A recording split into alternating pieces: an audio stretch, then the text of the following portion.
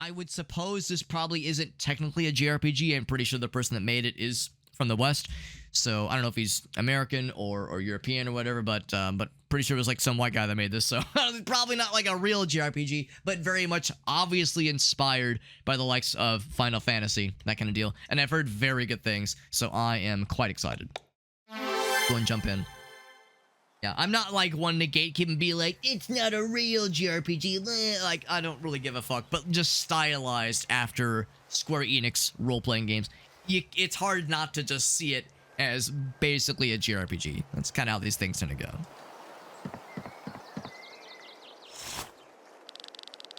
Look how lovely the sun is shining. This is a weird situation. I've never had to raise the volume before. In any of the games we've streamed, it's always usually too loud, but it's very quiet. It's very quiet.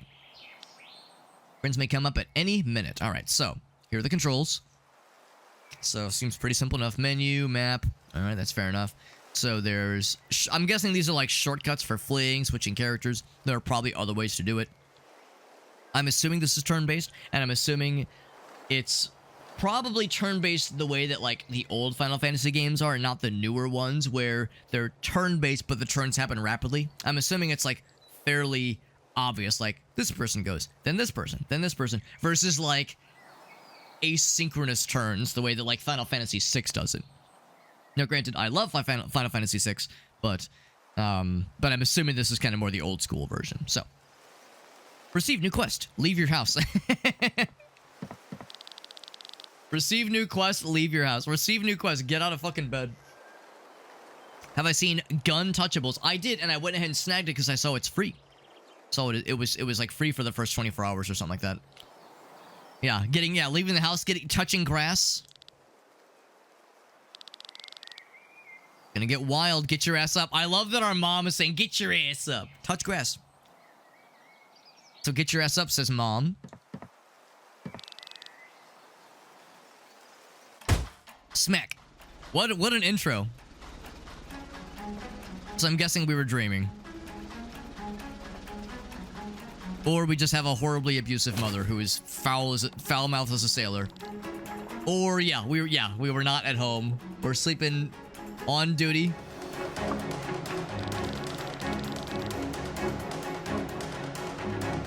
It would have been more fun if it was truly our mom being vulgar and abusive. We were sorry to the captain. Alright, but first I see a shiny treasure chest and I want to see it. The Alpha, not the Omega. Talk to the commander. Alright, so it turns out we actually don't have a quest to leave the house, unfortunately. We are Glenn. They call me Glenn. We have Iron Sword, Iron Cuirass. No accessories, no class emblem. We are classless. Formation, don't give a shit. Skills, who needs it? Sky Armor, thought it said Shy Armor at first. Inventory, crystals, fuck it. Items, a snack. We have 3 of them. Weapons, yeah, just these things. Journal, do I have the confront my vulgar mother quest? No, we don't, unfortunately. No, we don't. Okay. So I will go ahead and pick this thing up. That's not a 4th snack. Hell yeah. Hell yeah. Are any of us here because we have class? Fair. I mean, you can be classy and vulgar at the same time, I like to think. I remember years ago, there was a Facebook page a bunch of my friends followed, which was classy, sophisticated women who say fuck a lot. And I was like, yeah, that works. You know, you can be classy and sophisticated and also be a vulgar sailor. I like that when there's loose change, it shows up as a little shiny. I appreciate that, because some games, remember Pokemon Red and Blue, that one tunnel where you just had to mash A in the tunnel and just hope you'll just find shit? Or you would just find, like, the edge of a hallway, and you would just may or may not know to press A at the end of the hallway to find the random free item. Yeah, that is really helpful. Want to join the battle, but Kylian, talked me out of it. Talk to the commander. What do you think? So I guess they have a little, like, ellipses over their head. Only then can you talk to them. Otherwise, they do not react to your presence. And when they have a little red dot, it's probably because they're important in some way. There's a few important people. Yeah, but like you talk to these guys, nothing. All right, I'll talk to you first. Once it's players to get everything and see everything, which is fantastic because we've all played JRPGs, or RPGs at least, where the FOMO is real. The FOMO is real. You're like, well, shit, how do I know I haven't missed the thing? Or how do I know that I've gotten all the treasures? You know, you worry about the broken bridge syndrome, right? Where it's like, shit, I can't go back now. Fuck. Because I'm scared, Glenn. What if I'm outnumbered? Would I be a coward to run away?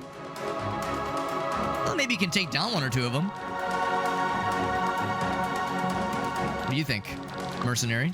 A boy with her talent shouldn't always look so worried. We're talented, you say. That's exciting. And then here's this mysterious fella. If I die, my family in Valyria will get the money. They're waiting for it eagerly, he says. He says, not my death, but the money, of course. So we know the bridge is where we want to go, which is going to be up top. What about the brig down here? What's your story? Mercenary? Odd that we're all named Mercenary here. Seems kind of fucking weird. So, break through the enemy skylines with sky armor. Skarmor. Wish that was something I was good at. If you don't have something, then maybe you haven't discovered it yet. And then you'll have like a real name, and you won't just be called Nameless Mercenary. Probably not a whole lot to worry about, Grim. Yeah, you're probably right. I probably don't need to be taking it slow, but yeah. I know what you mean.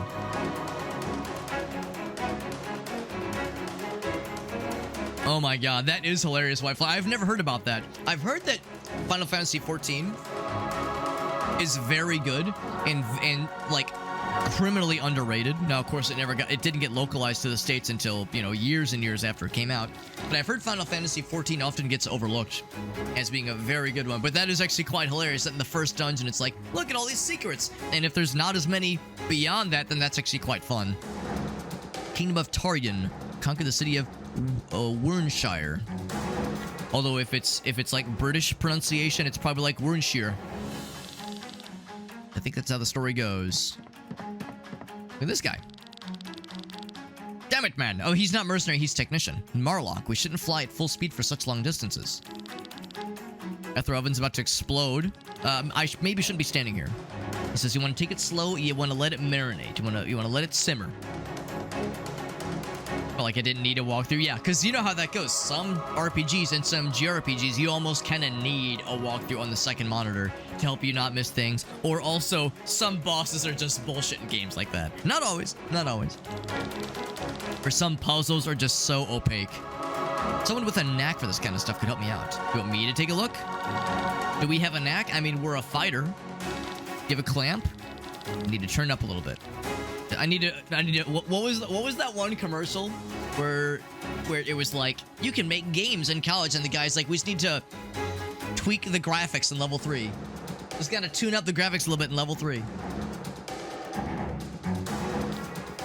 And it's done. The oven has calmed down. I mean, it still looks kind of angy.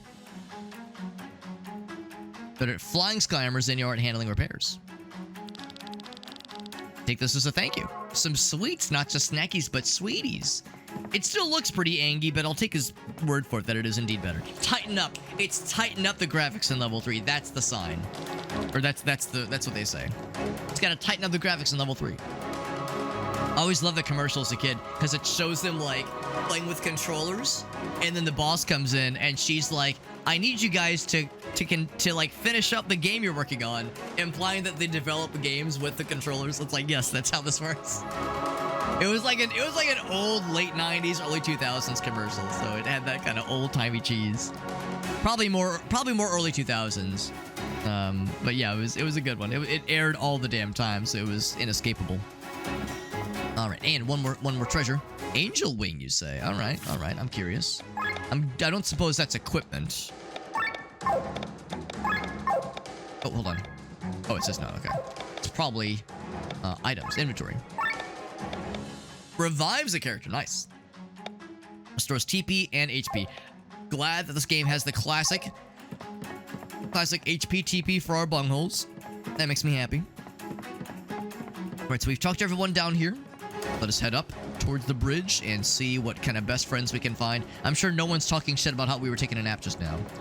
Then I guess these must be the sky armors we've heard so much. Now, is he saying polish or is he polishing? I think he's saying polish. That's kind of funny. You can see the background conversations. That's probably what we're going to be working with then. Perfect condition. Make sure they stay that way, or else. And we got some motherfucking TNT. Hell yeah. Blow some shit up. Look at these babies. Those are not children. Those are, in fact, bundles of dynamite. Those are not infant children. They're not babies.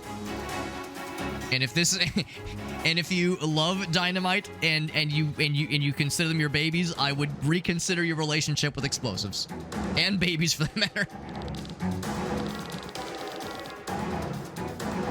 Trust me, bro. It'll be fine. I'm worried. I'm worried. Oh, now look at that. You like those kinds of decisions might influence certain situations. Like I wonder if that's significant at all. If I would have said, yeah, go for it, if you'd be like blowing shit up on the battlefield.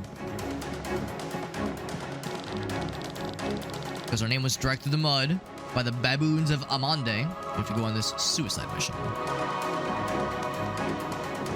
You know, some games are, you know, they remember those little moments, those little tells. Oh, here's the guy. This must be Marlock. I like how he's I like his like kind of his little pose he's in, his very readied pose, ready to pounce on someone at a moment's notice.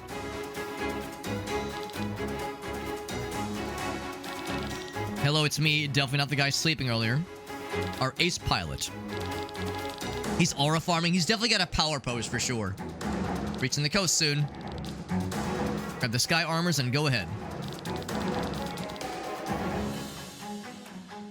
Kind of cool how the last thing that the other guy said is still above in the dialogue. That's kind of interesting, a little UI choice. So the Opus Stone feeds the ether cannons with energy. Smash that thing and clear the way for the rear guard. Guard my rear. Our client doesn't think we'll survive this. We took the job anyway, but we're going to show we can still survive and not be a bunch of dying dinguses. The Band of the Iron Bull. Their cannons are already starting to reach us. Tyranians and their darned technology. You could say damned. We were saying ass earlier. This is our partner. High five.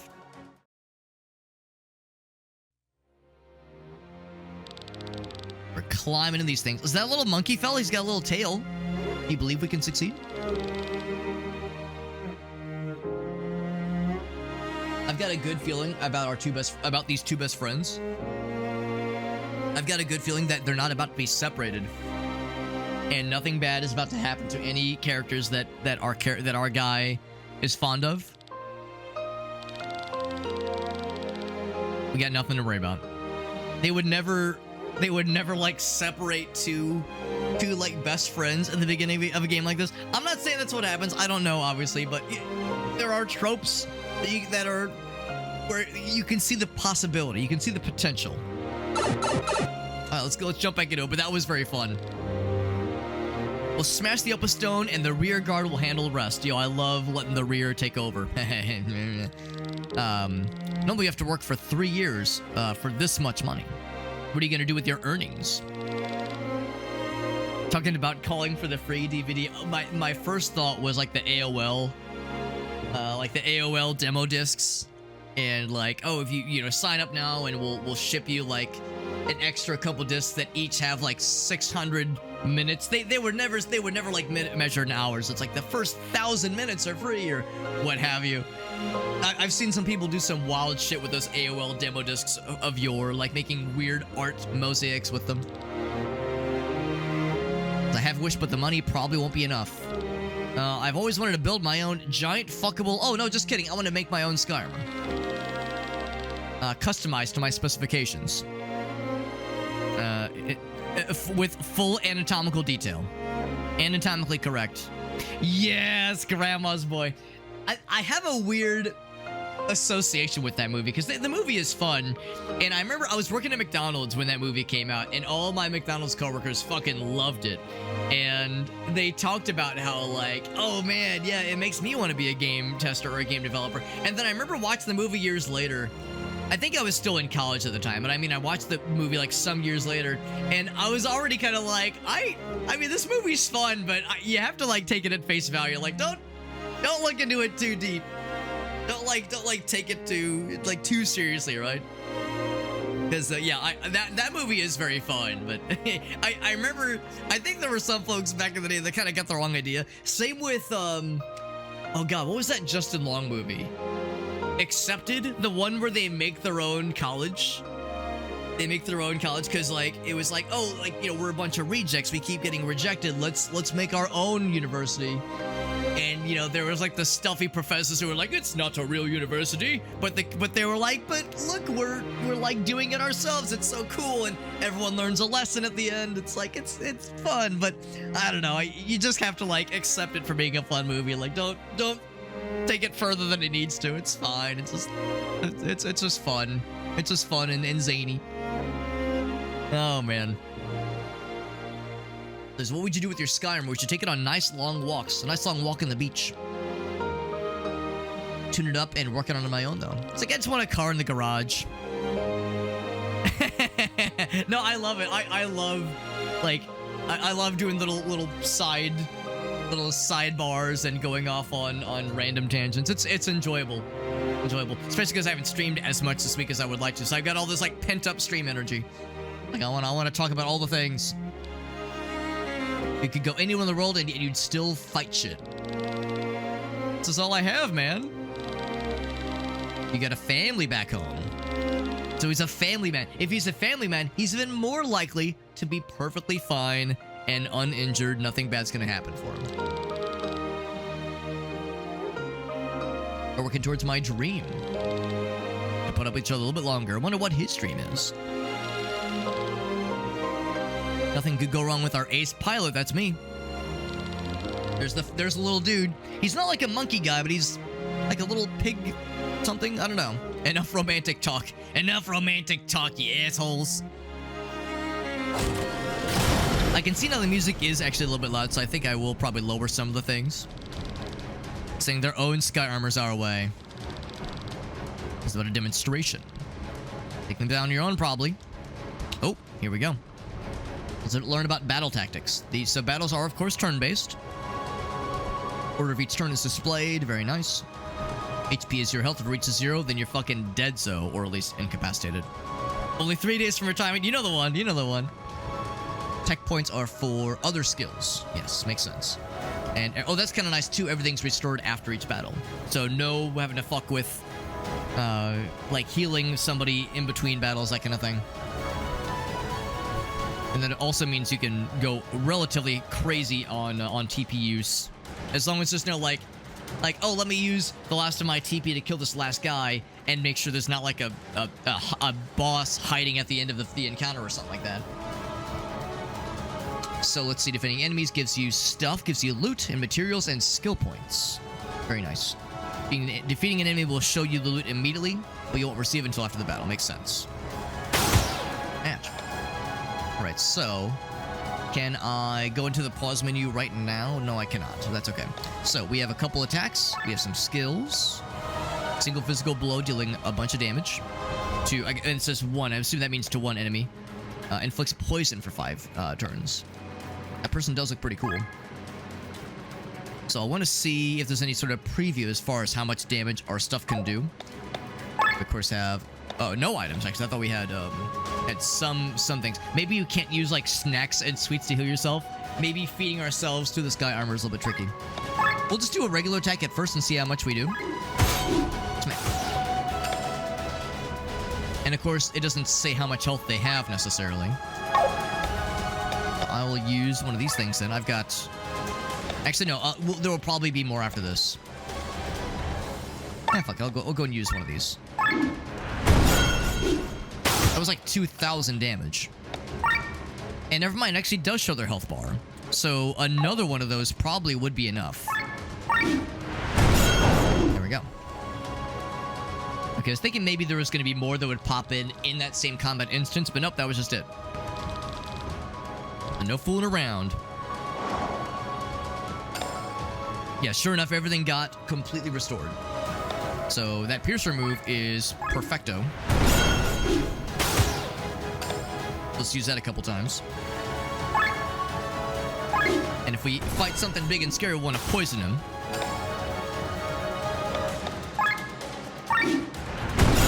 There we go. Head towards the Opus Stone. Now, will there be a Magnum Opus Stone? Oh, they're shooting at us. We got Ape Llama. What's up, buddy? Been interested in this game for years. I'm in the same boat. I've heard really good things about it. We're able to get a review key because there's a new DLC that just dropped, I think, yesterday. So there's a bit of a push by key distribution sites to get this game in streamers' hands. So we were able to get a review key. Now, admittedly, I'm starting with the base game, but we'll eventually check out the DLC as well. Good to see you, Ape Llama. Oh, shit. Kelly got hit. No, Kyle. But he's not dead. Probably. He's probably not dead. Oh, shit.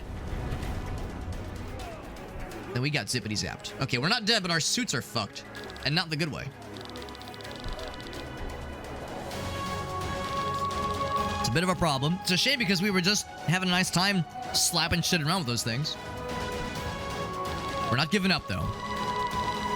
Time to get to know the battlefield outside the sky armor. Yeah, we're just now starting Ape Llama. This is the prologue, basically. So, in the sky, I take the lead, but on ground, we're following Kylian. I think it's Kylian or Killian. Fight our way on foot. Once the stone is shattered, then we'll wait for the rear guard. Well, he says follow me, but actually it looks like I am indeed the one taking the charge still. Okay, so never mind. So this is where we crash landed, and curiously enough, or conveniently enough rather, there is already like some encampment stuff, and it's all on fire. And there's some dead guys. Or, no, they're just taking a nap. It's a weird place to be taking a nap. Just trying to refresh Whiteford. That's exciting. Yeah, you're checking out the DLC. Or you're gonna restart the base game. Let's climb over here. I say I can climb up there, but I want to see if there's like other fun things here. Oh, they're fighting. Hey, do you guys need help? Now I recognize like the dude to my immediate left. They're I think the ones on our side. So it'd be cool if I could go over and like diddle the butt of the armor guy next to him and like help out the bro. But yeah, I can't fucking do it. So I'll just stand there awkwardly. To climb up here. Get the treasure. Been able to catch streams. No, it's okay, Ape Llama. You probably know I've been gone for a long time. I've been gone for 3 weeks, so I haven't been streaming as much. Well, this is my first, like, full week back. And I've streamed a handful of times this week, but I've had to postpone a number of streams because of various schedule conflicts. So I've done a number of streams, but not as many as I would otherwise like to. Damn. But it's good to see you, though, Ape Llama. I appreciate you popping in, man. Whiff is on chapter 3. Nice. Very nice. Yeah, touching sand. Not grass, but touching sand. So we have a multi-hit attack. Still single target. And we have armor break. Lowers defense and mind. And I'm assuming like physical defense and like spell casting defense, I'm guessing. Smack the shit out of you. And then what does this guy have? He has wide swing. Damages everybody and then restores somebody. That's kind of nice.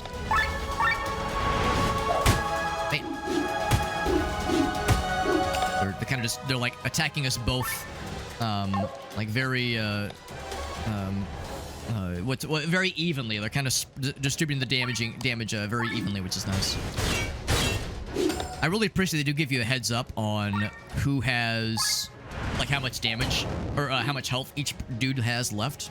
Like, in estimation. Doesn't tell you the number of hit points they have left, but they give you a summary of how much each person is down. So in that case, right there, I was able to hold off and use the group attack to kind of finish everybody else off, which was nice. A nice view of the battlefield. I appreciate the amount of, like, background information, or background details you can kind of see, which is kind of cool. There's some dudes that are already defeated. Like the ones that are locked in combat, the other guys that are, like, blocking each other. I appreciate how all this looks. We can climb back down, or we get to engage this guy. Defense buff. All right, well that means you're gonna get armor broken. Defense break, mind break, and I'm not gonna do a wide swing, although it's slightly more damage. We might need to heal instead. 3.8 hours. Okay, so that's actually not like a crazy long game then. If about 4 hours in you're into chapter 3, it's pretty impressive. I'm guessing you probably can't stack the debuff of lowering the defense in mind. So we said it's lowered for 3 turns. I don't know if it says anywhere, like, status-wise, when that guy has a debuff. Oh, it does. Look at that. It says defense buff, a defense break, and mind break. I'll go and slap him. It's nice that it says that. Got some nice crits. No need for heals just yet. He's pretty hurt. by chapter 2. It's been a couple years. Yeah, understandable. When it's been a while, I know how that goes, where it's like, oh shit, I can't exactly remember precisely where I was. All the more reason for, like you were saying, kind of get some kind of refresher, if possible. Nice crit. 1 SP gained. So that's probably going to be, yeah, so that's going to be the... Oh, wait, no, there's a door right there. All right, so that's the next way forward. However, I do want to see if there's anything down here. So there might not be. I could see that maybe sneaking something sneaky, something cool. Oh, like this, for instance. Sweets. That is pretty sweet. Yeah, if I get to the point that you got to White Flare. Well, White Flare, you know I tend to be a little bit slow when I play games like this, or just playing games in general. So I don't know if I'm gonna be quite getting to that point, but we'll see. We'll see. 77 hours for like the full completionist run. I mean, honestly, for a JRPG, that's really not that ridiculous. We all know of like JRPG series where it's not even partial playthrough unless it's like minimum 100 hours. I would say, here's the thing, like I enjoy a number of JRPGs from the good old days, but there's not a ton that I've played where I've like played a bunch of them in the series. For instance, I love the Tales of series, the Tales series. Tales of Fantasia and Tales of Symphonia are up there, and I would say probably Tales of Fantasia I think is my favorite JRPG, but those are the only two I've played.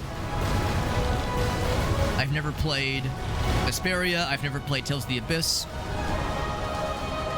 There's a whole bunch I've never played. And, you know, Final Fantasy VI is another one of my favorites. But it's the only Final Fantasy game I've played, and I've never beaten it. I've gotten right up to the final boss on 2 separate occasions in my life, and both times I put the game down because I didn't want it to end, and I just never fucking came around to beating it. So it's embarrassing to admit I've never actually beaten that goddamn game. So goddamn, thing on the table there. But then there's like Super Mario RPG, which of course is more or less a one-off, and I've beaten that one a few times. And of course we played the first Paper Mario game on stream a couple years ago. So there's like a couple that I've got a little bit of headway into series-wise. But yeah, there's plenty that I've yet to touch. Tales of Symphonia, yeah. I forgot there was an anime. Never forgot there was an anime, but there's a game, and I think there was like some kind of spin-off as well. The armor break. There was some kind of really cool spin-off that, well, maybe not really cool. I think I'd heard mixed things about it, but defensive staff, or stance. I wonder if I can overwrite that with another armor break. Don't think it works that way. Let's do that one. And standard hit for you. Now, I know there's a bunch of Tales of games that I've heard are like very, very good and very much worth playing. That are the newer ones. Tales of Fantasia, like I said, is my favorite, but I'll acknowledge that by no means is it the best. It's, I think, the first one in the series. But I remember hearing good things about Tales of the Abyss, which I think was a PlayStation 1 game. I'm trying to remember some of the other ones in the series, but yeah, there have been so many since then. I'm pretty far behind, honestly. Legend of Heroes. Oh, I've heard those are good. Yeah, the Legend of Heroes. The Trails series. I've heard really good things about those. Final Fantasy VI. Yeah. Yeah, it's a good fucking game, man. It's so good. Yeah, Kafka, right? Yeah. Trying to put stuff back together, yeah. And of course, the music in Final Fantasy VI is so iconic. Secret of Mana. That was another one. I'm trying to remember the Japanese title, but yeah, Secret of Mana, Trials of Mana, that series. I've only played Secret of Mana. I never played the first one. Suiken Densetsu, is that the name of it? Something like that. Yeah, I've only played the Secret of Mana, the second one in the series. The Kafka laugh. I love it. Yeah, Secret of Mana is a weird one because, like, it's a beautiful game, and the soundtrack is immaculate, and the combat is really unique, but the game is kind of I think a little disjointed because it's no secret that it was originally going to be like one mega game combined with Chrono Trigger. You know, the game project that spawned Chrono Trigger and Secret of Mana was originally one project that got splintered off, and that's kind of why there's sort of some overlap between the two games and like their design and their character design, and also kind of sort of their combat systems. there was like this decision up high at some point that said like there's a lot of cool ideas here, but it's too much for one game. Let's split it off. And as a result, Secret of Mana came out separate as its own thing. I mean, maybe not so much as its own thing, but as a sequel to the first of Mana series entry. And then, yeah, Chrono Trigger happened kind of as its own thing. But the downside with that development cycle is that there's this weird thing where there's like 8 dungeons in Secret of Mana, but halfway through the game you start to do this weird amount of backtracking, and the like last 3 or 4 dungeons are like 2 rooms long. Like the first dungeons are like full dungeon experiences. They take like an hour to play through, but the last couple dungeons take like 10 minutes. And it was clearly some kind of effect of, oh shit, we have 8 MacGuffins, but the development time is running low. Just slap some shit together, do some backtracking, who cares? I don't know. It's a shame because I think the game is very good, but it starts to get a little bit wobbly near the end. So, but again, the rest of the game, or the other aspects of the game, are very, very cool. Because again, the music is so cool, and I think visually the game is beautiful. And not everybody loves the combat in Secret of Mana. I think it's cool.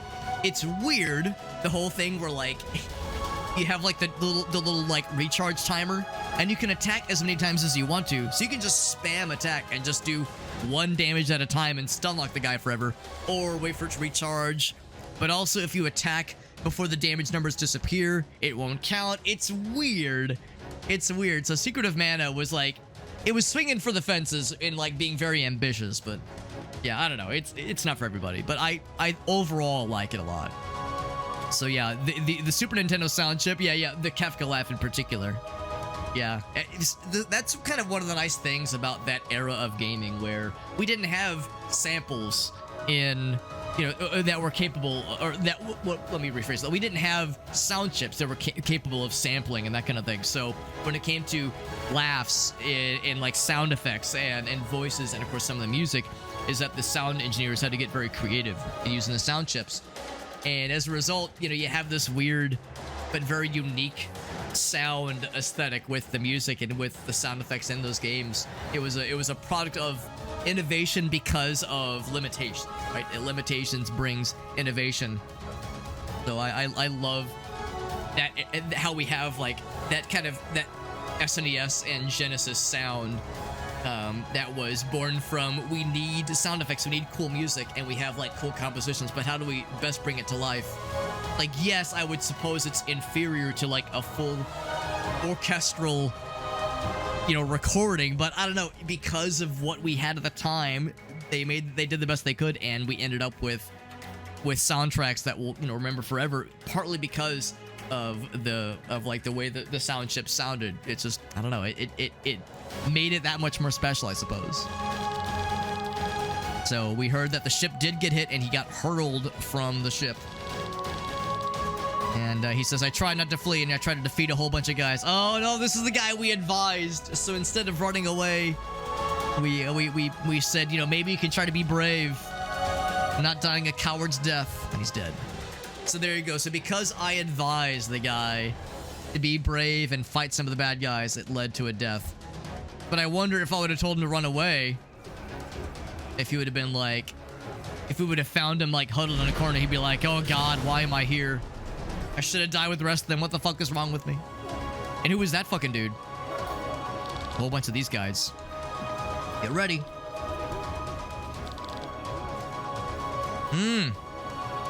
Was that who we saw? Oh no, he's up there. Okay. There was some other fella up top. Iron Bull's mightiest team up. Now we have a whole bunch of boys, and we're all back in town. Overdrive bar.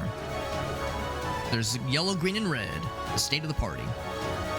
Current position. Every action moves the cursor to the right, and I'm guessing you want to save up for when it's really spicy.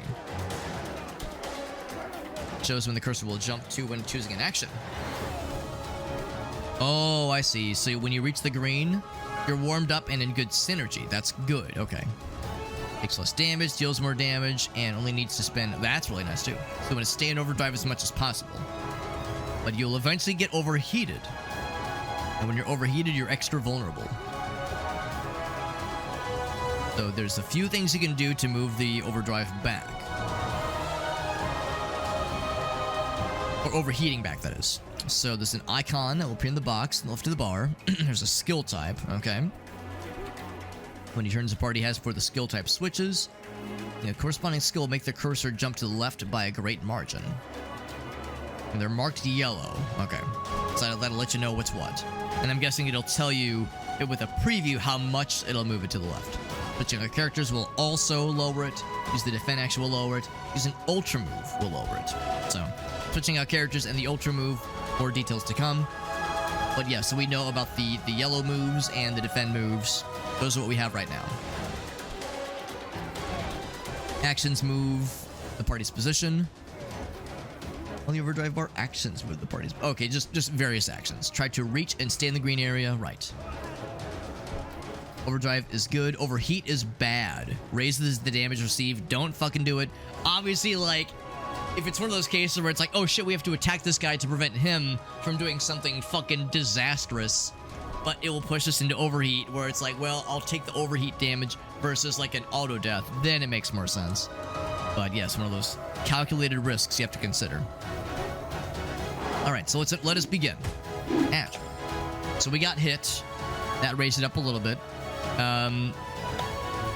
He's got the... Oh, no, it's my guy going first, right? These are all single attack, single target attacks. So I'll damage this, or I'll debuff this guy first. That moved us up a little bit on the bar. Defensive stance, rather. This guy is maybe a spellcaster. He has Poison Smash and Water Prison. Damage dealing, or a magic water attack that deals damage to everybody. Versus a poison. Potency of 25 for 5 turns. Cannot be resisted, but single target. Water Prison everybody. That puts us in the green. Now we're in a good groove right now. And then here's Marlock, who I'm guessing is like a high-level badass. Magical Fire that deals a lot of damage to one target, or increases defense and mind, I suppose, defense to everybody on the team. Do that. Very nice. And then Helping Hand, I'm going to cast that to get Hind brought up because he is fairly low. See, I think a bunch of them targeted him. Yeah, they really like him. I'll do Armor Break on you now. So just kind of whooping up on us. Okay, so I will do... I don't know how much damage they'll do. I'll just choose one of these guys. Actually, no, I'll go for these guys because they got the debuffs on them for a bit. 97 damage. It's pretty good. It's pretty good. And then I'll do Water Prison for everybody again. It's not a lot of damage is the thing. I'll put the poison on you. For 5 turns, too. I want to do Helping Hand. I'm going to hold off for a bit. Let's do a wide swing. That's a lot of damage. That's a lot of damage. Yeah, attack that guy, although he's getting kind of low. Done enough armor breaks on these fools. Actually, yeah, cross slash on that guy. Get his ass. Might be enough to kill. It was. It was just enough to kill. We are overheating, though. Because I was not paying attention. So we'll have to defend to lower that down, then. I'll do exactly that. Get us back into overdrive. I will probably do a regular attack. Oh, I can do Water Prison. We're back in overdrive, so we're fine. I want to make sure that... Who would be next? All the bad guys would be next. If I do any of these things, it'll put us into the scary zone. Can I use any items?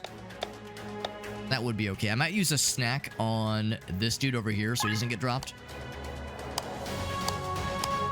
So it won't raise the overdrive meter, but it will not lower it either. So that's like a safe bet, I think. Oh, and I'm wrong. This guy's up. Okay, so for some reason I thought I saw like the dudes in the top right. That all 4 of them are going next. I'll probably just defend because I don't want them to attack us while we're in that overdrive mode, which would be not great to defend. Ouch. Ouch, he's down. That's fine. I think we'll be able to win this without... Oh, we overheated again, damn. So the yellow ones were the ones that we said, oh, no, under skills? Yeah. Yeah, lowers it quite a bit. Interesting. Break. Throw that back down again. Motivating words is another one. Yeah, so they really do mean the yellow ones are the good ones. And regular attack raises it by quite a bit as well. Slows it down a little bit more. Extends it. Let's see if I can win this without having to spend our only revive. I think we can probably get this. In fact, that'll probably kill the back end one. Not quite. Oh no, there he goes. He is done. So any of these will raise it up. Oh, right, because neither of them are yellow text. I'll do a regular attack on... Actually, hold on. Yeah, none of these are multiple hit and multiple target dudes. Regular attack there. And the next would be the dudes. I think we got this. Even if it puts me into overheat, I'm not worried. Yeah. Got a little sloppy at the end there. I definitely need to do a better job of keeping track of that overdrive meter, because it's very easy to just kind of go into like tunnel vision mode and just see the numbers and see the momentum and feeling good and not realizing, oh, I'm getting close to the danger zone. So what you probably ought to do is do a balance, kind of a balancing act of keep the meter in the middle versus going all the way to the red line and then kind of diddling back and forth. A tricky balance. The sky armor was our biggest hope. Yeah, I know. A little bit too late. We got Otto. What's up, bud? He says, this is a game that one of your friends worked on. That's awesome. You can probably tell I'm still pretty early in on the game so far, but I'm liking it a lot. This is like still the prologue, so I'm like a half hour in, basically, in like number of hours played. Number of game hours played. But I'm liking it a lot so far. I was saying earlier how I haven't played a JRPG or a JRPG-inspired game in a long time, but I'm liking it so far. Hey, man, they call you an ace pilot. What the hell? Yeah. The sky armors crashed. Listen, that's just how it goes. The cannons were too good. Or too strong. Grim says it's a real good one. Yeah. That's awesome. Yeah. I don't know if you haven't played it yourself yet, Otto. It is quite good. It is quite good. And yeah, it has been a minute. I hope you're doing well, man. Hope you're doing well. I actually just got back from being out of town. I was in, my wife and I, with some friends of ours, the four of us went to Japan for 3 weeks. We just got back about a week ago. I've got my Nintendo Tokyo shirt on, so represent one of my, with of course, a fun souvenir that I'm wearing. But yeah, we had a great trip. It was a really, really nice time. And, of course, it's nice to be home, though, and, of course, nice getting back into streams and getting back into routine. There's the evil sky armor. We gotta fight it. That's right. But we don't have... Oh, wait, no, there's some regular mercenaries. They're gonna hold him back. So we'll deal with this asshole. With this asshole. That's right. I remember you saying that, yeah, you had a kid a couple years ago and had another. That's exciting, man. Congrats to you and the fam. That's so exciting, man. Hope you're still able to find time to play games from time to time, even if it's intermittent, because I have a couple friends where they've also had kids, and that's just the reality. I know it's harder to find the time for it, but hope you're still able to find some time for some fun stuffs. International trips. It was only really my second major international trip I'd ever taken, and it was 3 weeks. It was my longest and most adventurous trip I've ever taken. It was incredible. Would very much do it again, but it was a big one. 3 weeks. I mean, we spent almost a year planning it. Like, we bought the tickets for we bought the plane tickets and reserved the Airbnb back in October of last year, and the trip was for the majority of the month of July. So yeah, like 9-10 months of planning. It was a big one for sure, but very, very much worth it. So he's trying to give him a status report. The guy's like, details. Everything's going according to plan, I promise. I'm for the final act. Some interesting details. Interesting little bit of intel. Started coding. That's exciting, Otto. Yeah. That's awesome, man. Working at your own pace and as a creative outlet. That's exciting.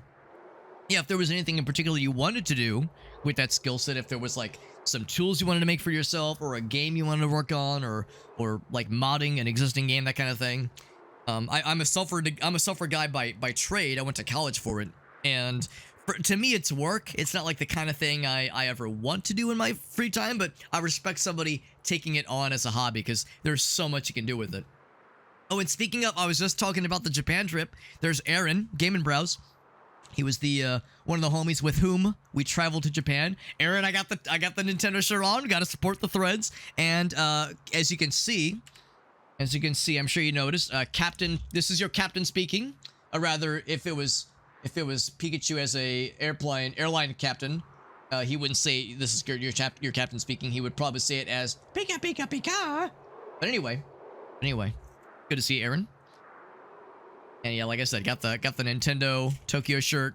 We made the joke earlier of my dad works at Nintendo, or my uncle works at Nintendo, so my uncle gave me the shirt basically. That's the joke. But Aaron, however, has a redemption for us, and it is the Funk Tube. It is the Funk Tube, which I'm always happy to reference. As I'm doing this, actually, well, a few things. For one thing, shout outs to the current label to our water bottle. The current label is Hentai Juice, so shout outs to that one. I think that was Pelican who redeemed that one a couple days ago, so shout outs to Hentai Juice. Also, this is the second iteration of the Hentai Juice label, because I brought this water bottle with me to a family gathering over the weekend, last weekend, and I put it in my car, and Gracie was like, do you want to remove the label? And I was like, no, because I'm not, this water bottle will not leave the car. I just want it for the 3-hour drive so I can drink some water. And I'm good. And I was like, as long as no family members enter my car, I'm in the safety zone. Well, at one point in the trip, we meet for dinner with some family, and we're going to another family member's house, and someone's like, oh, can I ride with Alex? And I was like, yes. Let me just pop into my car real quick to make some room. And of course, the thing I immediately did was rip this thing right off. So I had to reapply it a couple days after, for obvious reasons. So no awkward moments of my grandma asking, now, Alex, what's hentai mean? Let's just avoid that entirely. So there we go. Let's go ahead and remove this one. As I'm doing this, I'll just regale you all with what is the Funk Tube, Alex? What's the Funk Tube? So Aaron very smartly brought with him a cooling towel to on our trip to Japan, because for those who know, you might be wondering, well, why'd you guys go to Japan in July? Because their summers are no fucking joke. It's a well-known thing to those who have read about traveling to Japan or have been there in the past or know someone that has. Their summers do not fuck around because well, it's an island with a tropical environment, so of course the summers are hot and humid. For the vast majority of the time we were there, yeah, the temperatures were like 95 degrees Fahrenheit on the thermometer, and that of course does not include the heat, the humidity, which brought the heat index up to like 110 on the regular, so it was fucking hot. And that's the kind of temperature I'm used to here. We're all Midwesterners, so we're all used to this. The problem, though, is that you're not like here. We're able to drive to a place with an air-conditioned car or in an air-conditioned building most of the time. Most of the buildings in Japan are air-conditioned in some way, and that's great. But you're doing a lot more walking outside because public transport is basically the way you get around most of the major cities. So, and the subways themselves are somewhat climate controlled. The subway cars individually are usually fairly climate controlled.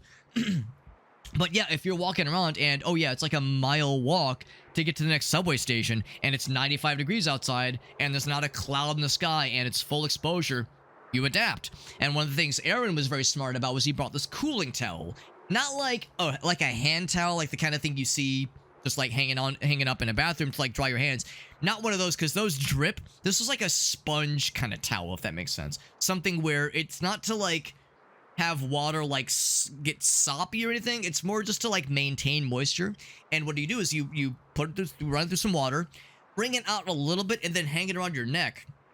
So that way you're keeping the back of your neck cool. As Aaron was smart about this, he recognized that when it's hot as balls, if you're able to keep your head and your neck cool, generally speaking, you'll survive, right? Obviously, you want to like keep yourself covered so you're not getting sunburned. But he was really smart about this, and it came with this little tube that he would keep on the side of his backpack. That like basically houses where you would normally put a water bottle. He had this tube that would house this like cooling towel when he wasn't using it or when he was done with it for the day. Now the downside is that we're all still sweating buckets, and the cooling towel I think was helping him quite a lot. But again, when you're in that kind of weather exposure for that long, we were all just sweat monsters for the entirety of the trip. It's inevitable. So what ends up happening is after like a week or two of using this cooling towel a whole bunch, it begins to accrue a bit of a funk to it. It was never obnoxious. I never noticed it, but there were a couple points where Aaron would he would take it off or would put it on, and he would kind of go like, ooh, like he would kind of get a whiff of it. And at one point, I'll never forget, we're putting our stuff away for the Nintendo Museum. For those that don't know, yes, we did get into the Nintendo Museum. It was amazing. Oh my god, it was so cool. Probably it might have been the high point for the trip for me. I don't know if it was the best point, but it was up there for sure. But you can see where this is going, right? Because if you're not washing this out with soap on a regular basis, it will accrue a funk. And yeah, we're putting our stuff away for the Nintendo Museum. And Aaron, I think by this point, the towel had been in the tube for like a day, and the tube was closed, like the lid was closed. So he opens the tube, and this funk emerges from it, and he kind of goes like, oh man, that's a fucking doozy. And his wife Helen was like, oh, I want to smell it. And he was like, I don't know if you do. And he offers it up to her. She sniffs the tube, the funk tube, and was like, if she did one of these, she was like, ugh. And it was like, she made a face, and then she like processed for a second, and then she went for a second sniff. She described it as being like, it smelled so unpleasant. She wasn't sure if she smelled it correctly the first time. That's why she had to go for the double sniff. So we deemed the tube the funk tube ever since. So anyway, that's the funk tube story.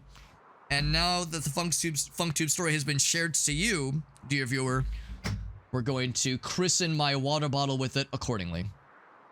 By the way, Aaron, in case you're wondering, you're a Gundam guy, I opened my on stream, I opened my Gundam Wonder Ball Gachapon. If you remember when we bought this at the Gundam little mini store in Odaiba, here was the little fella that I got. I'll confess, I don't recognize him. I think he's one of like the bad guy fellers that you see in one of like the original series, maybe. I know it doesn't really focus very well. He doesn't really have a head. In fact, it's the kind of thing where I don't think he has a front necessarily. He's like identical on the front and back. So he's just a little guy. He's got little claw hands. There's like a whole bunch. There's like 20 or 30 of them you can get in the Wonder Ball Gachapon. I know it's kind of hard to get like proper details on them, but you can definitely recognize some of the Gundams on there. Some of the OG Gundam designs are definitely there. So anyway, so I opened that earlier, and I did not eat all the chalky ball, but it's definitely in there. And then let me get my marker. Also, I did tell the story of the fella. Of the Pikmin fella and how we acquired said Pikmin fellers. Oh, here's my marker. There it is. All right, so funk tube. That was it. Yeah, funk tube. Here we go.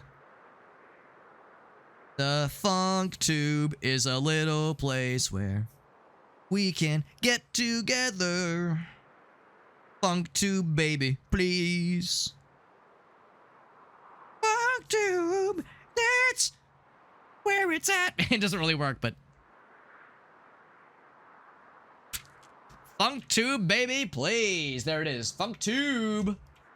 We're all set, baby. We're all set. So let's go ahead and tape this one on. My tape. Here it is. Otto says he's working on some kind of Pokemon-inspired game. That sounds fun. That sounds fun. We did see a lot of Pokemon-themed things in Japan. So Pokemon-themed stuff is always relevant as far as I'm concerned, Otto. By the way, Aaron says he's dumped the film photos in the Discord. That makes me very excited, because I was telling folks earlier that Aaron is a extraordinarily talented photographer. He is a tech person, so he's got like that tech background, but he has got a very good eye for filmography and cinematography. And when we were, I've seen like just the regular shots that he took just with his regular phone camera, and they all turned out fantastic. He's a very good photographer, but he also brought with him a film camera. And there was a number of occasions where he would see something, stop in his tracks and go, wait a second, put away his regular camera and take out the film camera and take a shot of something. He brought with him 6 rolls of film for his film camera and used every single shot on every single roll entirely, because we were there for 3 weeks, obviously.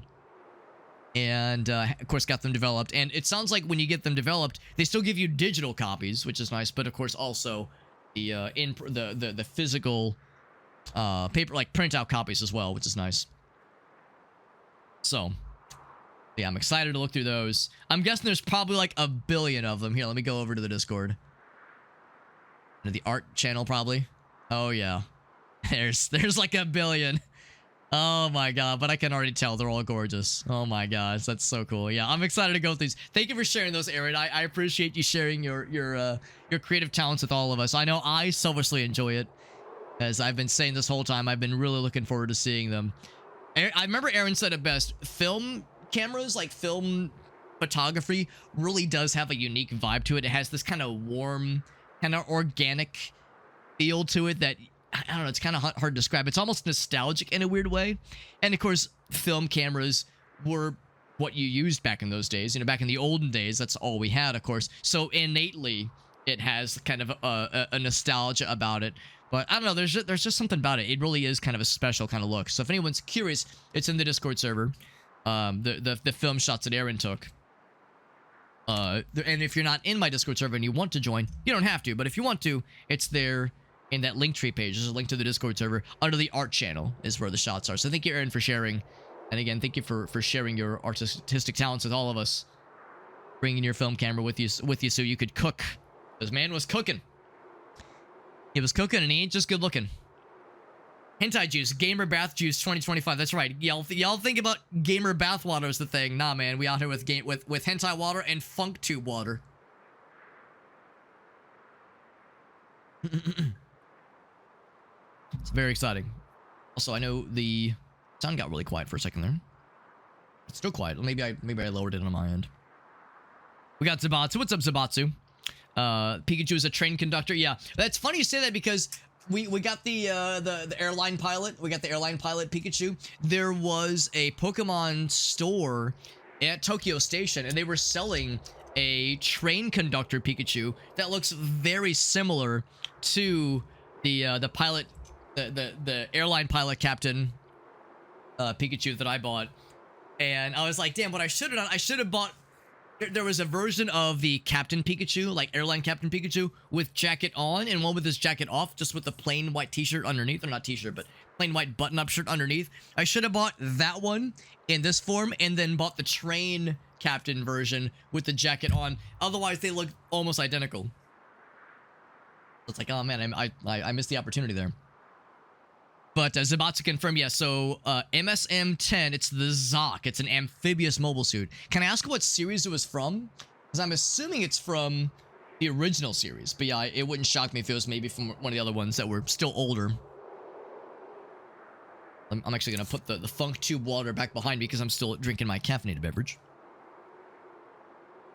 Thank you again, Aaron, for the redemption. And thank you once again for sharing the news of the film shots appearing, because that makes me so very excited. I'm looking forward to going through those. The trip was such a good time, man. So it's such a good trip. Probably my favorite vacation I've ever been on. I could see myself going back someday, but I will say it is nice being home. Like, I miss it. I miss Japan, and there's, man, the number of times already I've been to like a grocery store, or I've been to a gas station or a restaurant even, and I look at the prices of things and I go, I missed buying a Pocari sweat for like $1. Oh my god. I was so spoiled. Yeah, Mobile Suit Gundam, nice, man. In the 29th episode. So this particular guy, not super memorable. I'm not surprised, but again, there was like 20 of them on there, so I'm sure there's some deep cuts in there. Now, I was saying earlier how I've only watched what a lot of people consider to be the bad Gundam series. So I've only seen Gundam Wing and G Gundam. At some point, I want to watch the original series. It's fun because I saw that the movie cuts, I think there were 3 of them. There were 3 movies where they kind of re-edited the series, the original series, into movies, and those are free to watch on YouTube. I don't think the series itself is free to watch on YouTube, but the movie versions of the original Mobile Suit Gundam and Gundam Wing are free to watch on YouTube right now. And it's not like some bootleg shit. It's like official Gundam YouTube. It's like a sponsored thing. It's available on their website, that kind of deal. So I thought that was kind of nice to see. But it's reminded me, it's like, damn, I really want to watch the original series. I'm guessing it would probably be wise for me to watch the series first and then the movies, as I'm sure they had to trim some stuff down. It's just inevitable, obviously. But it's like reinvigorated my interest in Gundam, because I love that shit back in the day. All right, let's get caught up here. So the Opus Stone, we've reached it finally. Surely nothing's gonna stop us, right? Oh no, something's stopping us. Let's get the Ankh. I was about to say he doesn't have a particular stance on it. Yeah, I know. The thing is, of course, there's a lot of Gundam series, but I definitely want to start with the OG for sure. It's he's called he says it is Webian, a Doppelsoldner, Band of the Iron Bull. This is why have you taken on this mission? What did they lure you with? Oh, is there like something else going on here? He knows that like this was a long shot of a mission. Do you even realize what this is? Gotta smash the stone, man. Not if I smash your skulls first. I wonder if it's one of these where like the mission we're on is we don't realize it's a bad thing, maybe. Did some damage to us. G Gundam rules. I loved it. I loved it as a kid. I've had people like kind of like tease me a little bit, but like by people being like, oh man, that series was like, it's like rough back in the day, or like has aged poorly. I was saying how I rewatched Gundam Wing about 10 years ago. I loved it as a kid, but I rewatched it about 10 years ago in my 20s because I'm old. And I remember being like, man, this show is so fun, and the Gundam designs are incredible, and like the music is great, and the action scenes are incredible, but the plot was awful. Like, the plot had so many just impossible plot holes and character motivations that would just randomly change with no explanation, and dialogue that just was nonsensical at times. Like, I love the show, and I'll defend it to my death, but it's also kind of garbage in some ways. And somebody had mentioned that it's less fucky if you watch it with the English subtitles for the Japanese dub, because I watched the English dub that I loved on Toonami, of course. So maybe it's less fucky that way, but still, it's like, I've heard that Gundam Wing is among the worst, and that G Gundam is also kind of cheesy. But I don't know. I'd like to rewatch G Gundam at some point. Let's do some poison. Yeah, poison this guy. It had a hell of an open. Dude, the music in Gundam Wing is incredible. I bought the soundtrack years ago, and I love it. To motivate everybody. Love it. Deployed to fight Earth. Now let us fight. We don't need to heal just yet. I'm not gonna do the wide swing just because it's better for multiple targets. We hit the overdrive, which is nice. I'll go and do the armor break.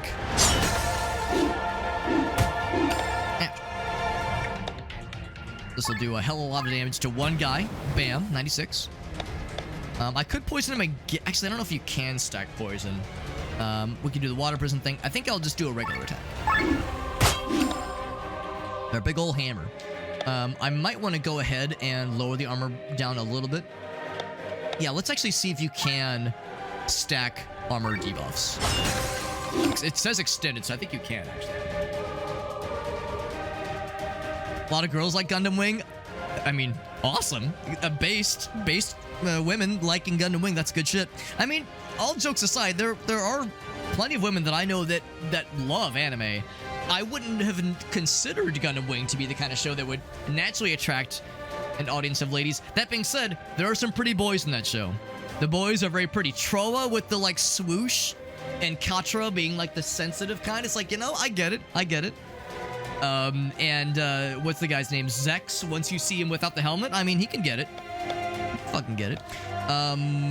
Do I want to heal? Yeah, let's heal you. Might as well. A lot of fan content. Still counts. So I might want to do... Actually, I guess I can't lower anything from here, because these would both raise it up. I'll just do the attack. Got that poison. And then if I do Poison Smash, that will lower it down considerably, which is nice. That'll extend the poison. Extended! We're kind of whooping up on him. I wonder how he's doing. Armor Break would not lower it. That would actually raise it up. We'll do the Cross Slash. So for bosses and elite enemies, it doesn't tell you how far you are, how close you are to defeating them.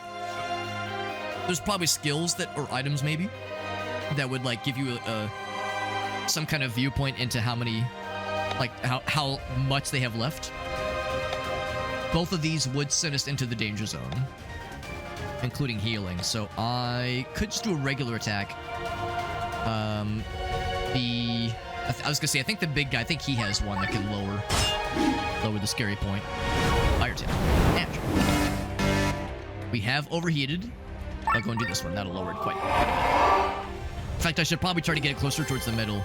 Let's do another water prison. Boy band stereotypes. There's some of that. There's some of that. And this was like the mid... Well, let's see. It came out in the States, at least, in kind of the late 90s. But I think it was made in the early to mid 90s. So the boy band comparison is not... is a valid one to bring up, I would say. Looks like he has lost his armor debuff. I'll go ahead and slap that down. Do I want to heal the dude? I'd rather do a regular attack. Once again, he's kind of doing the thing where he's attacking a lot of us kind of broadly, evenly, instead of focusing on one person and damaging them the most. We're all kind of taking the same amount of damage, little by little. Want to do more poison? He's probably still poison for 2 more rounds. We'll do another poison round. We're getting kind of low on TP, so I might have to eat some sweets to restore the TP. For my bunghole, of course. Interesting how it's not the same attacks or abilities even that lower the overdrive meter. Seems like it rotates, which is kind of cool. I think I will heal you. There we go. We'll do Fire Burst. He's getting pretty low on TP. Defensive buff. You would do defensive buff. Let's see, his poison goes for another 4 rounds. I'm gonna go and do that. I think I'll just do a regular attack.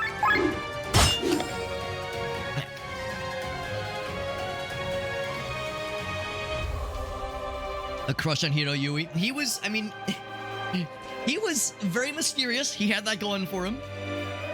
That, unfortunately, that's one of those cases where, yeah, the English voice actor release was like such a emotionless, like, doll. It was just very, very flat. And I guess that's the whole point, but to me, his character was the least interesting, but the most mysterious, I guess. I could see the allure. I was like Katra. I liked his voice actor a lot, and I've always been like the sensitive kind, so I thought it was kind of cool that there was a guy who was also sensitive and wanted peace and wanted people to be nice and be friends.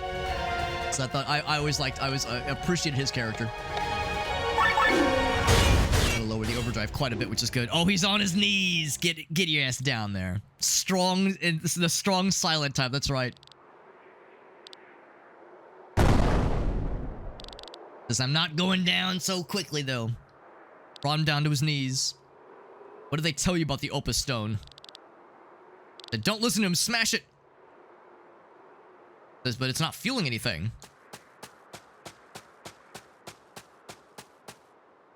Do we get the choice? No, we don't. I was wondering if they were gonna, like, have us choose. Says, but the grimoire! There's a grimoire, you say? An evil book, maybe? We were inventing voice acting. Voice acting hadn't been fully invented. It was still in its beta. Back in those days. So, Game and Browse, our friend Aaron, who was in the chat a little bit earlier, like I said, he was with us for the Japan trip. He was one of the folks that was there. And his wife Helen was with us as well. And they're both hilarious together. Like, they're both great folks. And we both, Grace and I both love them dearly. Very cool friends. And it's fun seeing their dynamic, you know. It's one thing to, like, hang out with friends or even a couple, married or otherwise, like, every so often. But when you're traveling with someone and you're living with them for 3 weeks, you really see, like, how they're, you know, what they're like, kind of behind the scenes. And there were a number of points where, you know, they would kind of tease each other, and it was fun. And one of Helen's go-to teases is she would talk about how, as a kid, she had a crush on Cloud. did a crush on Cloud from Final Fantasy VII. And she was like, well, years later, you know, I really loved the dude who was like blonde hair, tall, badass, kind of quiet and aloof. And then it's just like, and I go and marry a dude who's tall, has blonde hair, quiet and aloof. It's like, well, there you go. She's like, I got a type. That's how it is.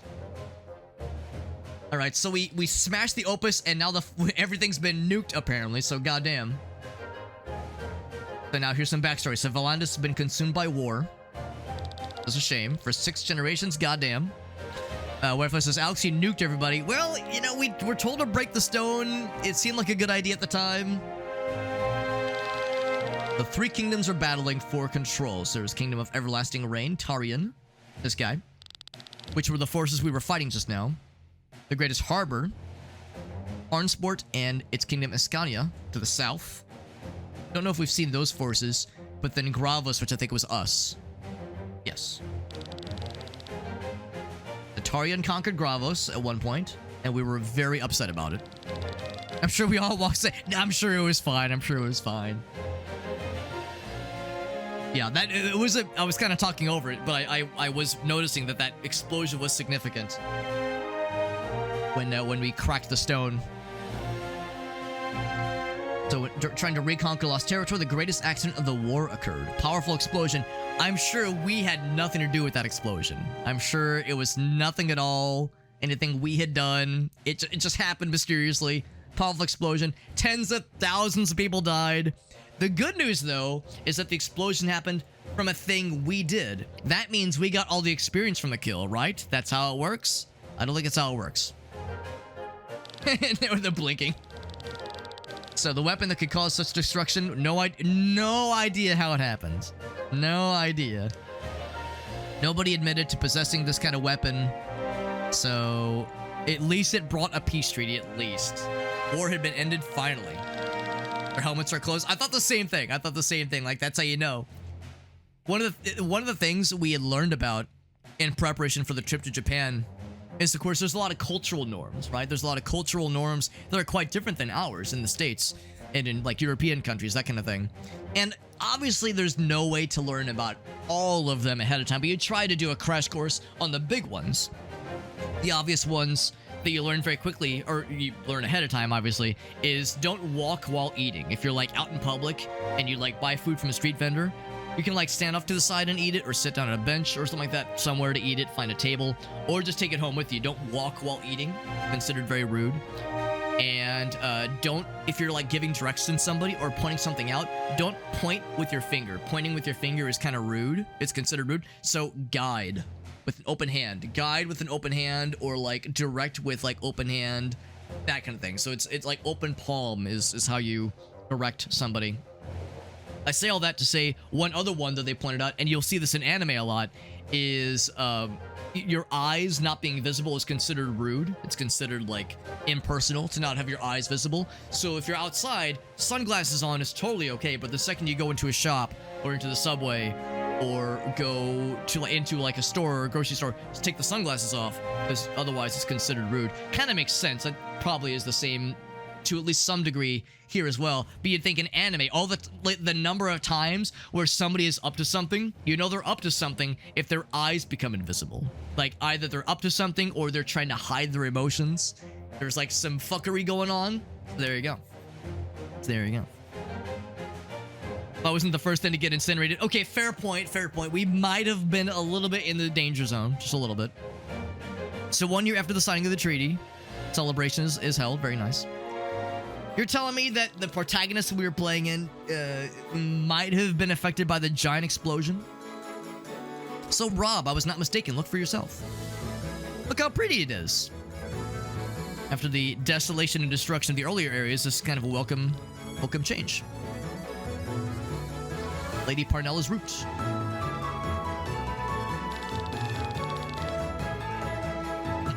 Maybe just wants to get a good look at the parade. But he wouldn't need a sword, though. They're forbidden during the festivities. Just have a time delayed Phoenix Down, right? Or a gigantic time delayed Phoenix Down by a year that just resurrects the tens of thousands of people all at once. We have an amnesiac soldier. That's what I'm saying. That's what I'm saying. Maybe one of them survived. Maybe. But that nuke was a pretty impressive explosion, so we'll see. Exemplary members of the City Watch. It is our most urgent task to pursue this. We're guarding the castle, though. I like the little spotlight. That's fun. Princess Celestia Valkyria of Tarian, sister to Prince Frederick. For the end of the war, she fled the castle to see more of the world. After a chain of events, she ended up as a guard of City Watch for Tarian's enemy kingdom. Oh, well, that's embarrassing. Right, because Tarian, they're the evil forces that we heard about, right? But now she's here as a City Watch person through a chain of events. Maybe we'll learn more about them. So yeah, this is kind of an awkward behind enemy lines, like, oh, well, I guess I gotta blend in then situation. Yeah, that's the thing. We saw a number of people named mercenary or technician, but there were named people. Don't call me princess. So Rob knows about it. He's not like some regular dude who is just going along with it. He knows of her identity. Music Phoenix on an undead. That is delightful, honestly. That is really cool. I mean, I feel a little bad. I'm such a fake Final Fantasy fan. I've only played 6. I want to play a bunch of them, including 4, just because I've heard 4 is quite good. I'd love to play 4, and I'd love to play 7, honestly. Like, I know 7 isn't everyone's favorite, but at some point, it's one I'd like to play. And I mean the original. Remake eventually, too, I guess, but I'd want to prioritize the original. So, heir to the house of Remier. As a ward in the castle of Tormund with Len. Okay, so they'd known each other since childhood. So he fled with her. Her well-being is his highest priority. He's probably the only one that knows her secret then. 8 stories hot garbage. That is kind of what I've heard. I've heard 8's a little bit rough. I've heard 9 is quite good. I've heard 9 is underrated. The thing is, some people love 8, and I've not played it. I'm not gonna shit on it. I don't have like any dog in this. I've just heard that 8 is divisive. Some people fucking love it and will defend it to their dying breath. Others say like, man, 8 was a step backwards compared to 7. There are also those that say 7 was a significant backward step from 6. 7, of course, is kind of where things got more anime influence, so maybe that's part of it, but I don't know. Again, I haven't played it myself. I haven't played any of them. But I've heard that 8 for sure is divisive. I think most people will acknowledge that 8 had a good combat system, and mechanically was very cool. And there are some characters that are neat, but other characters that are, like, cringeworthy in Final Fantasy 8. But yeah, I've heard 9 is great. I don't think as many people played 9, because I guess that was a late PS1 game. And then, of course, 10, Final Fantasy X.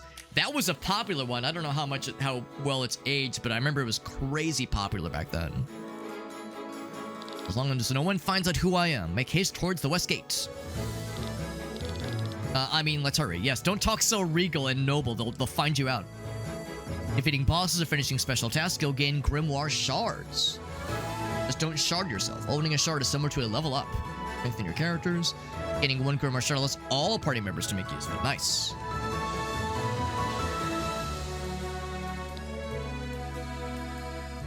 Three types of skills you can learn. Good shit. At least they kept trying new things, yeah. I mean, I've heard the newest mainline Final Fantasy games are quite good. Or Final Fantasy 15 is pretty sick. And that's Unstable with the Ray. What's up, bud? Happy Friday to you, my man. He says hash browns. Man, Gracie was feeling kind of like blah the other day. We got back from Japan about a week or so ago, and I don't think it's jet lag necessarily, but I think like it's a combination of sort of jet lag and just like adjusting after being on a completely different schedule for so long, because we were there for 3 weeks. It was a long and fantastic but very long trip. And Gracie was feeling kind of like bleh the other day, and I had some we had both had leftovers to eat for dinner, so we had stuff to eat, and she was like, I don't know, nothing really sounds good, and she was like, you know what sounds good? Motherfucking hash browns. So she made herself some hash browns and still cooked like an egg, so she had like a breakfast for dinner. But I remember being like, nah, I'll just have leftovers, and then I smelled the hash browns she was making. I was like, god damn, I'm a sucker. I should have had hash browns with her. So I'm always down for some hash browns. Thank you for that raid, Unstable. You were playing some oh, Insurgency Sandstorm. Shit, dude. Is that the one we played? when I was doing the dare drop thing, and it was one of them, I think, where it was let's say it wasn't Sword C Sandstorm, yeah. That's a deep cut because that one's been around for quite a while. The best assassin in the world. Yeah, I'm guessing that was probably a plotline for 8, I'm guessing. Your first was 8, yeah. Mechanics are weird, though. I've heard mostly good things about the mechanics for weird. Or, I'm sorry, that good things about the mechanics for 8, that is. Very anime, but kind of weak as a complete picture. I would love to, like, play through them and kind of see how they feel from, like, a modern lens. Because that'd be kind of cool. I'd be curious. So 15 was good, but 16... Oh, wait. Maybe I'm thinking of the wrong one, because I was thinking of the newest one, which I guess is 16 then. Because I've heard good things, and it looks beautiful. But yes, yeah, so we were in Japan, my wife and I, and 2 of our friends, Aaron and Helen. Not Koala Baritone Aaron, different Aaron. But yeah, 4 of us, we went to Japan for 3 weeks. It was amazing. That's why I've got this Nintendo Tokyo shirt on. That's where I got from the trip. In the Pokemon Center or Pokemon Store in Narita Airport, I got Captain Pikachu. This is your pilot speaking. This is your even says, I know it might be kind of hard to see. Might be kind of hard to see because of the webcam screen there, but it says NRT on his lapel. That's for Narita Airport. That was where he flew in on. So Pikachu personally flew the airplane that brought us home. It took us to Japan and brought us home. Even though he's this small, he still flew the airplane. What a stud. What an absolute stud. It is the one you're playing. That's awesome, man. As always, if you have any clips you want to share on Stable, you know I'm down. I am super down. I'm not going to, like, show all the stuff, obviously, but I will show one thing. I'll show one thing for souvenirs. I'll show one souvenir because it's my favorite. So, we did go to the Nintendo Museum. By the way, we got to the Nintendo Museum. The demand for the Nintendo Museum is off the charts because it opened back in October. It's been less than a year, and everybody wants to check it out. And for good reason. It's incredible. It's incredible. We did get tickets. We got chosen for the lottery. So all 4 of us managed to get in, and it was fantastic. Like, of course, the main museum area was fantastic. The interactive exhibits were shockingly amazing. Like, I knew it was going to be good, but none of us expected it to be as fun as we thought, as it ended up being. It was incredible. And of course, the gift shop had some wild shit. And I knew about this ahead of time. This was not a surprise, but seeing it in person was still hard to fathom. I got the N64 controller pillow. I got this big, stupid, incredibly dumb-shaped pillow. I fucking got it, man. I fucking got it. This thing is, it's a big-ass pillow. It's all squishy. It's so dumb. It might be this, and I'm not exaggerating, this might be the single dumbest thing I've ever held in my hands, much less purchased, in my entire life. It's so fucking stupid. And some of you might think, Alex, what the fuck? Why? Okay, for one thing, it was like $80 when converted to USD. Not cheap, but when else am I ever gonna see something like this? I had to buy it. And of course, if you buy it off of like eBay and have it shipped to you, it's gonna cost like $500 because people are scalping these things left and right, obviously. So yeah, this is something I was excited about. I looked it up ahead of time. They have 4 controllers. They're pillow controllers, that is. They have this one, N64. Then they have one for the Famicom, one for the Super Famicom, and one for the Wii. It's a good thing they didn't have one for the GameCube, because if they would have had one for the GameCube, I would have come home with 2 extremely stupid controller pillows. One is already enough. And this is by far the dumbest shaped one because, of course, those other 3 are just rectangles in various shapes. But this has the fucking trident. You know, it's got the 3 tips, right? The triple tip. And some of you might be wondering, Alex, how the fuck did you get this home? So what's nice is that in a lot of places in Japan is used to tourists, and they're used to tourists buying stupid shit like this, or just lots of things. So you can very easily and very cheaply get these vacuum seal packs where it shrinky dinks it down for you.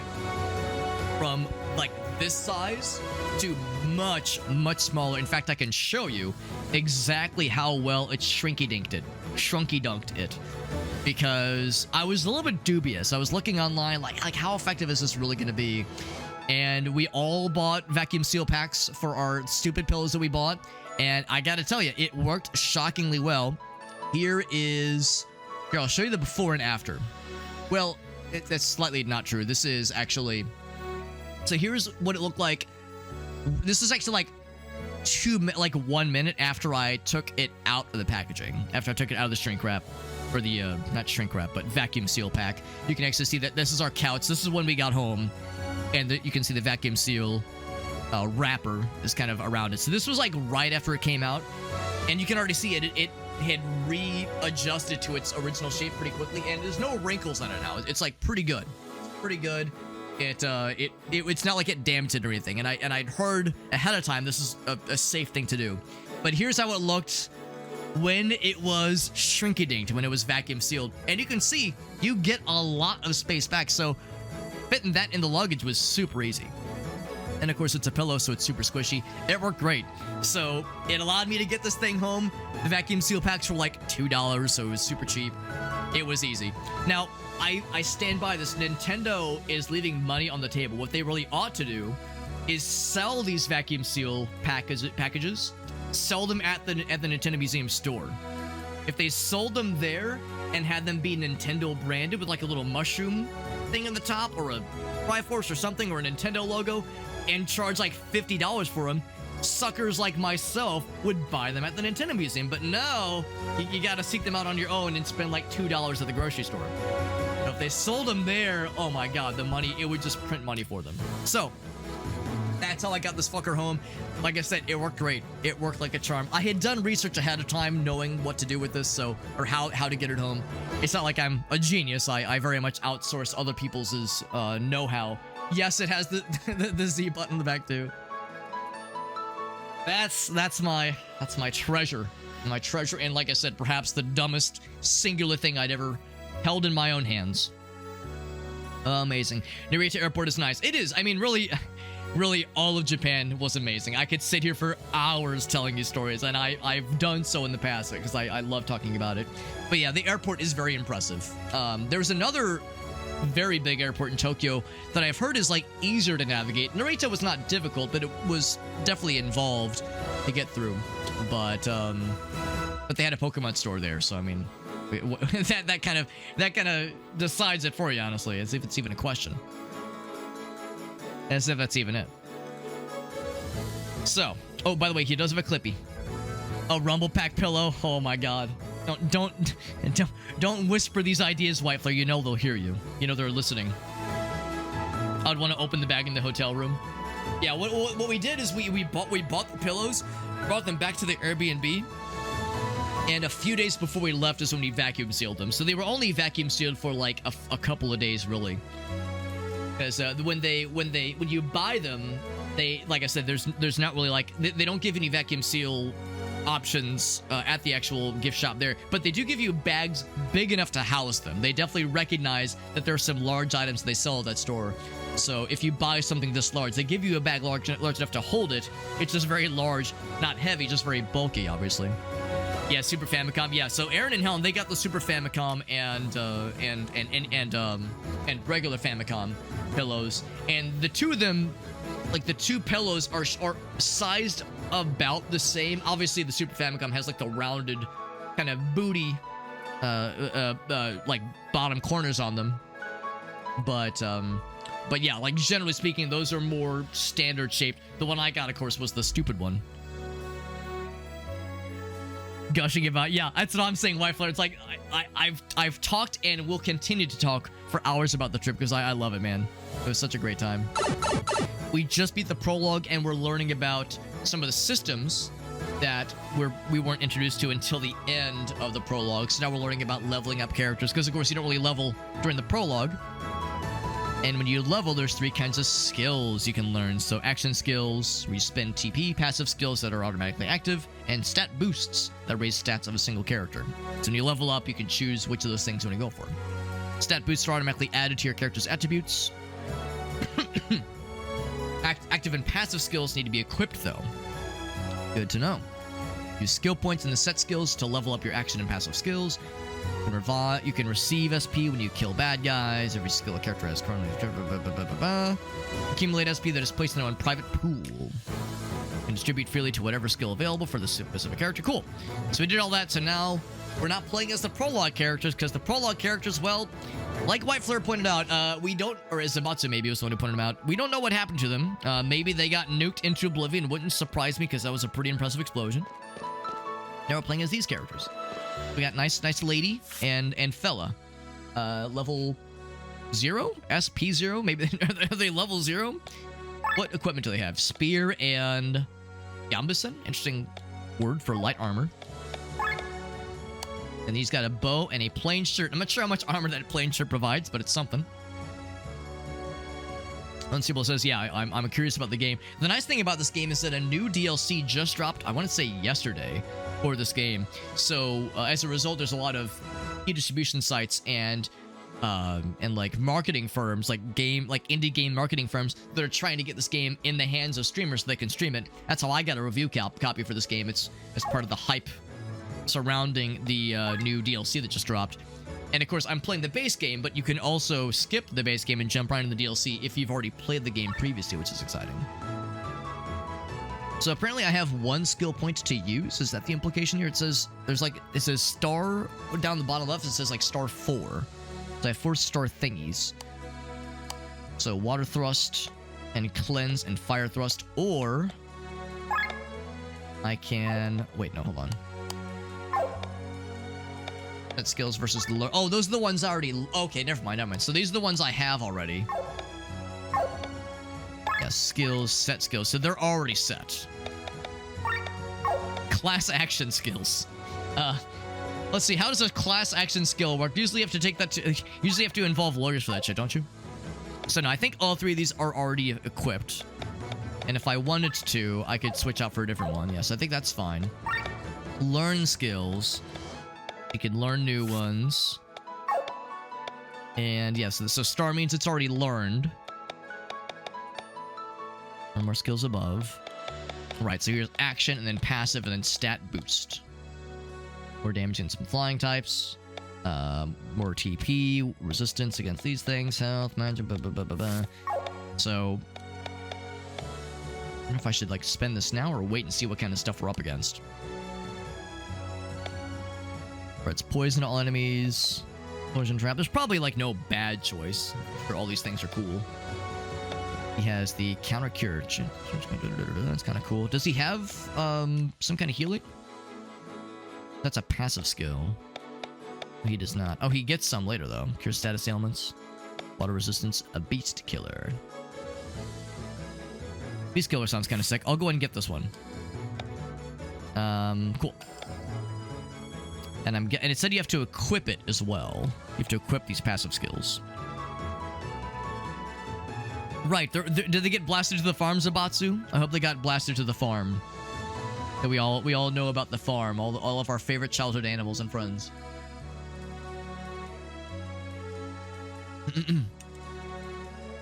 So, Gambason. But then game, comma, son. What I tell you, that's when I tell you what you have. Or tell you what I have, rather. Potato.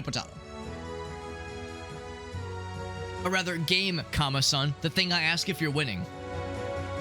The thing that father asks if you're winning. So removes buffs, that kind of thing. You want to raise character attack or tech points. Or against flying enemies. Wind resistance. Blind resistance. Enemies take 1 turn longer to apply this ailment for the first time. That's so specific. So he has no things left. I'm gonna hold on to Lena's, and see what kind of stuff we're up against before I make any decisions. So I think these are the same items we picked up in the prologue. Nice to know that did carry over. We were able to telepathically transition the items that got nuked from the prologue characters' inventory and somehow landed into ours. No crystals, no other weapons. Wait, iron sword, hold on. Isn't that what the prologue guy was wielding? I don't think anybody has swords now, do they? Who has a sword? No one has a sword. What the fuck? I wonder, is that a bug or... Oh, wait, hold on. Equipment. Oh, no, it's gone now. Oh, dude. That's very strange. What if I... Oh, no, it was under weapons. Yeah, here we go. So maybe it's not a bug, per se. This great sword is what the other guy had. Yeah, so maybe I'm spoiling it for myself. Maybe this is a spoiler that maybe these characters are alive in some way. Alive and well. The city watch. Right, we're trying to see what was going on with that mysterious soldier in the distance we saw that had a sword. We saw a person walking around with a sword, even though swords are banned within the city gates.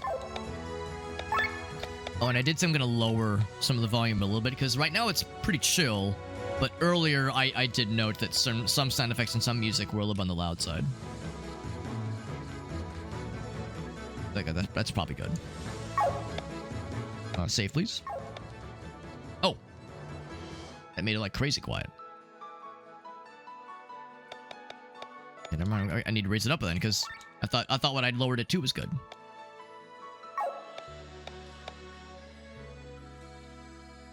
Yeah, like, now I can't really hear it. I'll do one more. I'll do one more load. Oh, options.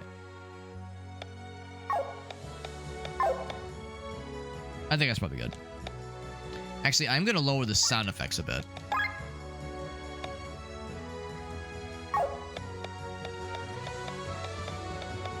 Yeah, I think that's probably good. All right, cool. Climb down then. I do like to look for secrets, but kind of like Grimm and I think Whiteflare also pointed out, this game does a really good job of conveying to you when there are secrets to find and when there is like treasure to explore. Not a ton of like sneaky, like well hidden, like kind of gotcha moments where like, you didn't take that one path and now you have a broken bridge and fuck you. The game does a pretty good job of not being overly fucky and making you lick every single wall to find all the MacGuffins. Like in this particular case right there, there's a little green arrow pointing out which doors you can enter and which doors you cannot. Like that's a nice little detail. You don't have to waste time checking like every single door if you don't want to. Like this one, for instance. There's something to the left there, and yeah, that door's a dead end though. Just pop in here real quick. This person won't mind if I'm just sneaking around their house. The door was open, so I'm sure it's fine. You can't just do this in real life. You can't just walk into someone's house if the door's unlocked and they'll tell you about the pastries they're making. Doesn't work that way, unfortunately. Says it's wood? You don't believe me? The fuck? Oh, whiskey gets its flavor from... Okay. And croissant cheese when pressed through wood. Secret ingredient for my pastries is wood. Fucking weird, bro. You would do that, wouldn't you? We are the city watch. That's a fair point. So we're conducting a pastry inspection. Are these pastries up to code? I better taste one just to be sure. Make sure I can't taste the sawdust, the wood flakes. When it said city watch, my first thought was the what do they call it? Like neighborhood watch, where it's more of a volunteer effort. But yeah, for like some kind of for a couple of coppers, I guess that would do it too.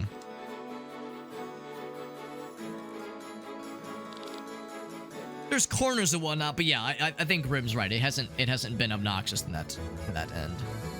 Hello, elderly man. He said, cursed feast. Disappointed by this view. He says it's so wrong. The war lasted for 6 generations. My great-grandfather was born during this war. We've known nothing but hatred and pain for so long. Everyone's so forgetful. They cheer their fellow countrymen's murders, he says.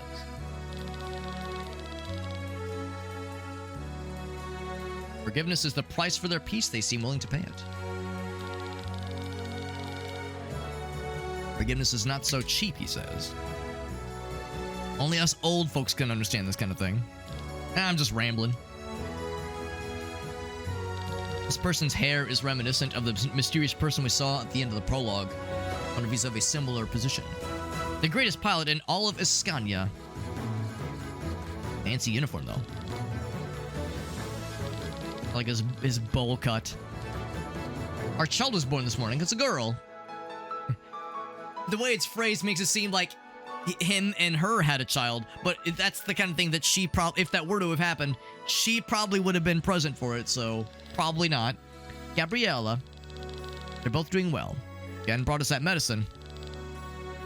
All thanks to my granny, she knew all about that shit. Her name is Therelia, an old Bachian word for peace. My first daughter was born during the war, but Therelia has the chance to experience a time of peace. Which of course means that hidden behind that mop top of a hairdo, the virile stud who's pumping out babies constantly. With the lives of my wife and daughter, I'm forever in your debt. Our most famous pilot. I guess I'll be the showman then. It's a parade. Alright, keep schmoving. You can go up here. Armed person in the front of the city gates and see what their dealio is. Some people are planning a riot, he says. Oh, maybe that's what the armed guard is there to quell, perhaps.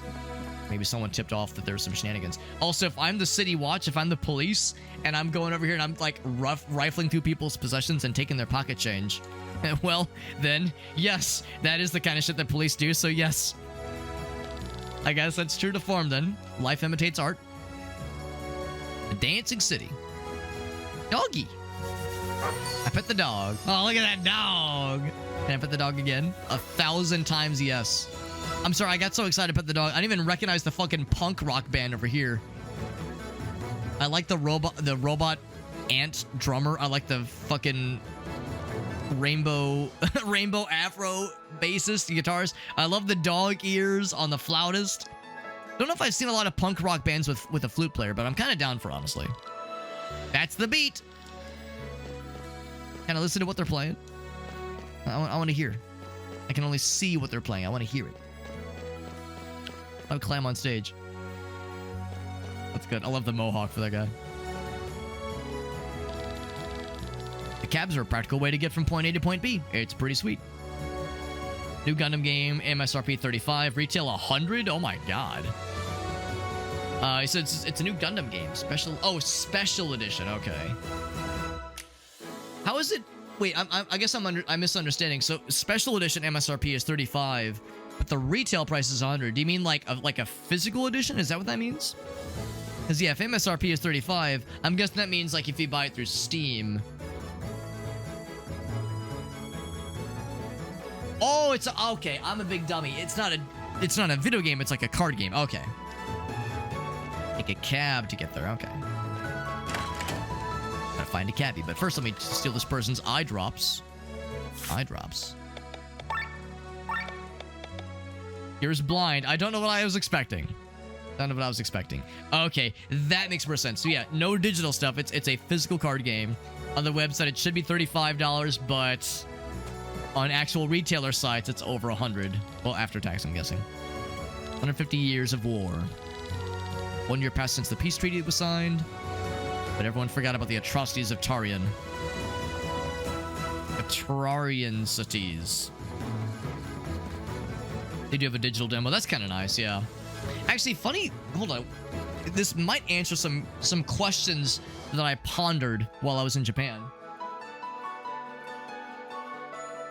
I was pondering while I was in Japan because at one of the arcades we went to, well, actually, no, I think, well, it says Gundam card game.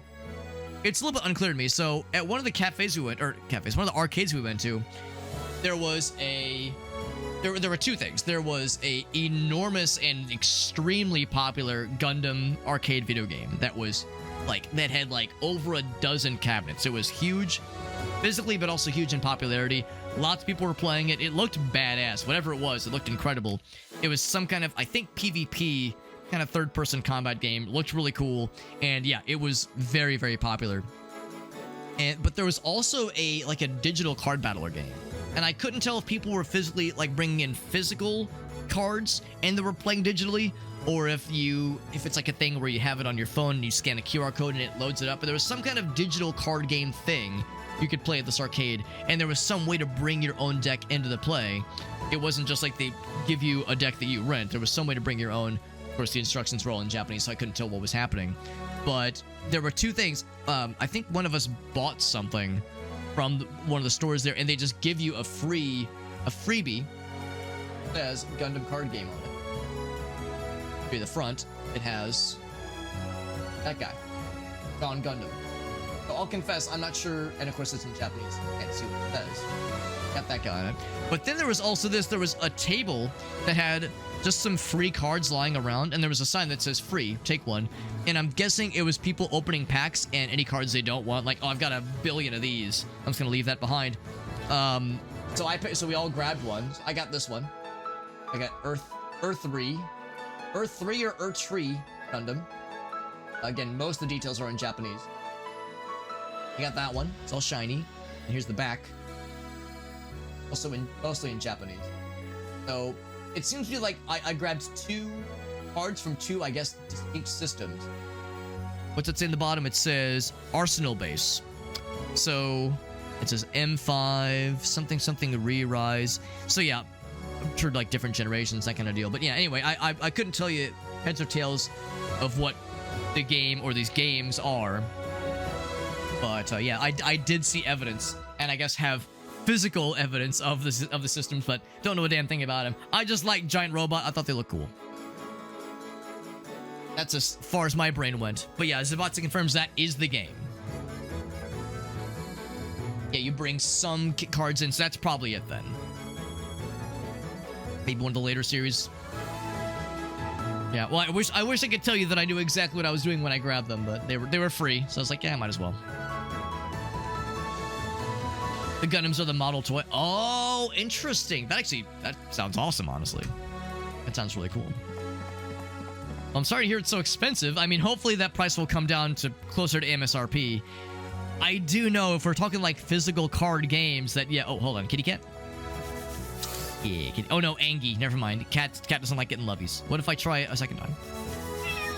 Oh, okay. Sometimes it's Angie, other times lovies. You toggle back and forth between Angies and lovies. But anyway. No, when it comes to just physical card games in general, a lot of them are coming in hot at a premium. Because, I mean, of course, everyone knows if you're trying to buy Pokemon cards at MSRP, good fucking luck. Some retailers are raising their prices crazy high, or their prices are MSRP, and the fucking chuds out there are just buying out the entire stock the exact second that Target opens, or Walmart, or what have you, and kind of ruins it for everybody. So it's, I guess, no surprise that, yeah, card games in particular are popping off right now. I want to build the little fellas. I don't blame you. That part sounds amazing. I'd be much more inclined to try to like do that part. Came out in July. Well, we were in Japan in July, so that might be it then. Little models. Yeah, that sounds awesome. Yeah, I'd be much more inclined to just build the models and fuck off with the card game. Husband's wounds have not yet healed. Former enemies celebrated within our own walls. Kind of fucked up, honestly. So there's discontent amongst the civilian populace. Some are like happy that it's a time of peace. Others are not so inclined to forgive the atrocities of war. Because I guess the implication then is that Torian has occupied the city, or maybe hasn't occupied it, but like clearly has a very prominent presence in the city. And the place where we are right now is, what was it? There was a name at the start. It was like the one that began with the letter F. Eastery, maybe? Yeah, it said it at one point.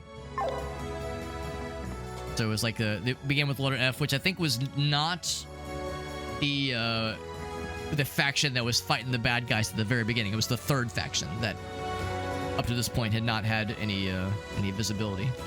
Can I pass here?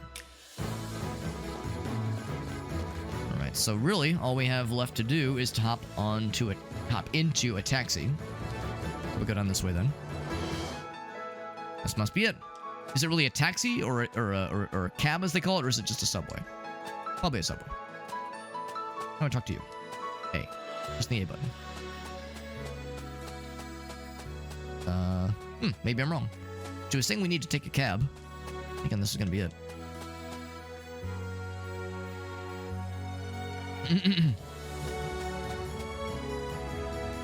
And they'll sign because of the implication. Who could forget? Who could forget the implication?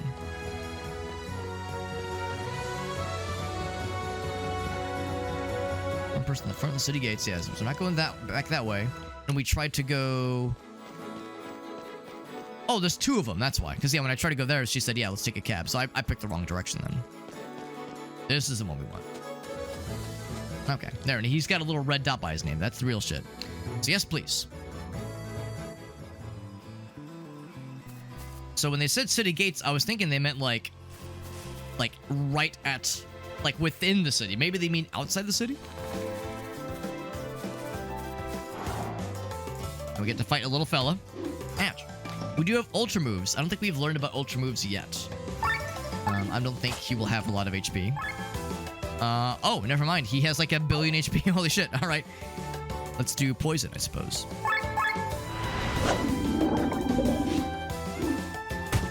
Doesn't do a lot of damage, but he has a lot more HP than I was expecting. A lot of damage to one person. Water or fire? Let's do fire. 69. Nice. And he's weak to fire. Good to remember that. The power shot. Bam. It wasn't actually fire damage, but it had a cool looking, like, fire glow to it. Never mind. It wasn't actually 1 billion HP. It was, when I saw the amount of damage, I was like, well, damn. We got a pom-pom. And he's dead. Right, so just to be clear, if I go back... Reason to return. Okay, yeah. Yeah, Farnsport. The fact that there's Taurian forces inside of Farnsport. So, no, so they sit in front of the city gates. So, yeah, I misunderstood. Misunderstood the assignment. And there's this orb. Dirty wool? Guess it's a resource. Material for, like, upgrades and building stuff. Very secretive mana looking kind of area. I like it. Love this kind of visual. Is that the guy? Ooh, pirate. Pirate sign.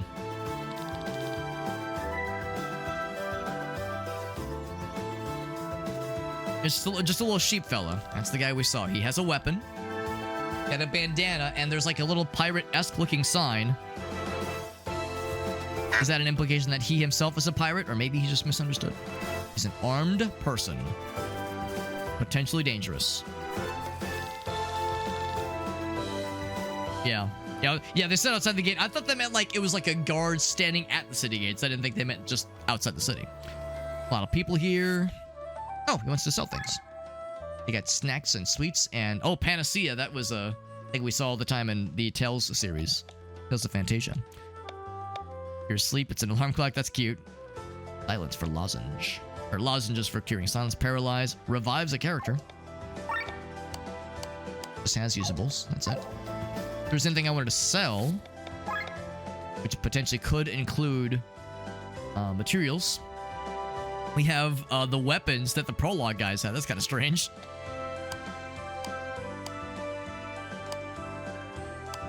As the materials, yeah, pom-pom and dirty wool.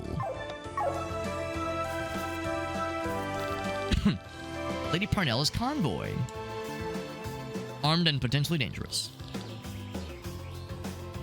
You climb up this cliff. Ah, yes, climbing up a cliff. It's a shame that no one can do that, including me, as I take on my Dandy Panther? Dandy Panther. That's when a panther is dressed very, very handsomely. Beware of goblins. Wait, you mean beware or befriend the goblins? Because I'm listening. You're not a goblin, you're like a little mosquito with boxing gloves. That's adorable. Foxfly. I'll set him on fire. Physical evade maneuver. What if I poison you? Yes, be aware of the goblins. I'm aware of them. I'm aware. What about water thrust? Unless he evades my shit. Didn't evade that one. Did he not get poisoned? He did not get poisoned. I missed. Miss. Yo, what's up, Meerkat? Hold on, no. I'm trying to think what's the setup. What's the setup for the like goblin these nuts? When someone like what's a blah, blah, blah, goblin, and then the reaction is the fucking suplex the shit out of them. So water and fire both did the same. I'm gonna remove his buff and also fuck him up a little bit, and then he's gonna poison shot him. Get fucked and poisoned, idiot. Would you? That's what it is. It's would you mind goblin? Yeah, there it is. There it is. We got there. We got there. Stamp. Boxing glove. I only got the one though, unfortunately. Only one boxing glove. Yeah, would you mind goblin these nuts? Good to see you, Meerkat. We're playing Chained Echoes. Cool looking RPG that has some JRPG influences, even though I'm pretty sure some guy in Europe made this game. It is very much JRPG inspired. It's quite cool so far.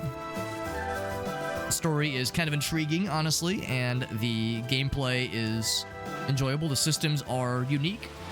They're not overly like ridiculous or weird. I'm liking it so far. And also we found a snack. Cool. Delicious. I'm such a simpleton. I see really pretty areas like this in a game. All I can think is Secret of Mana.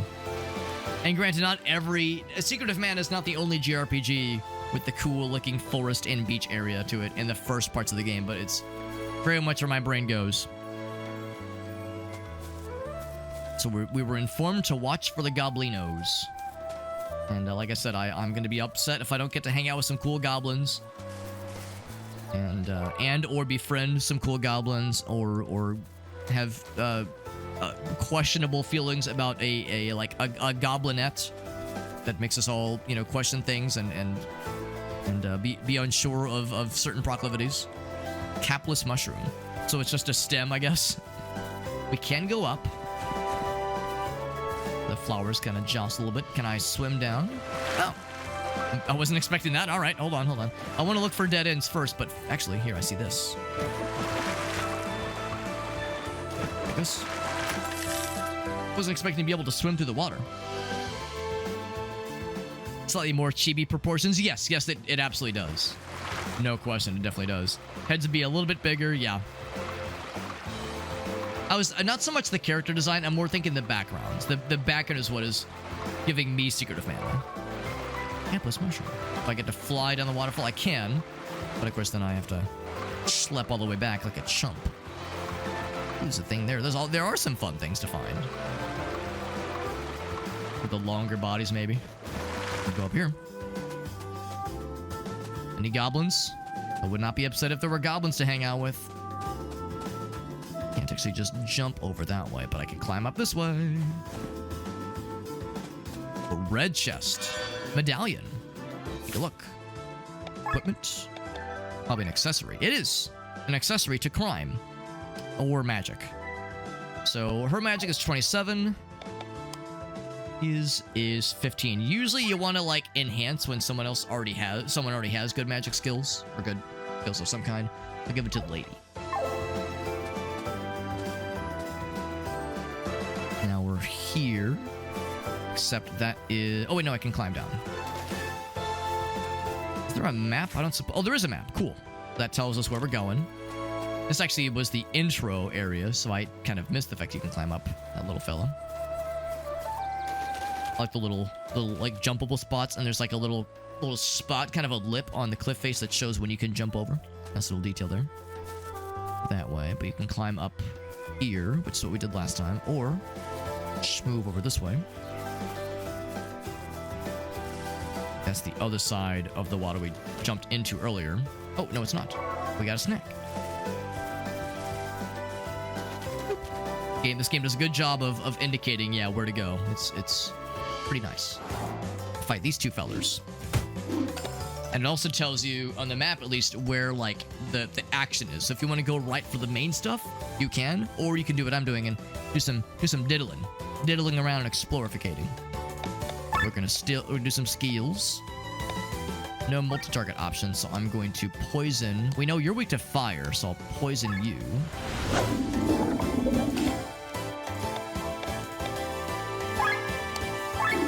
Light your ass on fire. And he gave himself the evade. Ouch. Take some poison damage. Ouch. Run overdrive. Very nice. Going to go and cleanse that buff from that guy. No buffs for you. Yeah, no yellow gamer paint. Who could forget the yellow gamer paint? I'll probably hit him with the power shot. Critical. Nice. Rolling stone. How does it feel? Did he explode? Or did he leave? I mean, he's dead. However it happened, he's gone now. Fire thrust. I think the poison must have got him.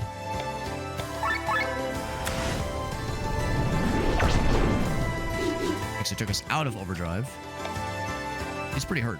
I will do another fire thrust. That might be enough to kill. Yep, he's out. And of course, what's nice is that whenever combat concludes, everybody fully heals. It's not one of those games where it's like, oh shit, I have to like manually tend to healing my party after combat. Whenever combat ends, that's it. You get the full heal. You're all good to go. Nice and easy. Keeping it nice and simple like. It's good for simpletons like myself. I'm gonna climb back up, and I'm gonna do a little bit more swimming because I think that's really the only thing I've missed so far. Can I jump down from the waterfall? No. Probably a good thing because I wouldn't want to deal with that fall. Can I go in the cool tree? I can go in the cool tree. That's exciting. It explains how you get to this thing, which we saw from afar. It's a whole bunch of money. Wow. Wow. I cannot but kind of look for little secret hidden thingies. As this game does a pretty good job of not letting you miss too much, but there are some decently well hidden items. Because yeah, it wasn't super obvious to me that you could enter into the tree. So it definitely rewards you for being a little bit curious and exploring a little bit, but not having to get crazy detail oriented is nice touch. Nothing back that way. Let's swim down that way. Of course, can follow through some of these waterfalls, like this one here. Oh, never mind, not that one there. Okay, never mind. So only some of them. I guess the difference is, like this one, it's a more wide waterfall. Those you can flow down into. Okay. Well, I feel satisfied. I think we've seen all there is to see. Climb back up, and then we'll boogie-oogie. Oops. And then climb down this way. Here we go. We know on the map that this is the way towards progress. No goblins yet, but I'm hopeful. I'm hopeful. Ooh, I've got a good feeling about this cave. Oh yeah, this is some good shit. Skulls in the wall, skulls in the rock. Water flowing down, make it look like it's tears. Hell yeah. Tremina Caves. Not Tremina Field, Tremina Caves.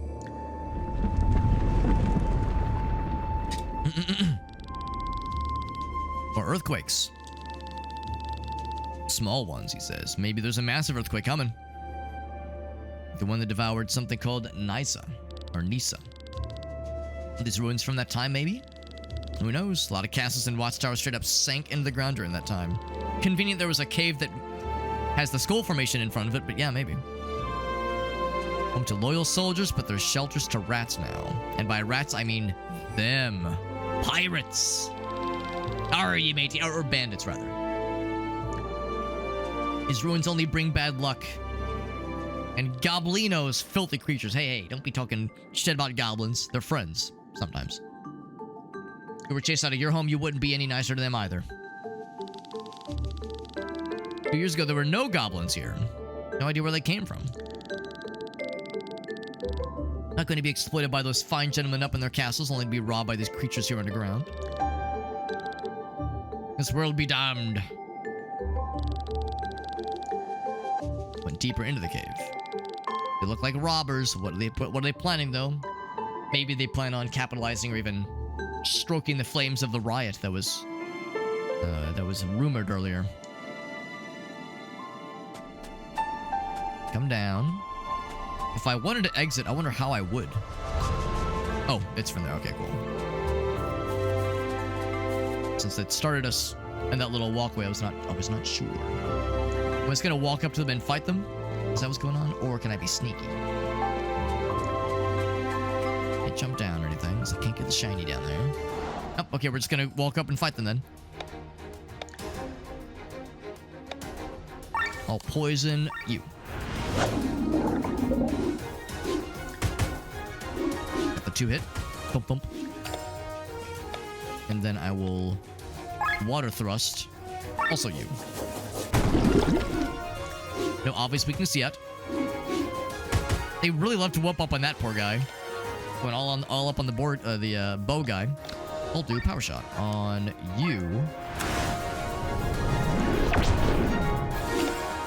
And then probably just fire thrust on this guy. Finish him. Got a beast pelt. You know, the pelts that these beasts yield when you kill them. They didn't want to say, like, human pelt. For obvious reasons. They didn't want to say human pelt. Human skin. Flayed human flesh. They had to play it safe.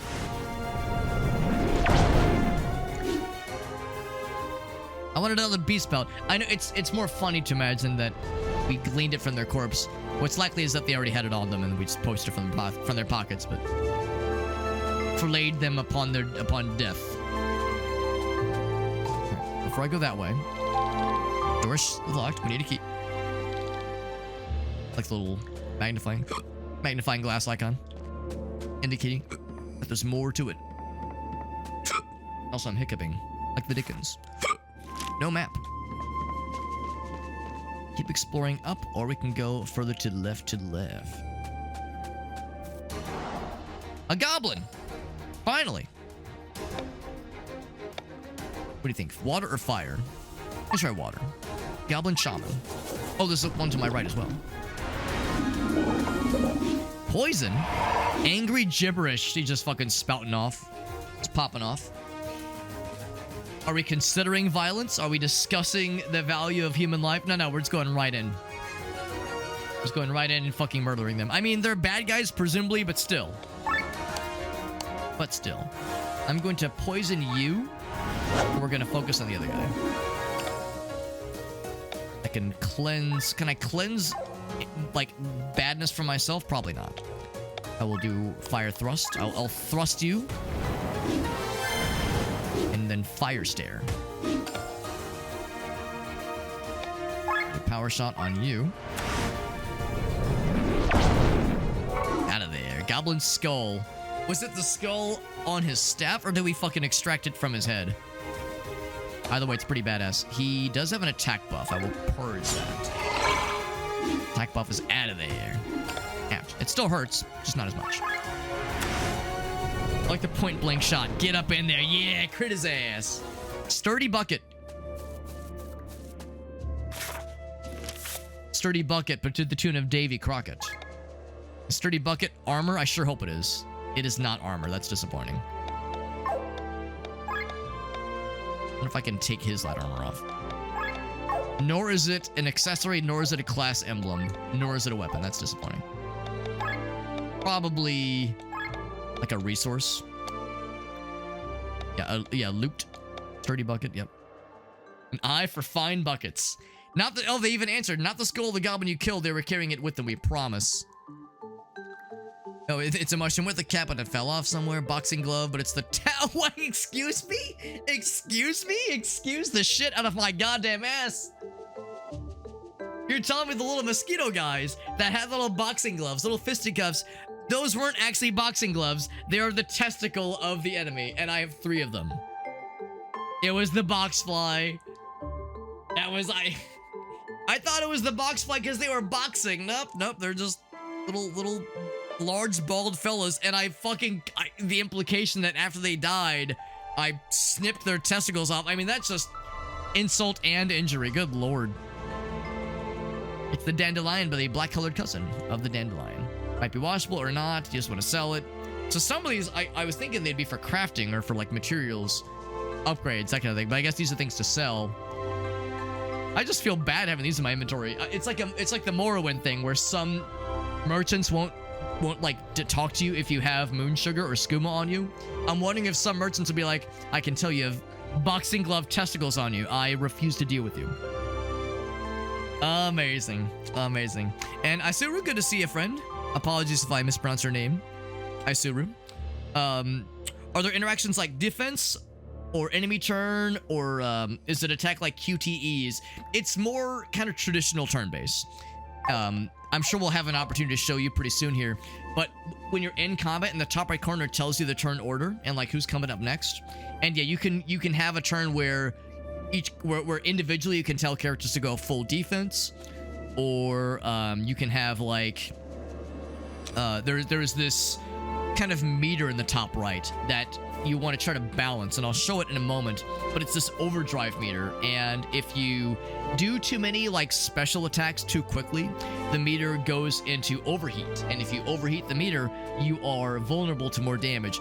But if you keep the meter in the middle and you like do a nice balance of attack and defense options, then I think special abilities cost less, and you have a couple other benefits.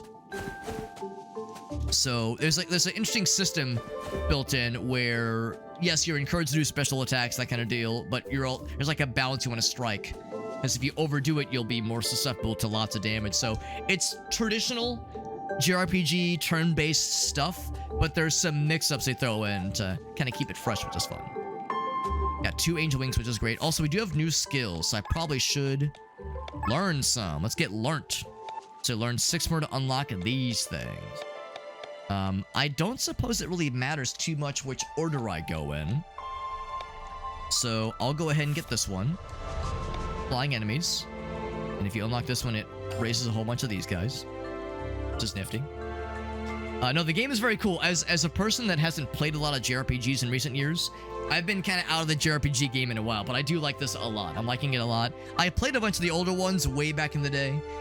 But yeah, I think the last time I would have played a JRPG would have been when I replayed Mario RPG, Super Mario RPG, which would have been like, God, that was like 5 years or so ago. I haven't played the remake. It was the original. And it was a replay. I'd played it previously, obviously, but hadn't played it in a while. Let's go with, let's see, TP is tech points. Definitely attack up. Oh, it's because I have SP, but no more star icon thing. I see. Okay, so in that case, I say, what was it again? SP is how you upgrade skills, is that correct? There's one target. There's 282. I wonder if that's how much it takes to level them up, maybe? Then one, yeah, GS. That's like the little star icons. We have 4 of them. Because I was thinking I have SP 13, and SP is skill points. That much I understand. But I guess I'm a little bit unsure of what to do with them now, because I was thinking you would use those to unlock new ones, but I realize now that skill points and the little star points are not the same thing. So I can't learn any more. Okay. Well, I'm not going to worry about it for now. There'll probably be like another... I was thinking there'd be like another menu item that would pop up for upgrading things. I do notice when I say set skills, it shows the number 282. There's a number 282 for all of them. I wonder if that's the cost to upgrade? Maybe the idea is after you do like a bunch of combat and maybe even some higher level combat situations, then you start unlocking the ability to spend the SP to upgrade these things. Oh, level up. There it is. Okay, yeah, I've seen on the bottom right. Yeah, level up or remove. So yeah, I can't afford the level up. That answers my question. Okay, never mind. We're good. So in that case, maybe I shouldn't have spent the skill point to learn the that passive upgrade for being more effective against flying enemies, but there were a bunch of other passives that came with it, passive upgrades, so I'll take it. So this game is on sale. Yes, I think the reason it's on sale is because a new DLC just came out for this game. Yesterday, I think. So there's like a little bit more hype for this game right now, which is good. That's actually how I was able to get a review key for this game. I'm playing this game because I got a review key through a PR firm called PR Hound. PR Hound? No. Pound HR. No, Pound PR. There it is. I remember the name of it. Yeah, Pound PR. Or, Hound PR. Sorry. Because it's got the dog on it. Yeah, Hound PR was how I got the review key. Yeah, Pound Hound. Yeah. I don't know why my brain went to like that as like a completely new entity I just invented. But no, Hound PR is how I got a review key for this game, and it's part of this like push to get this game in front of more people so that more people can check out the game and also potentially check out the DLC if they've already played the main game. Does he already have the buff? Neither of them have buffs. There's bonus loot. If I kill this guy, he'll give me bonus loot. Does it say human? It does say they're both human. Steel. Canned. Strength. Weaknesses. Good to know that not everything has a weakness. That's cool to know. And if you wanted to, you could, if there was something that, if you had like a thief character or some ability to do this, you could steal extra loot from them. Or maybe they can steal stuff from you. Regardless, look them up. Angry Gibberish. I'll go ahead and poison you.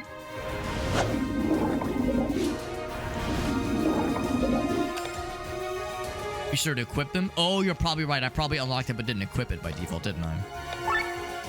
He's got the attack buff. They both do. I'll cleanse it from both of you guys.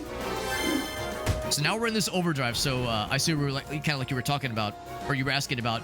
In the top right corner, you can see the turn order. So right now, the Bowfell is up. Up next after that is the goblin with the bucket on his head. So the turn order is distinct and told ahead of time. It's not like the asynchronous turn order that kind of flows dynamically like you see in Final Fantasy VI. And it's definitely not like the newer Final Fantasy games where it's all over the place. Very much a predetermined order. And probably based on like speed values, that kind of thing. It's probably pre-assigned. But then also, the thing in the top left, that's the overdrive meter I was telling you about. So certain abilities you can see ahead of time. Certain abilities will raise or lower the meter. You want to keep it in the green as long as you can. But if you go into the red, that's that overheat status where you're vulnerable to lots of damage. So I don't really want to do poison necessarily, or I could do a regular attack, I guess. But I'll spread the poison to this guy just so we go more into the overdrive. Sneaky stab. Oh, he broke my mind, but we're not doing a lot of spells, so I think that's okay. Could cleanse you of the attack buff, and that's exactly what I will do. There we go. Fire Stare, not much damage. So power shot lowers it, that's fine. I'm gonna kill him off. But no, it's a good game though. It's a good game. Like I said, I think the reason it's on sale is because the DLC. It's kind of how that goes sometimes as part of a push to encourage people to check it out. This is the base game, of course. I haven't tried out the DLC yet. And this is still pretty early on. This is like the first main area, basically after the prologue. We put the prologue a little bit earlier. There's the key. Very nice. Termina Cave Cave Key. I keep wanting to say Termina Field from Majora's Mask. My brain goes, of course. I can jump down. Is this just a shortcut? It might be. It might be. This will bring us back to the start. I wonder, is the shortcut, or is the key rather, something that is necessary, or is that for a bonus area? I'm going to explore over here first. Oh, there was a save just now. Did you see that? There's an autosave. Up down here, or climb down here, rather. A couple snacks and a couple extra treats. Oh, by the way, we were talking about equipping the passives. I will say set skills. Is it action skill? Oh, no, it was for this guy, right? No. Was it learn skills? So I got the flying killer. The star means it's unlocked. Yeah. Set skills. Yes, set skills. Oh, wait, hold on. Oh, there we go. Yeah, flying killer. Okay, it is set. Cool. Then we have these two. Okay, cool. Yeah, we're set. And eventually, so the character-specific passive skills and active skills, but also class action skills and class passive skills. There's fewer of those, but yeah, if you had multiple characters of the same class, that actually could be quite helpful. There were things you definitely wanted everybody of that class to have. Okay, cool. Counter a single target physical attack by curing a random ailment on self. Useful. The idea of the canned abilities is concerning. The tinning kits. I guess I didn't see what canned ability would potentially mean. I didn't catch that. There was probably something in the UI earlier. Unlock this door. It's very easy to miss when walls are climbable. That's something I try to be mindful of because we've seen a handful of them already, but in the exterior areas, it's easy to pass them by. Terminate Field is Majora's Mask. Correct. Yeah, that's right. I'm very familiar with Majora's Mask because of the randomizer runs we've done. So when I see the word Termina, my brain wants to follow it up with the word field. Do you heal when you level up? The nice thing, Isuru, is that you actually heal whenever combat finishes. So earlier, you saw both of our characters took a bit of damage, and I didn't do jack shit. So if I see, like, that formation or equipment, there we go. I guess equipment shows it. In the right-hand side, you can see everyone's at full health and at full tech points. So yeah, you full heal and full tech point restore and lose any status ailments, or I guess also status buffs, whenever combat ends. So yeah, no babysitting your character's health outside of combat, not having to, like, you know, do the whole thing where it's like, oh my god, I just need a save point or a town portal warp, because we're like dragging ass, like we're all of our characters low on health, we're low on healing items, we're struggling. None of that bullshit, which is nice. Okay, so this is the main direction, clearly. They found uniforms of the palace guards are trying to swiggle their way in. They're gonna try to swindle and swiggle and be sneaky boys. I haven't washed myself for 3 weeks. Wearing uniforms makes me feel doity. Because they're armed guard uniforms. This is he's got, oh, they both have names. Abelard and Matai, maybe. Abelard is the name of one of the guys in Rogue Trader, Warhammer 40k Rogue Trader, which we played last year. Lady Parnella approaches the city. Kill her, he says. Make sure the people see you so they think it's a coup of sorts. Oh, when we were looking at the little check marks, like check mark, like green check versus red X for like human and steel and weakness, it probably said canned ability. So you're probably right, Zabatsu. Something to like can them. Interesting. More casual HP systems, yeah. I mean, I was saying earlier how much I love the Tales of the Tales of series. Games like Tales of Fantasia, Tales of Symphonia. But yeah, and those you did have to kind of babysit your characters outside of combat. And I didn't mind it just because that's what you did back then. But yeah, I'm 100% with you. It's Otto. It's kind of nice having that be handled kind of behind the scenes for you, not having to micromanage your party's healing and like status outside of combat. Now, granted, that probably means there's more focus on using those things during combat. I'm sure they'll be necessary at times, but I kind of like the fact that it's like, we just hand wave that detail. Will there be mechs at some point? I think so, Isuru. I think so. Without spoiling too much, I'll say that there was some mech stuff, some mech functionality in the prologue, and there's a spot on it in the main menu. I'll show you in a moment. Carry your secret to the grave, he says. He says, you know about my reputation. I wonder if he's like a saboteur who's supplied these bandits with these disguises. Like if he's the mole kind of supplying this from the inside out. I know him from somewhere. I don't think they're gonna comply. Probably from city walls and so cheeky. So now we learn about ultra moves.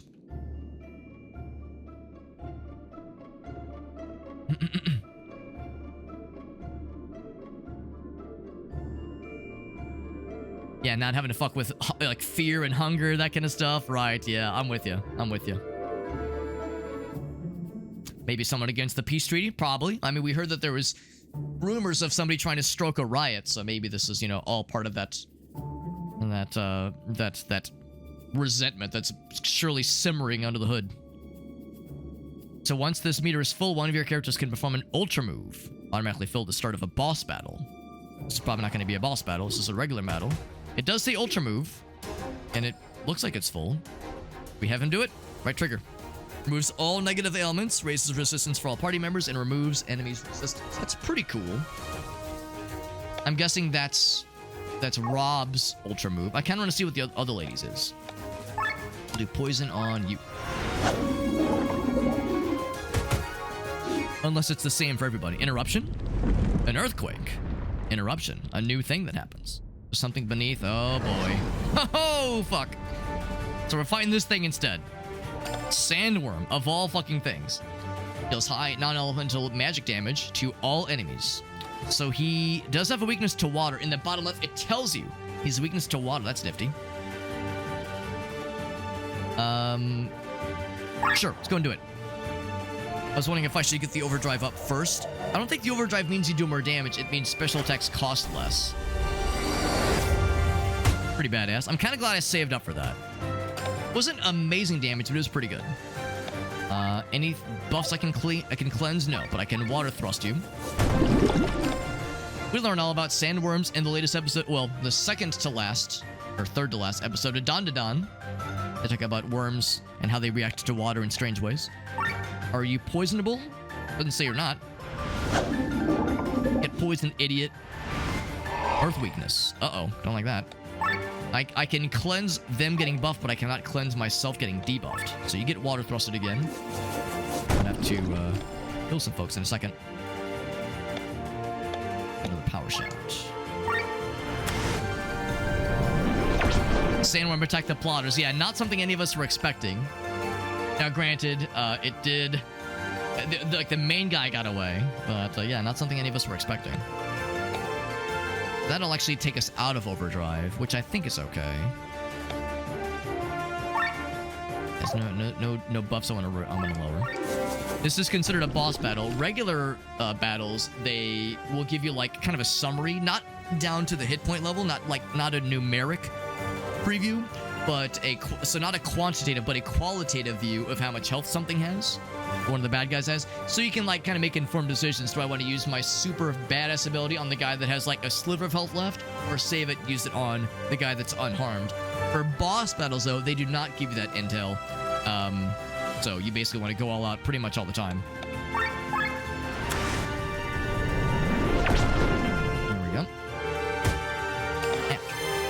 We're back on overdrive. I will not cleanse. I'll continue to water thrust. Now we are getting pretty low on TP. I think what I'll go ahead and do is I'll use some sweets on Rob because his TP amount is pretty low. But a stone, so it's not gonna hurt. Oh, it was a regen for himself, so it didn't hurt at all. Can I cleanse the regen? Yes, I will.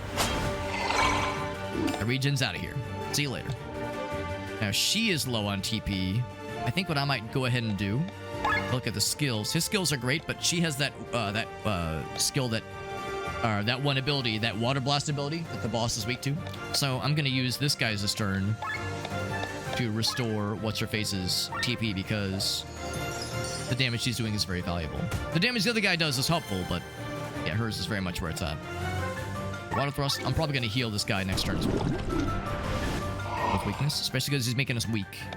Neither of us really have any healing abilities, I don't think. Yeah, no healing abilities, so I'm gonna have to use the snacky. We got 12 of these things. We might as well. We got plenty. And of course, those the snacks are very easy and plentiful, whereas the resurrection ability, resurrection items, those are harder to find. Much less plentiful. Yeah. Not doing a ton of damage, so we're probably fine. I will poison you again. Poison shot, get fucked. There we go, back up to overdrive. Water thrust, please. Yes, make it so. Make it so, number one. The pace feels a little bit off. Well, it's weird because without spoiling anything, we've only just now resolved the plot line that sort of began at the very, very, very end of season 1. So it's weird to be like 1/3 through the second season, and you're only just now kind of wrapping up at least the majority of like the major things that were happening at the end of the first season. It didn't resolve everything, obviously. There's like characters that were, there have been reveals, obviously. But yeah, it's an odd balance. Oh, she's out of stuff again. I'll hit her with the sweets. I have a ton of those left. I'll have to buy some more at some point.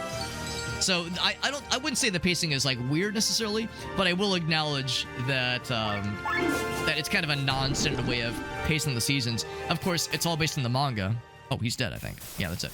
It's all based on the manga, and apparently it's been pretty faithful to the manga. So I don't think there's been any like major deviations, but it's been a little bit weird. Granted, the show as a whole is pretty bananas. It's pretty bonkers. Like, I love it, but it's weird for sure. The whole series is very hard to predict. And I I haven't seen the newest one yet, but I do like this function that is now happening with Gigi. You know, he's such a goofball, like, weirdo character, but now there's this, like, other aspect to him that they have to deal with, which is very interesting. Could the opening arc have been 3 episodes instead of, like, 6? Probably. It probably could have been. I don't mind when an anime like that marinates a little bit and kind of takes things a little bit on the slow side. I think the episodes were very good. But I was wondering at one point, like, is this whole season just going to be continuing what we saw at the end of season 1? Because, like, the pink-haired lady, we didn't see her until the previous episode. I was like, when's she gonna show up? Can't remember her name. Ina? Something like that.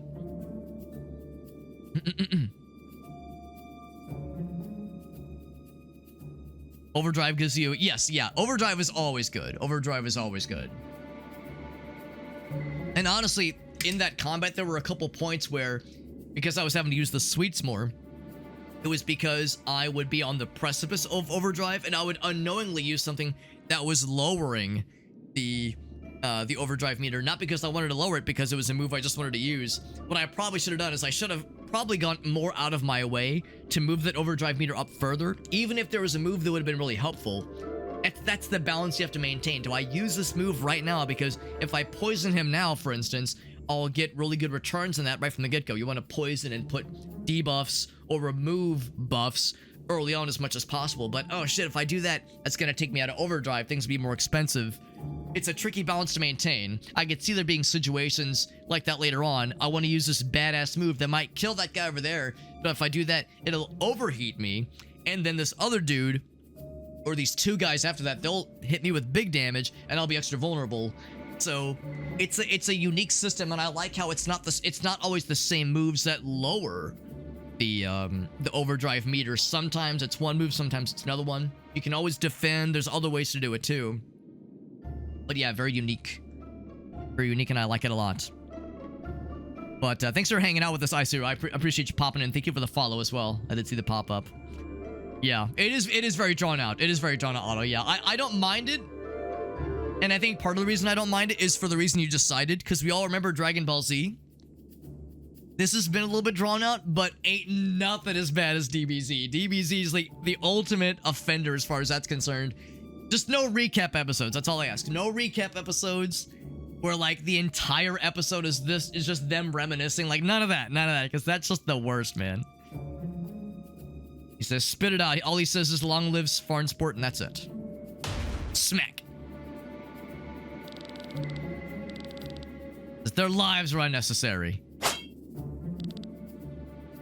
Giblet says, make it quick. Damn! Stabbed him in the penis. No, I think he just stabbed him in the leg. Way you treat prisoners, he says.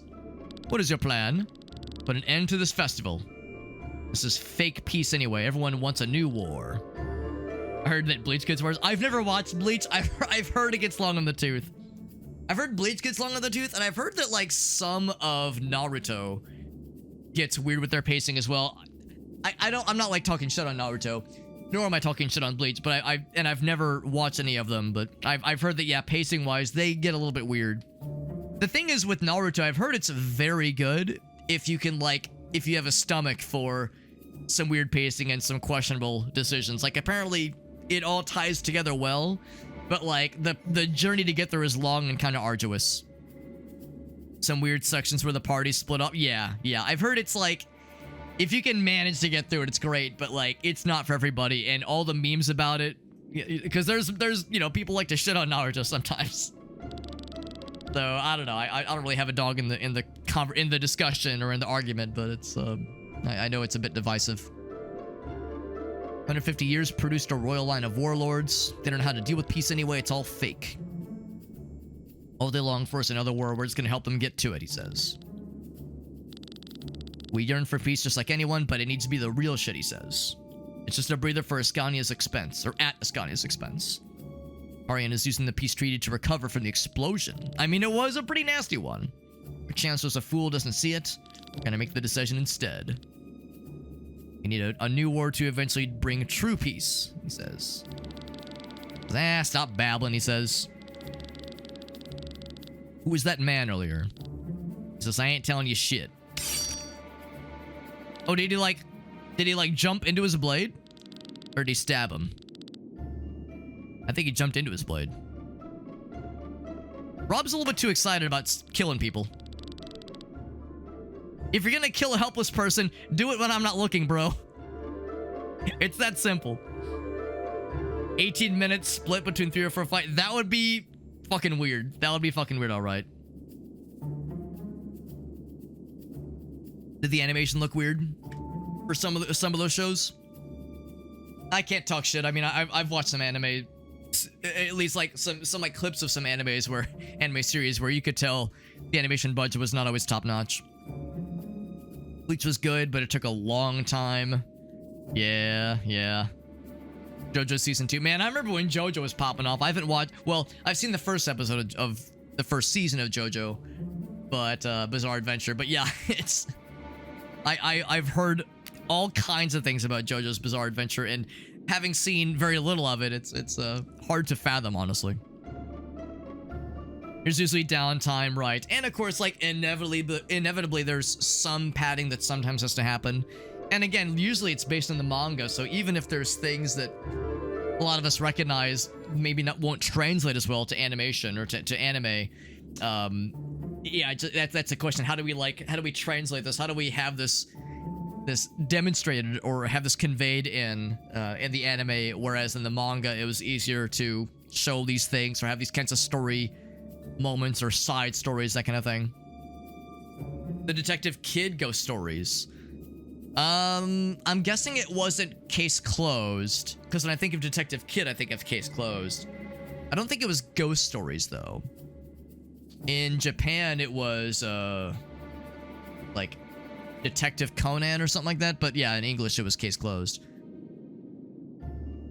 Was it, I can't remember. It was called Ghost Stories? Oh, I've heard of Ghost Stories. Yes, and it's exactly like you said, Grim.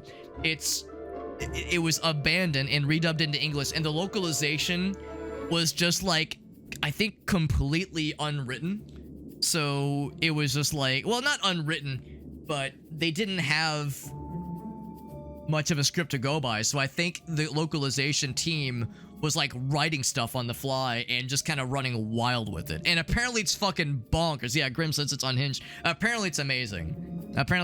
So I haven't watched it, but I've heard it's very good and like not what anybody would have expected necessarily.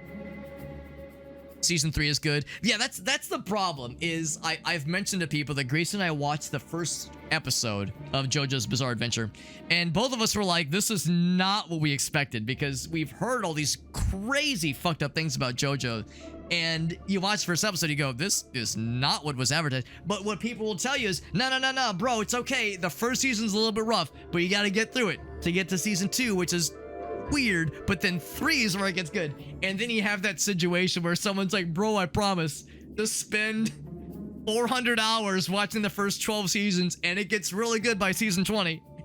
Obviously it's not as exaggerated as that, but you know, it's one of those where it's like, oh fuck, how much do I have to slog through for things to get good?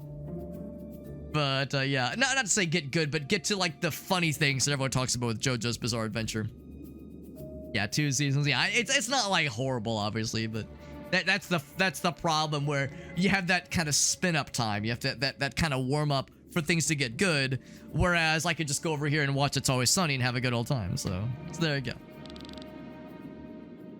So we're saying, yes, don't you ever kill a helpless person in my presence. If you're gonna do that shit, take it outside. Go around back and do it behind the motomart like the rest of us. Report to the commander then. And then she looks to us at the screen. What do you think, viewer? Does this apply to my brother as well? Now, there was one path we hadn't fully explored. Do I get to go back? Nope. So there was a bit of a broken bridge, but that's okay. We got most of what we came here for. Presumably, we quelled the assassination attempt. Presumably, this means that everything's fine. There might still be some kind of rioting or protesting. We probably foiled their plan for the most part, but that one guy was still out and about. He could still try some shit if he had a mind to. What if there's a plan B? Have a bad feeling. Report to the commander, he'll know what to do. Is that bearded fellow the commander right there? Be awfully convenient. Started in 86. That's the thing too, it's been around for a while, and I'm guessing it's based on a manga series that's also been around a long time too, so yeah, that's just kind of how it goes. It's not like anything, it's not saying that these are bad things, it's just trying to be mindful of how much free time we have, you know. There's a number of anime series I would really love to go back and give a fair shake to, including JoJo's Bizarre Adventure. I mean, fuck, I've never seen Evangelion. I've never seen Evangelion before. I've never watched, there's a bunch of anime movies I've never seen. I've never seen Akira. So, and that's like one of the greatest anime films of all time, right? So like, damn, I'm pretty behind the times. Part of it is that, like, as we all get older and as we get married, you know, your free time, of course, goes down quite a bit. Especially when it comes to watching stuff, because it's like, oh, sweetie, you want to watch this with me? And if Gracie, you know, my wife, she's not really big into violent things. You show her the trailer to Akira, she goes, I don't know. And who could blame her? There's a lot of body horror and fucked up shit, so who could blame her? Perfect Blue, same kind of thing there. There's some real fucked up shit that happens in Perfect Blue, apparently. I haven't seen it, but apparently it's amazing, but also not for the faint of heart. So there's lots of stuff like that. So it's like, okay, I'll just watch it on my own, but I never make time to watch stuff on my own, really. So it's a tricky balance. The earlier series to make the sense of the later ones. Oh, don't worry, it won't make sense anyway. Need a wagon prepared just for you, he says. I wonder how you pronounce that. Is it Heinlein, like the ball sport? Well, no, I guess a highlight is how you pronounce it. It's pretty loud, though. Take the noise of the crowd over the whispers of the court. It says, I'll never understand problems that are known by famous men like yourself. And then there's famous men like Jorf raiding us in here like an absolute mega stud. Thank you, Jorf, for that raid, my man. Very sweet of you, my dude. We're playing Chained Echoes. Playing Chained Echoes, liking it a lot so far. In fact, I think when I mentioned that I was going to be playing it, I think, Jorf, you were listening in and you mentioned that you liked it a lot. Thank you for that raid, my man. He says this one's a good one. I'm liking it a lot. I know you can tell I'm very early on. And also, you probably know a new DLC just dropped. New DLC just dropped, I think, yesterday, which is very exciting. I was actually able to get a review key for this game because of, like, the push by like PR firms and key distribution sites to get this game in the hands of content creators and streamers. They can try it out and eventually play the DLC. Of course, this is just the base game, but yeah, the new DLC just dropped yesterday. I think the game's on sale right now, and I'm liking it a lot so far. This is still like the first part of like the main game. We're past the prologue, obviously. And I need to click back in the window for the stuff to get captured. But thank you again, Jorf, for that raid. Very sweet of you. For those who don't know, Jorf, he is a true variety man. He plays a wide and wild variety of games. Anything from random PC indie games to cool console, Nintendo kind of off the wall titles. Always playing some random stuff. Speaking of Nintendo, I did go to Japan for 3 weeks. Just got back last week. I've got my Nintendo Tokyo shirt on. Gotta support the goods. And I try my best not to be insufferable talking about the trip constantly. It's hard not to because it's still very fresh in my memory, of course. But yeah, it was a great time. It's a very good time. It's good to be back, but had a nice time. And yes, the new Ninja Gaiden game. Yeah, the like kind of old school looking Ninja Gaiden game. When I say old school, I guess I mean more akin to the original ones. I hope you're liking it. The game looks really cool. There was a Dare Drop campaign, and it actually went live the day after I got back. And I like checked my phone. Of course, I was jet lagged, obviously, so I like slept very late that day. And I checked my phone. I was like, oh fuck, I missed the drop. And of course, it was already out of keys. But it looks awesome. And as always, Jorf, you've rated me a number of times in the past. You've heard my spiel before. I love asking if you have any clips to share. No pressure, obviously, you don't have to. But if there was any clips you want to share, anything of yours you were proud of, you want to show off, I'd love to see them because you're always so kind, rating me all the damn time, being very generous. I need you to stream later on a more regular basis so I have more opportunities to raid you. But in the meantime, just know I do appreciate it. And yeah, if there's any clips you want to share, you can be my guest. In the meantime, though, we're learning more about this fella. So he is Sir Victor of Arcadia. So he was a civilian. He was not born into royalty or nobility. Author of stage plays and poems. So he is okay. So at first I thought he was like one of the military captain fellers, but no, he's just a famous person. He's a celebrity. Very nice, man of the arts, if you will. It's done on Dare Drop. Yeah, the small refresh. Yeah, it was one of those things where I was at work and I remember seeing, was it Zen or one of the other admins said like, yeah, there'll be a new refresh like sometime soon, and I was checking every so often, and like I checked my phone like an hour after the refresh notification. I already missed it, so I was like, ah, fuck. So maybe some other time. He says, really, I'm not a nobleman. I'm just a celebrity, he says. Take me backstage and show me where the fun is. We're gonna take him backstage, if you catch my drift. Did we go into the sewers? Is that how we got there? Standing next to a manhole. Cordially invite you to participate in our variety of fun games. Is it like carnival games? There's chips. Here's 50 and try to accumulate as many as you can. Do I get to play as the guy playing the carny games? Exchange the chips for prizes north of the plaza. And then he says, she. I guess that's him laughing. So I'm like, yeah, I'm JRPG Shakespeare man. Collect chips and exchange them for items. Yeah, 50 chips. Have fun. Pay me a visit if you run out. Which game should I try first? Rock, paper, scissors. Oh boy. You won't use the same sign twice in a row. Good to know. Good to know. So we want to like talk to all the fellows and Cinderellas, get the intel on all these game players, and then use that intel against them. Most people start with scissors at rock, paper, scissors. Statistically. I see where this is going. Actually, give me one sec, guys. I need to use the restroom. I've been drinking lots of liquids and lots of water. I'm a responsible hobbit, but I do need to take a quick little bathroom break. So I'm going to take a quick tinkle. I'll be right back, friends. I'll leave the game up so we have some background music. Give me like 2 minutes. I'll be right back, friends.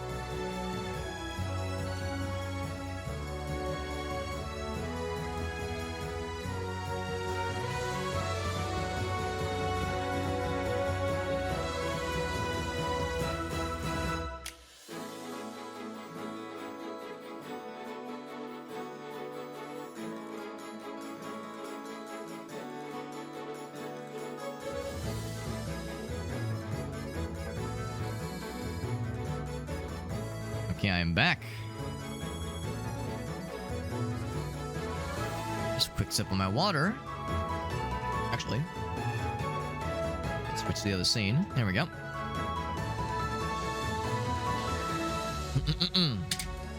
Getting back to it. Thank you again to Jor for that raid, and once again, very nice. Oh shit, I left the light on. Leave the light on, man. I gotta turn the light off when you're done. One sec.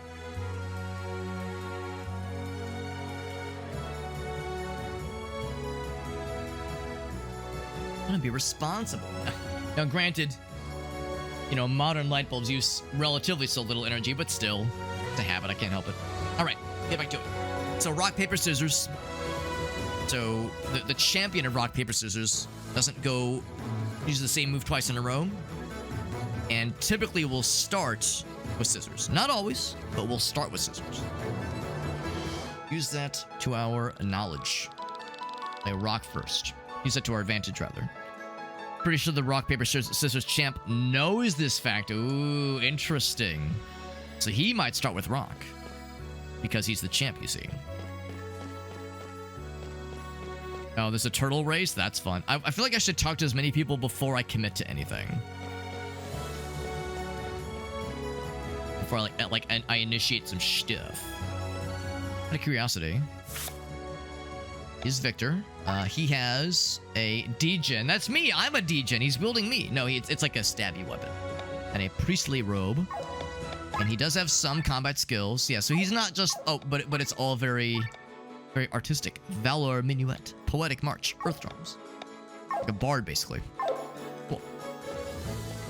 Probably not gonna have any combat anytime soon, but just knowing what to expect, perhaps. 40 chips, I'll tell you how to win at the turtle race. Always. Not right now. I'll keep that for now. But I always win at the turtle race. That guy says, you are too shady.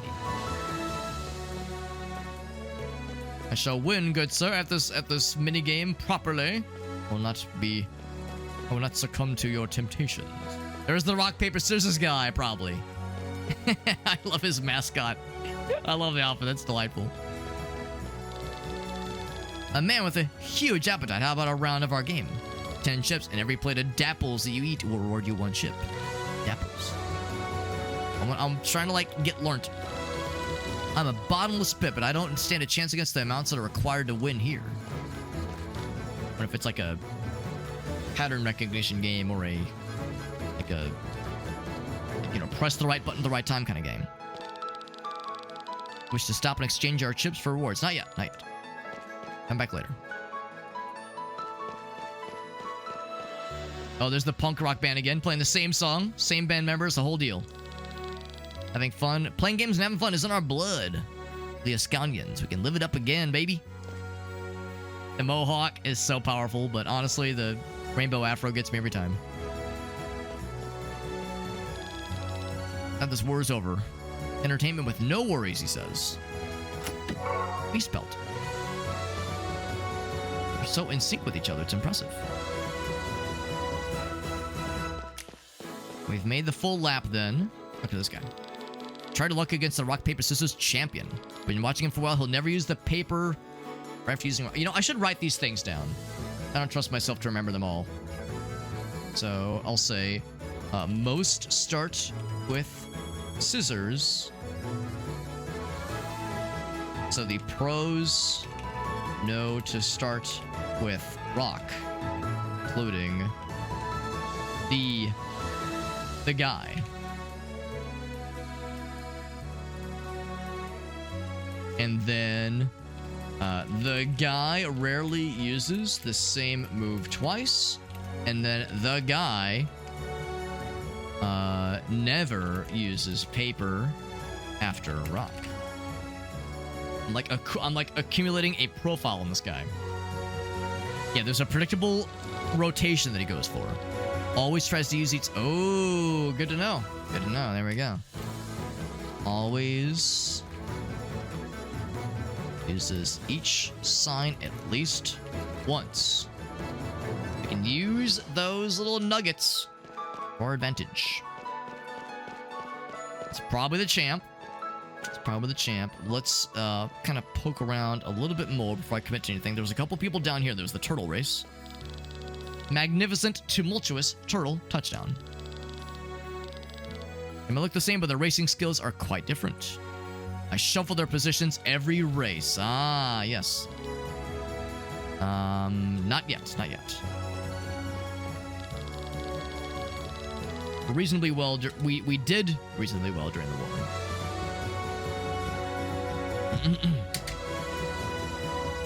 We didn't get nuked into oblivion like everyone else did. Bamboo fiber. Delicious. It's a bamboo fiber in my diet. All right, we've talked to everybody. I think we have enough to try the rock, paper, scissors guy. I'm guessing it's one of those where once we beat him, he's going to be like, I don't want to play anymore. And he's going to be a little sad fella. Oh, shit. Oh, wrong button. Oh, yeah. All right. And for a round of rock, paper, scissors, if you can win 3 times in a row, I'll give you a bunch of shit. If you win your first try, I'll add even more. Special rule in my favor. If we tie, I win. Ooh, let's fucking do it, baby. Hopefully there's no timer here, so I can kind of deliberate my moves here. So we can assume he knows about the rule that most people start with scissors and to plan for rock accordingly. So he will probably start with rock thinking I will play scissors, so instead I'll go for paper. He goes, oh no. All right, this round goes to you. Round 2. All right. And then we can give up. We're like, I don't want to do it. I don't want to do it. All right, so he went rock first. And he never uses paper after rock. So in that case, he will go for scissors. So I should follow with, right? I should go for rock. He says scissors, and I use my rock. Can you look into the future? Can you see this as well? Round 4. Wait, just round 3. I'm kidding, it's round 3. All right, then we know he uses each sign at least once. He's done rock. He's done scissors. He's going to do paper next, so we'll do scissors. And then we got his ass. I lose, the great champion of RPS, Rochambeau, rock, paper, scissors, on the first try. Take this and get lost. All right, we got new skills. How many chips do I have? How's about this? Let's pay the guy, the mysterious fella, and learn how to game the turtle system. Now that we're flush with chips. I have 95 chips. I totally believe you. Hear me out. If you listen closely to a turtle, you can hear its voice. Once you listen, you'll be able to discern the winner. That's it.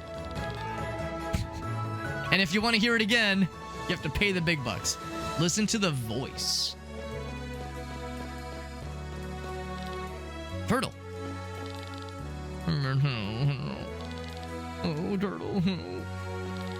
Okay, so we probably could have like figured this out ourselves, but now we know. Bet on the fastest one.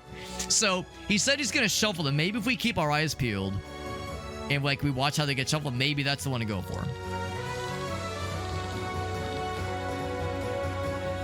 So I've never been more ready.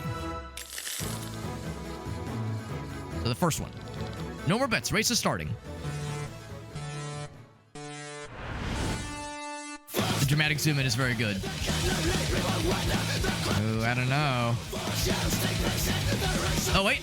Is he going to pull ahead? Oh, it's going to be close. It's neck and neck. Turtleneck and turtleneck. Up! The voice paid out. Finish! Now, we paid 40 to get that intel. We won 30. Maybe you can win or play multiple times. Thank you for playing. Back to the starting line. I'll shuffle your positions. I'm gonna play again. Talk to me again. So just to be clear, top one is sad. Second one is excite. I do appreciate like the punk rock theme for the turtle race. So I've never been more ready. Second line this time, baby. It's unnecessary but incredible. Also, what's up, Farsight? Ooh, man. Second one's getting shit on. Oh, wait. Oh, is it going to be a come from behind victory? I love coming from behind. Oh, wow. Yeah, I was unsure at first because everyone else was yanking ahead. We were turtlenecking at the end there. Or no, what's it? Turtle heading. We were popping out at the end. We were turtle heading. Here are your winnings. I wonder, can you just play forever? Will he eventually like be up to like realize that we've gamed the system? He's like, wait a second, something's suspicious here. So we could come back there if we're short on chips for any reason. What I might do is try this one. The kid was like, there's no fucking way, man. There's no fucking way. Maybe this one's gamed against us. A man with a huge appetite. Yeah, we're probably not the only ones betting. It would be a little bit obvious. They're on apples. This is a fantasy realm. This is dapples you're playing with. So let's go. How do I do it? 3, 2, 1, go. Oh, just press A rapidly. All right, I'm going. I'm chomping at the bit. That's a lot of plates. How much was it to play? It was like 10, I think, to play. So we have, I think, broken even. If they were really mean, they would switch up the button and have you press different buttons. It's a lot of plates, wow. I mean, this guy is hungry. She was not wrong. All right. Finished. I knew you'd be a devourer of dapples. 21 chippies. So there's ways to like reliably get a pretty good amount of chips. So let's see what kind of prizes potentially could be exchanged. Yes. Oh wait, I changed my mind. Yeah, it's like, well, I want to know what I could potentially spend the things on. Like, can I see how much things are? Like, I can see there's a potion, there's a chipped little shitty shield. Like, I feel like I should ride this wave at least a little bit more. Now that we know the way to game things. Sad turtle. Sad turtle. Happy turtle. Interesting that it goes 1, 2, 3 for the strong happy turtle so far.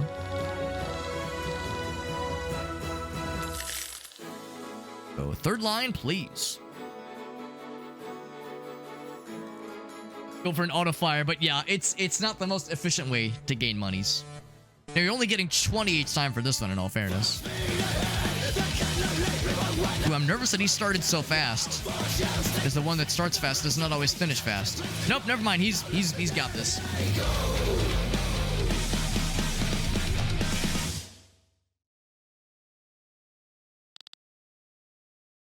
So we'll do this one more time, so we've won 4 times, like basically one with all the turtles, presumably. Is it gonna be the 4th one? It is not the 4th one. Okay, so we'll do one more. We'll do one more. It's 3 again. If there's anybody listening in who's played this game before and remembers this section, do you have a recommendation on, like, thereabouts the number of chips I should save up? Or does it really not matter? Would be the other question. Because if there's something good I want to save up for, it'd be nice to know ahead of time how much do I need. Because it seems like you can't find out until you cash out your chips at the end. This game's done a pretty good job of not screwing you over with, like, hiding things from you or like that kind of stuff. So I don't think this game would lock you out from something like that. I feel like I want to play it safe. You want a target number? Yeah, I would suppose. Yeah, if there was a target number for something you think would be worthwhile. Or if it's like one of those cases where the prizes are not that exciting, it's more just the fact you get to play the games and just the fun that entails. If it's not really a huge boon. But yeah, if there's something kind of cool to save up for, then yeah, I would say that would be helpful. Plus, maybe if I talk to him. 46 chips. You run out, pay me a visit. It's the second one. Yeah, that's kind of what I'm feeling. So let's just go ahead and cash out. Unless if I talk to him, will he be like, I don't want to play anymore. It's you again. I don't want to do it. I'm out of here. Yeah, I think we had our fun. Yeah, thank you, Grim, for pointing that out. Thank you for playing our games. Please choose your rewards.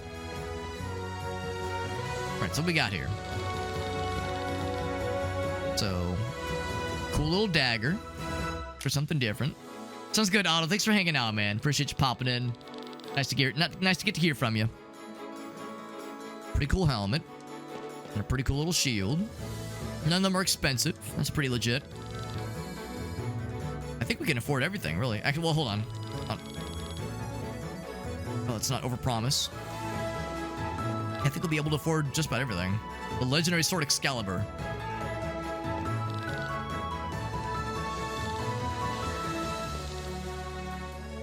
Can I get everything? Yes. There we go. So we bought up their whole stock. Look at this guy. He looks thrilled. Hope you've enjoyed our games. Let me see what items you've chosen. You got everything. All right. It'll cost us 120 chips. The cost of these items is 120 chips. Yes. I've given them to your colleague. Which colleague? The red-haired one. There's no one working here. Oh, man. Brutal.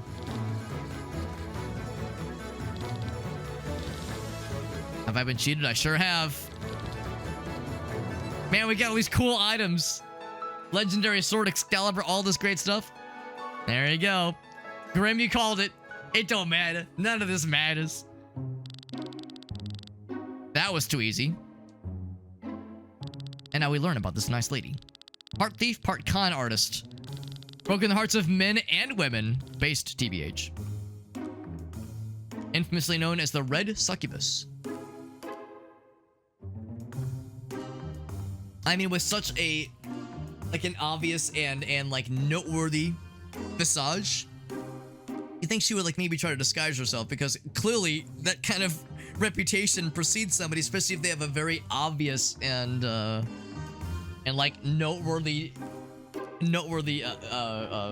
visual element. Spot him from a mile away, stick it like a sore thumb.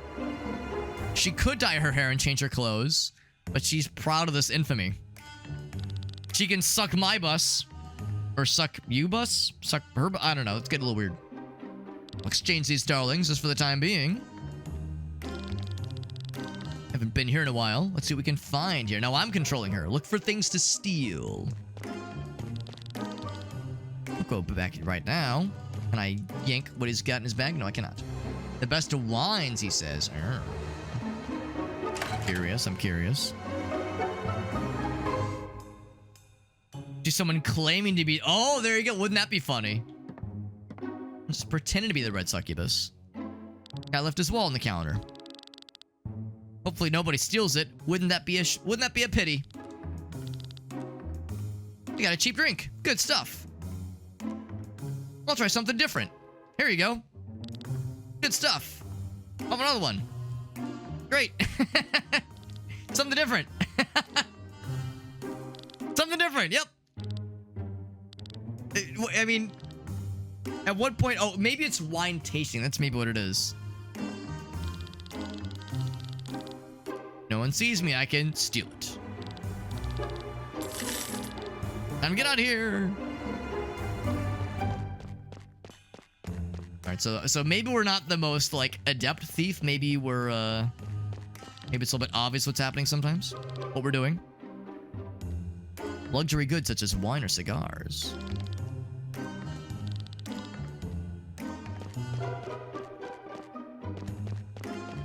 What if we need to, like, be more tactful? Like, if we would have waited, if it would have been an opportunity where somebody would have turned away, and that would have been our time to strike.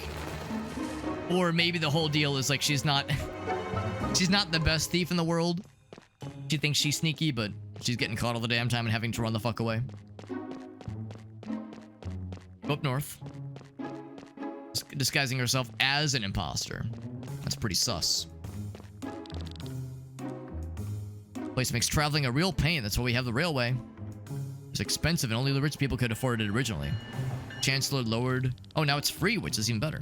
It can get crowded, though. But the nobles don't use it. They prefer their air carriers. Can't go into this building because there's no green arrow pointing me to it. Take a nappy. I see a key dangling from his girdle. Some money in the pockets. See this guy just staring over at that dude. This is the festivities. Could you recommend a good restaurant? Up the stairs is really good. Perfect. You'll both. Money and key. Foreign sport house key. Use the key to break into the house. That's right. That's right. See, I wonder if I would have tried to, like, wait and bide my time more at the bar if we could have made out with more than just the guy's wallet. Many things have changed here during these 80 years. Only you can notice, but you can only notice these small changes when you've been here for a long time and look closely. He hasn't changed one bit. Familiarity calms me down, he says.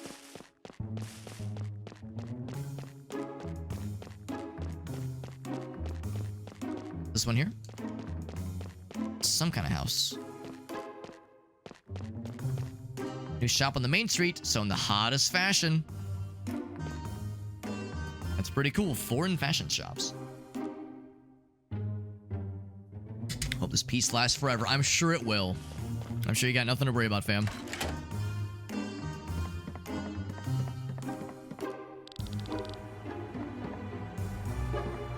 You're right, I have no business here, but I'll take the food. Turn up the heat? Ooh, am I gonna burn this fucker's house down? Turn up the heat. My food's all done. This worked out perfectly. Sneaky, sneaky.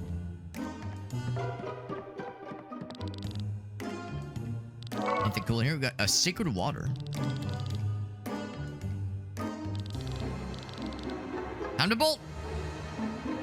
We've stolen 3 things, but that was not the key for breaking into the house, though. The house. Gotta find the house. Is this the house? Wait, streets are full. People are celebrating. There's music playing. It's a nice time. The whole city is dancing. A nice little festival. Everyone's having a good old time. Put the key to good use. This was the house. No one in here, presumably. Be awfully awkward if there was. What if we stumble upon a murder scene?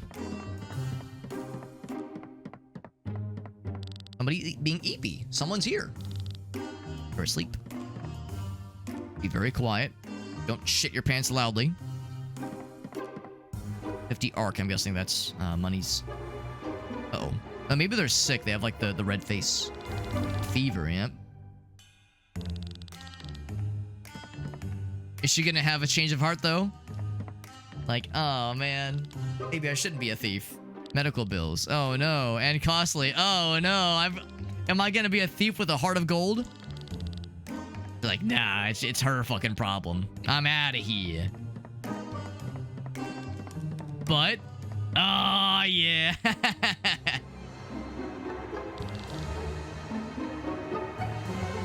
Can I talk to her? I mean, probably shouldn't, but time to like run around the room and make a lot of noise. That's sweet. So this character isn't like completely heartless. There's a conscience in there. The dancing city. Do you know why? We love to dance, sing, and drink. Even in hard times. Cool. That is all there is to see here. On to the next area, pretty please. On this way? No, not there. Next area. Oh, I can probably check the map. Up north. I should check the map more often. That tells me where's like the right way to go for progress. And for the people that have spotted me, how long before this becomes a problem of sorts? And they catch up to me. At which point the jig will be up. Uh-oh. Woman with red hair, come over here. I will do no such thing.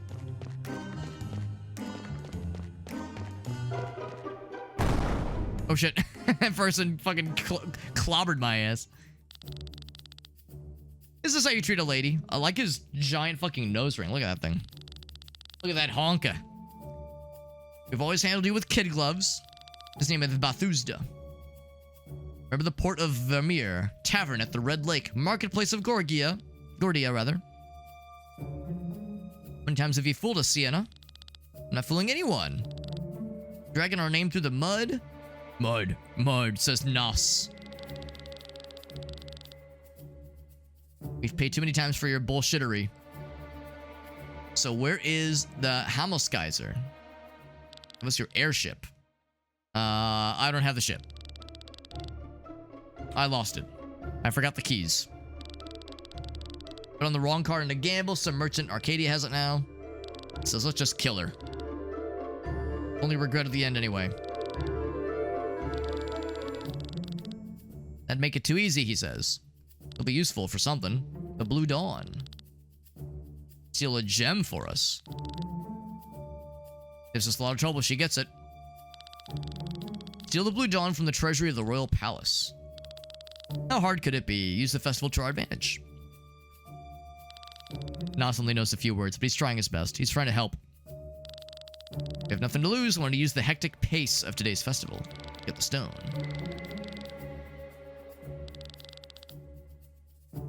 I'm a fraud, but not a burglar. But the red succubus can take any shape she wants. We have a map of the sewage system and everything. I say no obstacle is impassable for you. He's actually the best of the, or is the best read of the group. You're probably not wrong. Your sudden charm comes unexpected, since you asked so dearly. I'll become a burglar just this once. The sewers, though, gross. Become a rat frolic here. Get the fuck out of here.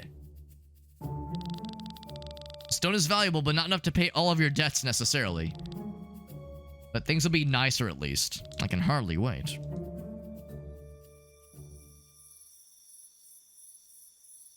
Like this aspect of getting to play as like different people in different situations. Delivery was scheduled for tonight, but it's freezing. I'm exhausted. Uh-oh, earthquake? That one's different. It was not an ordinary earthquake. What are we, seismologists now? I'm gonna deal even with more quakes. I can give you a slap. Something to analyze on your way home.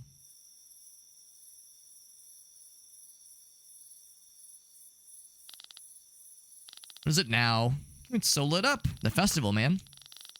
After such a long war, I would have expected differently. Uh-oh. Getting on my nerves. Feeling cold? I don't think so. Is it volcano time? What is it? Heidewitzka?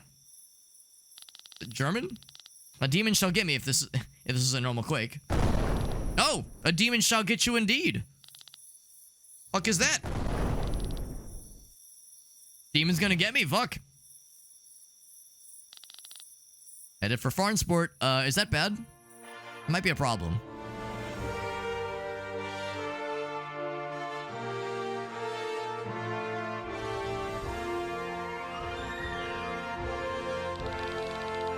And maybe we're gonna be like schlepping around the sewers and unknowingly miss whatever horrible fate's about to befall the village, or the city rather. Like the questionable story of how what's the guy's name in Morrowind, the last dwarf, the last living dwarf that somehow managed to miss the great extinction event that killed off all the other dwarves. Like there's different excuses or stories for how he managed to avoid it. But maybe this is one of them. He was digging around the sewers, and when the nuke went off, he was immune to it somehow. Or not immune, but just missed it.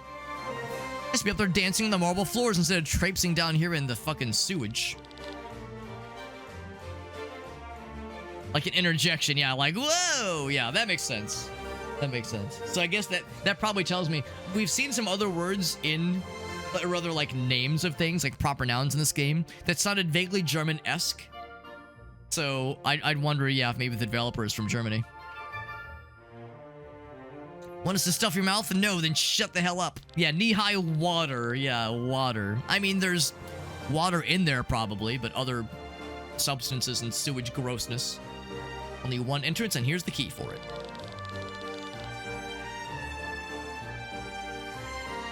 And then, oh, I see what they're saying. Yes, yeah. You can only exit out of here once you have the gem on hand.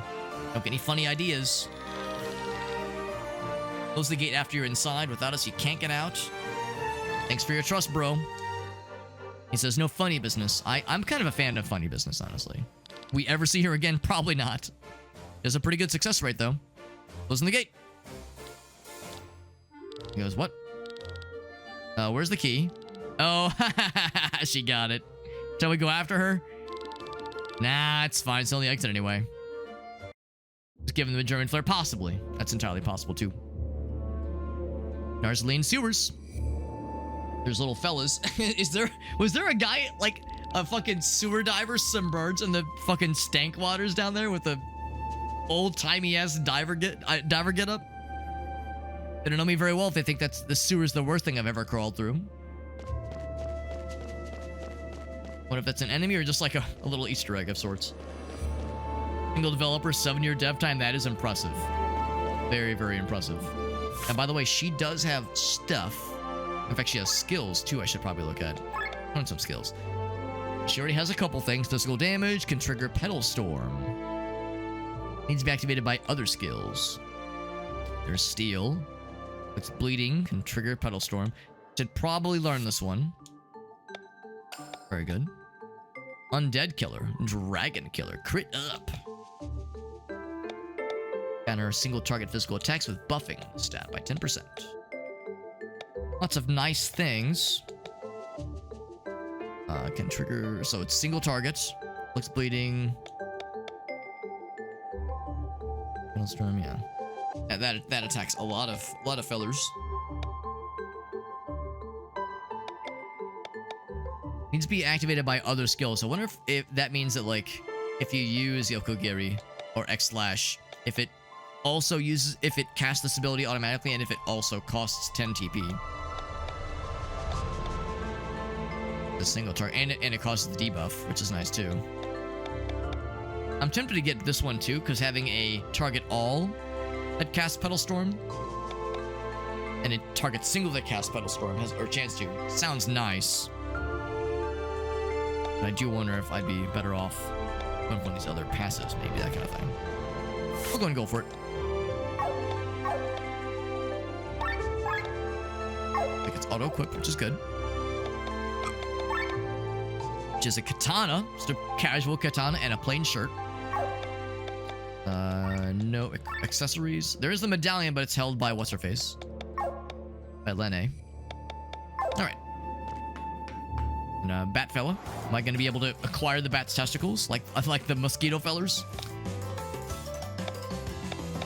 Yeah, can't use that directly. X-Slash. Pretty cool. Didn't do the Petal Storm, but that's fine. A lot of damage, though. Extended. Didn't hide. Actually. Just because now that I know that some of the weird-ass, random-ass items that you find, or like commodities that you find, can be very funny. Yeah, there's the one that's the testicle of the dude. Goblin skill. Okay, so maybe nothing a whole lot fancy and useful. Oh, never mind. Loot is separate from materials, which you actually can use for upgrading stuff. Okay, that's good to know. Okay, that's good to know. Throwing it on a statue of a hero of Leonara might trigger something. Interesting. That was from a side quest. So sometimes those side quests can be good to follow up on, for sure. Something I would usually want to do anyway, but good to know that there's tangible results, tangible rewards. You, what's your deal? Don't know if I trust anybody who's swimming around in sewage water willingly. Submerging themselves, even. A damn dirty bat. Want to steal from him? Nothing to steal. Blood drain, gross. I think in the bottom left it even says, I think steal when it says an X means that it cannot be stolen and also cannot be canned. And it does have some form of weakness in the form of, I guess, poison, but it's good against water.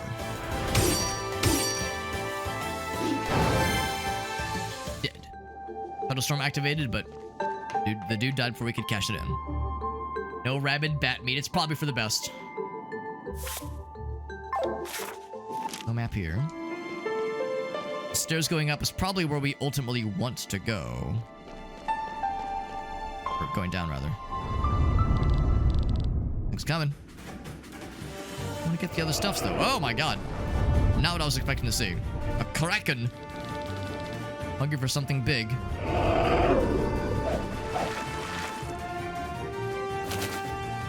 Oh. What the indeed? You guys from the prologue? What the fuck? Fresh air at last. Have you guys been inside that kraken for a full year? No, probably not. Probably not. So I guess they did not get nuked to oblivion, but I don't know. Would have fooled me, honestly. Anything's better than octopus innards. No one's off the menu yet. Toothpick ready. Oh. Okay. But won't return. I'm sure it will. Anyway, let's learn about these guys. Where have you been? So Golgotha. When he was 12, he was freed by the band of the Iron Bull, the ragtag group we saw earlier, the mercenaries. He joined them and discovered his love for everything technical. He's their top sky armor pilot, trying to find clues about the mysterious stone that caused this cataclysm. What are you guys doing inside of a Kraken? A casual walk through the sewers, you know. Second hand to the commander of the Band of the Iron Bull. Join the mercenaries, but with ambitious goals in mind. He wants the group to grow in fame and power so that it could stand next to the strongest armies of Eldria. Let's make the world a better place. No amnesia? I know, and you call yourself a JRPG protagonist. What are you guys doing here? Probably same as you. Inspecting the load bearing of these walls, yes. Think it was a good time to be sneaking around. These old walls need to be inspected. We want something from the palace, but nothing from the treasury. Maybe until we get through the sewers, we team up. We don't actually know who she is. Why should I trust you? We've kept you alive so far. I mean, what exactly did you do? I guess they scared off the Kraken. Plus, you're smart enough not to mess with two mercenaries. The giant octopus greets us at the entrance. I do not want to know what's lurking deeper in the sewers. I'm Kylie, and this is, no, I don't need to know names. I don't need to know. I'm keeping my eye on you. This'll be fun. Alright, so, presumably if I go out that way, that is probably, like, the correct way. I'm gonna continue going questionable directions, because there's treasures I would like to find. I missed that one. That's okay. Oh, did I leave them behind? A woman who represents a peaceful life of quiet. You'd have to choose adventure over her. Ah, yes, yes. And that's when you know shit's gonna get real. Real and weird. 10 ore, 4 of them. Okay, I thought there was gonna be more treasure. That's actually it. Yeah, that's when you hear the theme in the sad tune, the sad key. There's stuff over there.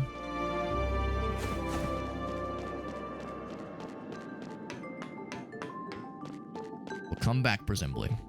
Or where that came from.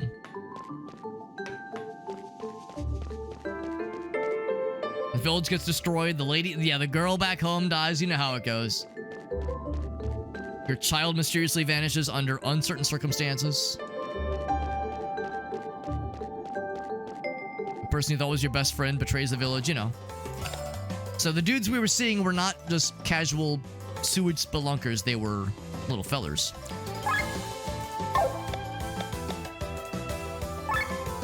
They're sewer divers, and you can steal from them. So I will. Not the bad thing. I got more tin ore from them. You will do a wide swing. Whoosh. Now we'll do an armor break on you. Swing. At which point you have no choice. It's time for an adventure. That's how it works. A nice casual buff. I will now pilfer from you. Not you, but you. More tin ore. Blood drain. But I need that blood. I maked it myself. Oh, big explosion.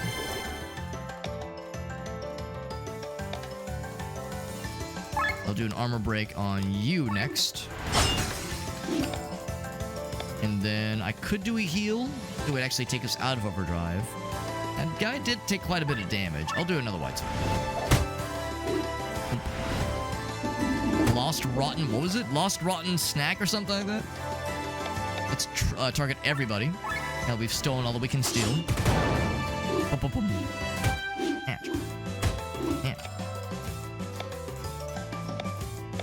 Do a regular slash on you. Will it kill? Yes, it will. Don't need to heal. Get his ass.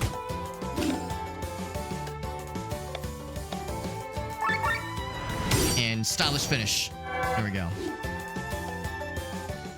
Turns them into it. Yeah. And canned, exactly. Yeah, maybe turns them into an item or like captures them. Maybe there's a character where their class skill is like capturing and like using the moves of enemies, like Gao in Final Fantasy VI. Some kind of like steal their moves. There's a fella down there, a bandit fella. Oh no, he's a merchant of sorts. We could step off here for treasure. coconut fiber. Delicious.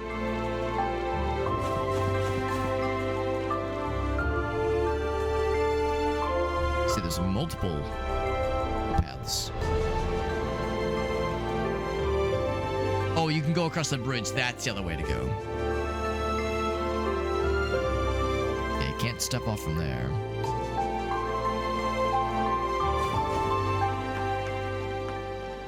Go down. We talk to this fella. There's people. What am I doing? Listen, just don't worry about it. Look at my wares, please. I should probably buy us sweets. I think we only have one of them on our person right now anyway. Yeah, I have one. So I'll buy one more so we have two. They're very expensive. Is there anything I want to sell? How do you sell? Let's say buy and quit. Oh, here we go. Here's how you sell. I wonder, is it worth hanging on to some of these commodities?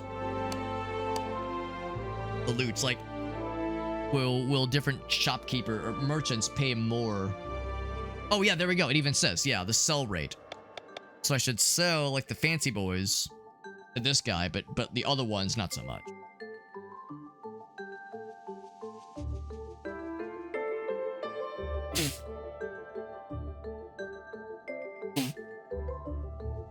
And that's right, the succubus lady. Yeah, she did steal the chips. That's right. I didn't see them in the list of items that we have, so it's a very real possibility we'll have no use for them.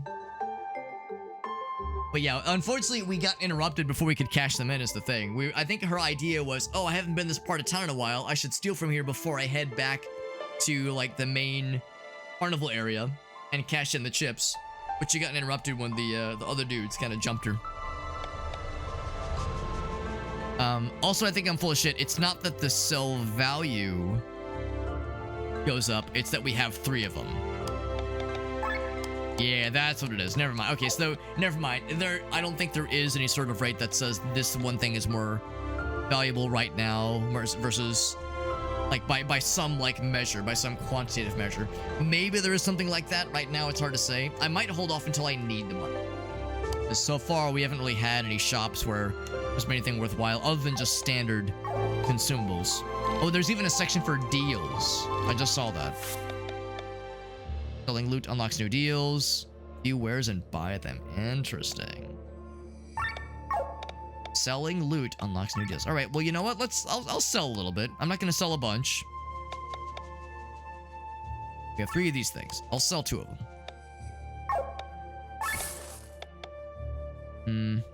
Not yet, but okay. So good to know. Good to know. There's some sort of function. For an event that steals your money, it's not unheard of. Correct, it's not unheard of in games like this. Oh. Pilfer. Yeah, the bats usually don't have much for deep pockets. This guy does, though.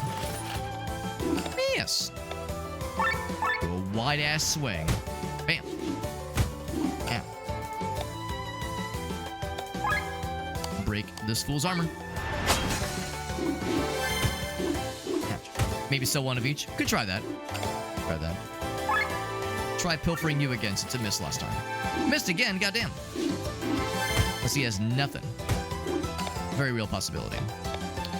Want to do a helping hand yet? Not just yet. Just do cross slash on you because you're the scariest by far. Yeah. One of these days I'm gonna steal. Tenor. They slurp our damage and they heal a little bit, I think is what they're doing.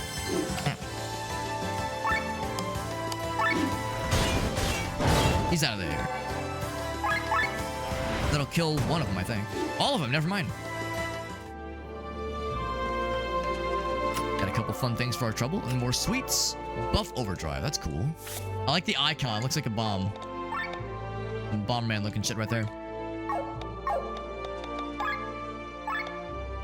Buff overdrive, yeah. Yeah, a little bomb icon, that's fun. A buff skill type is required by the overdrive this will trigger. That's kind of nice. Oh, no turning back. Oh, that's nice. Good to know. Good to know that when there's a certain point, there's a foreboding feeling that tells you that there's... this can be a broken bridge, or at least a damaged bridge.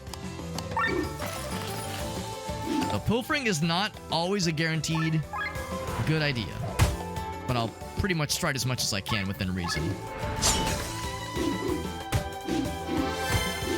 We'll open up on what's his face. Missed. Lost bottle of water. I misread. I thought it was last bottle of something, but no, it's lost bottle of water. Oh, actually, no. I'll do an armor break on you. You do another wide swing. Even though that did lower our overdrive. 10 ore from you. Third time's the charm. Little symbol next to the overdrive bar tells you what kind of skill will boost the bar. The idea right now, at least, is that I think the icon next to the ability tells you what kind of attack it is. So cross slash means it's just straight up damage, whereas armor break is a debuff. However, in the top left, you can see some abilities raise the overdrive meter, some lower it. It's the color of the text. That's the giveaway. If it's white text, it will raise the overdrive. If it's yellow text, it will lower it. So that's how you know. Yeah, so in this case, armor break being a debuff makes perfect sense. And of course, the red attack being just like straight, good old-fashioned damage makes perfect sense. Neither of these are lowering it. They both raise it up, which is fine. In fact, I kind of want to fill up what's-her-face anyway. Good pilfer. Got it. Give me that tin ore. Yeah. In this case, both of them raise up the overdrive meter. Nothing lowers it. Got his A's. Now, this is the one to use. Didn't do the pedal dance thing. Agility buff went away, that's fine. So if I wanted to lower the overdrive bar, we could. Otherwise, I'll do a wide swing. Damn. It's poisoned. That attack is very good, unfortunately. Very strong. Too bad for him, he's fucking dead. Bleed. Alright, and for our troubles, we get sturdy armor. What do you call it? Ackleton? So she can't use the plain shirt. Iron Cuirass, he can use it, and lots of things go up a little bit. This guy can use it. Doesn't really matter. I will give it to the presumed main character. Yeah, she can't use the fancy armor. She's a plain shirt kind of gal. Oh, also there were skills to look at.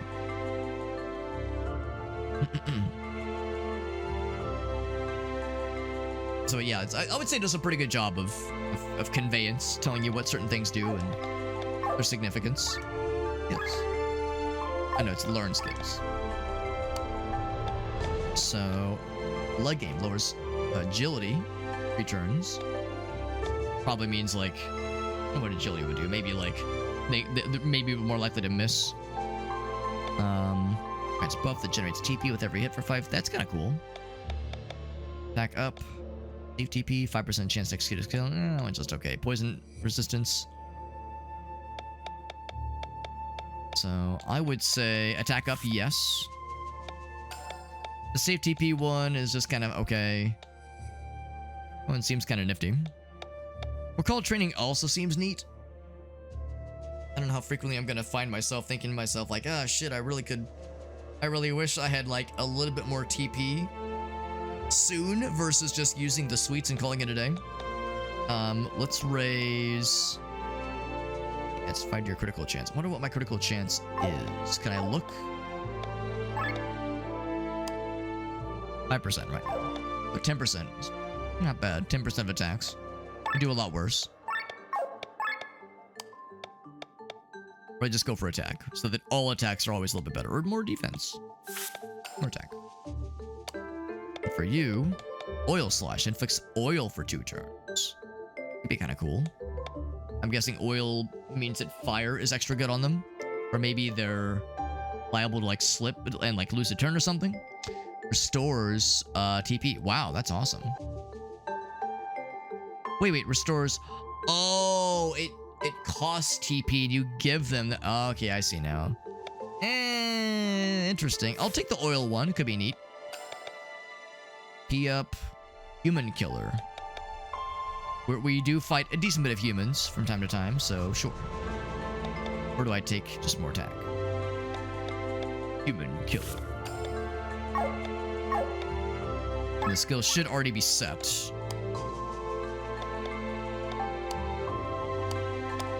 There we go. Yeah. We're all good. We got the cool armor. Take advantage of the overdrive. Potentially, yeah, where it would cost 25 and give someone else 50, so it's a net gain. That is pretty compelling. It's something to consider. And a shabby ad to year. The guy lurking. Or that's a magic overdrive. Very nice.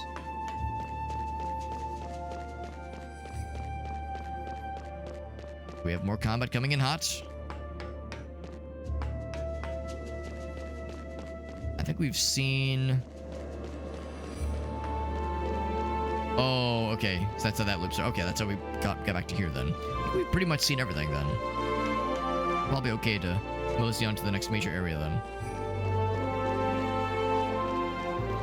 Yeah, eating delicious candy and then just giving someone else the thumbs up. Or chewing up the candy, but like...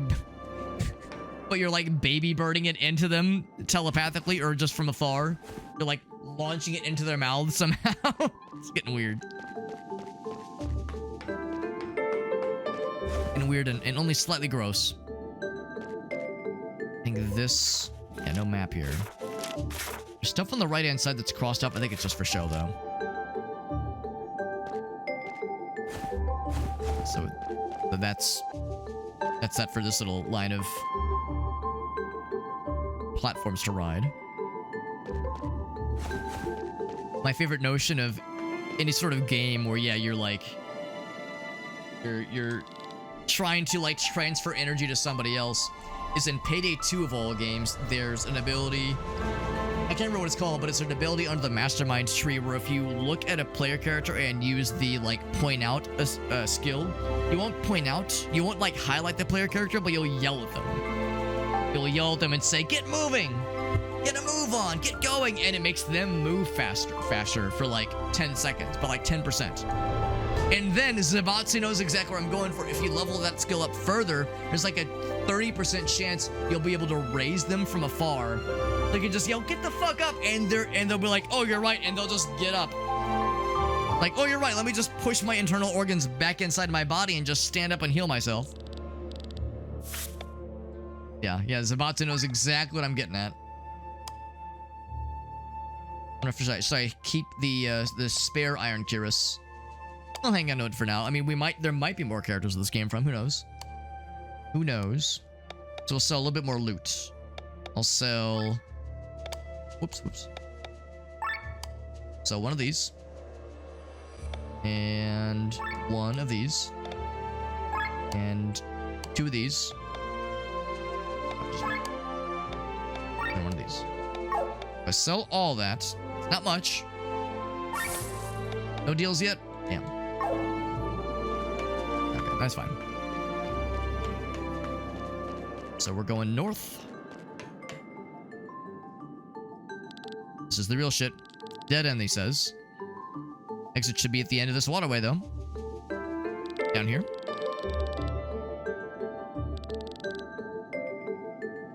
We get to row our boat gently down the sewer stream. Working for now. It's so romantic. The smell's already making me want to vomit. Kraken, maybe? Are we about to get Kraken? Oh my god. All I can think of is the octopus guy from Final Fantasy VI. You again? It's specifically a way to get in the water. I love the starfish it's wearing. It's very beautiful. It's got those eyelashes that are just batting at us ever so invitingly. This octopussy is about to make me act up. trumpets, and we gotta fight it instead. I want to use any, like, fun buff items.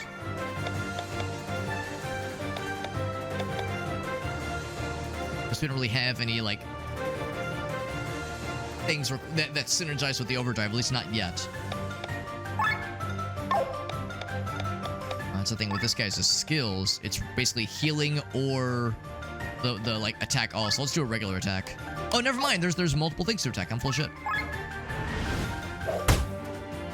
So we're attacking just the tentacles for now. Tentacle pierce. I've seen enough hentai to know where this is going. Anything to pilfer? Strangely enough, yes. Not what I was expecting. I got a copper nugget from his one tentacle. Just the one, though. Just the one.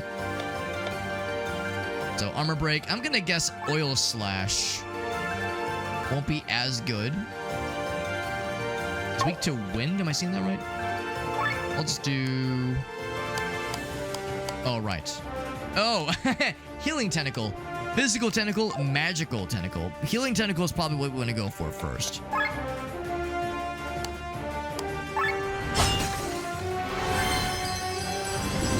He is healing. Anything else to pilfer?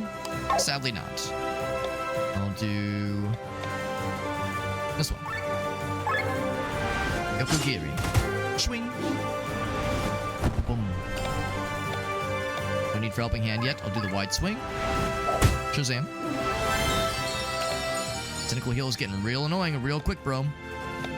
I don't think I should bother with oil slash because I think it only really helps maybe if someone else has fire. I guess I could just see what it does.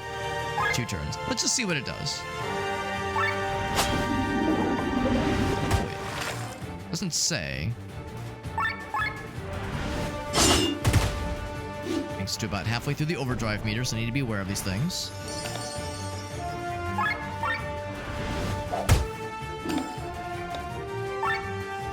This says oil 1, yeah. No obvious indicators to say what's happening there.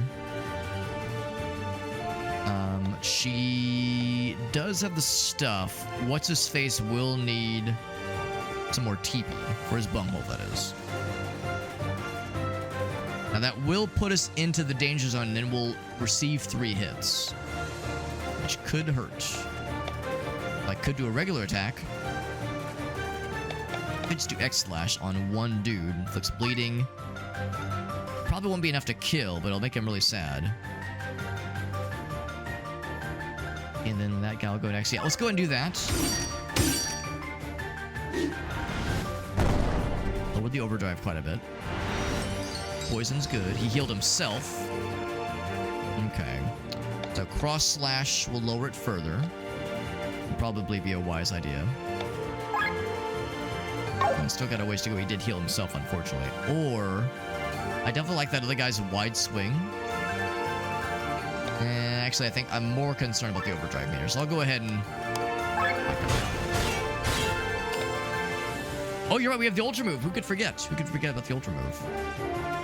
Let's see what we have. Deals high physical damage to all enemies. Okay, why not? Let's do it.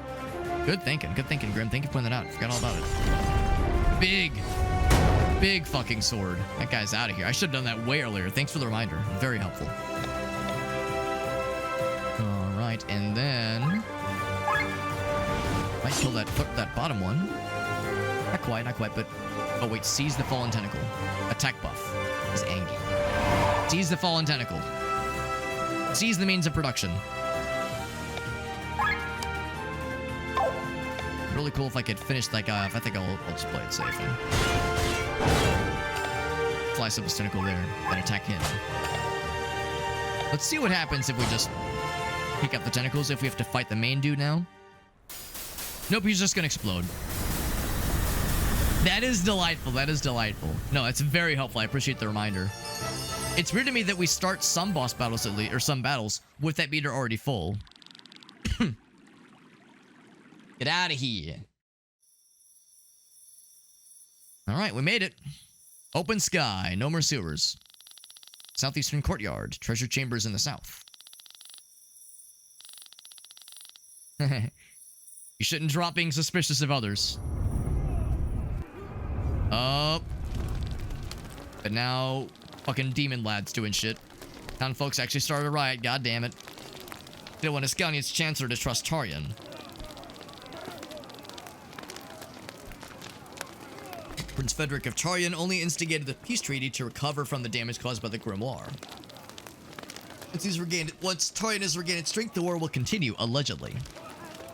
Let's keep going. The light of fate guide your path. And also with you. There's the banquet. Oh, I like the guy, like, middle, bottom right. Weird fucking fancy-ass helmet. Both amulets are glowing. Has the time come, he asks. What does it all mean? Is that the Chancellor? Edgar. Welcome, our guest of honor. Me, the creative mind behind all of our favorite theater plays. I am pretty cool. Love the noble lion lady. Do you think they all talk with, like, Rockefeller voices? Like, yes, now we want to know at last, Sir Victor, what is the secret behind your stories? Have you experienced them yourself? Is how I imagine they talk.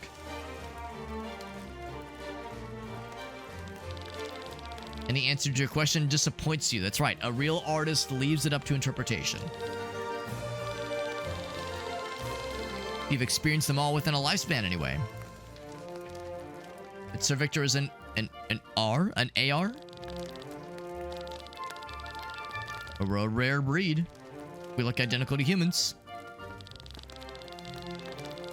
The University of Nyissa was still standing here in Volandis. I was well alive and breathing. 500 years ago. I'm old. Raw, darling. Yes, exactly. You've experienced the legendary city of Nyissa. Or Nyissa. Even studied there. God damn, you're old. You can use magic? It's a little rusty. Born in a time when the magical potential of all races was much further developed. Any answer I could give would disappoint you. We'll just have to find out. That's right. That's right. Only one way to find out, Toots.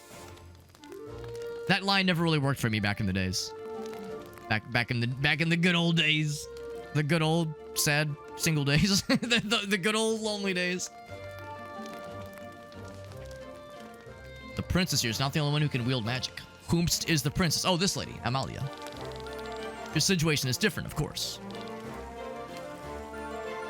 And then our personal assistant says, "Excuse me, you are needed, sir."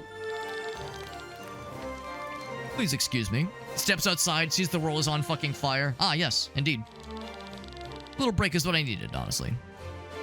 Your hand signal, you were bombarded with questions. I usually prefer to be the listener. I imagine these diplomatic talks must be exhausting. Any description would fail to capture it. Well, you see, I'm really bad at descriptions. Such events only serve the purpose to present oneself and make a good impression. Just repeat what they say back and just nod your head. Just wave and smile, boys. Just wave and smile. I'll show you how to behave in such circles. Gather intel and prepare for questions. Okay, so never mind. It's not the... it's not the whole... Like, oh god, the world is on fire. At least not yet. The princess has never left Farnsport. You can see it in her face how excited she is to see so many new people. Well, no Brailias, and the West has been caught in a civil war for the past few decades. Again, that's just how I imagine she talks. Sir Arnsreich's pacifist kings, she says, does not come down from his mountains. Should probably write these things down because we're going to be quizzing these things, I'm sure. So, princess, lady, hasn't touched grass in 50 years. Nabrelia to the west is in a civil war, but Arnsreich has a sleepy boy king who stays put in his mountain. Okay. Okay, there's more to this one.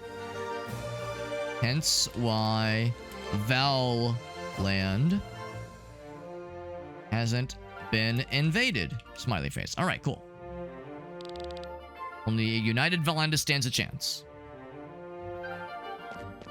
Okay.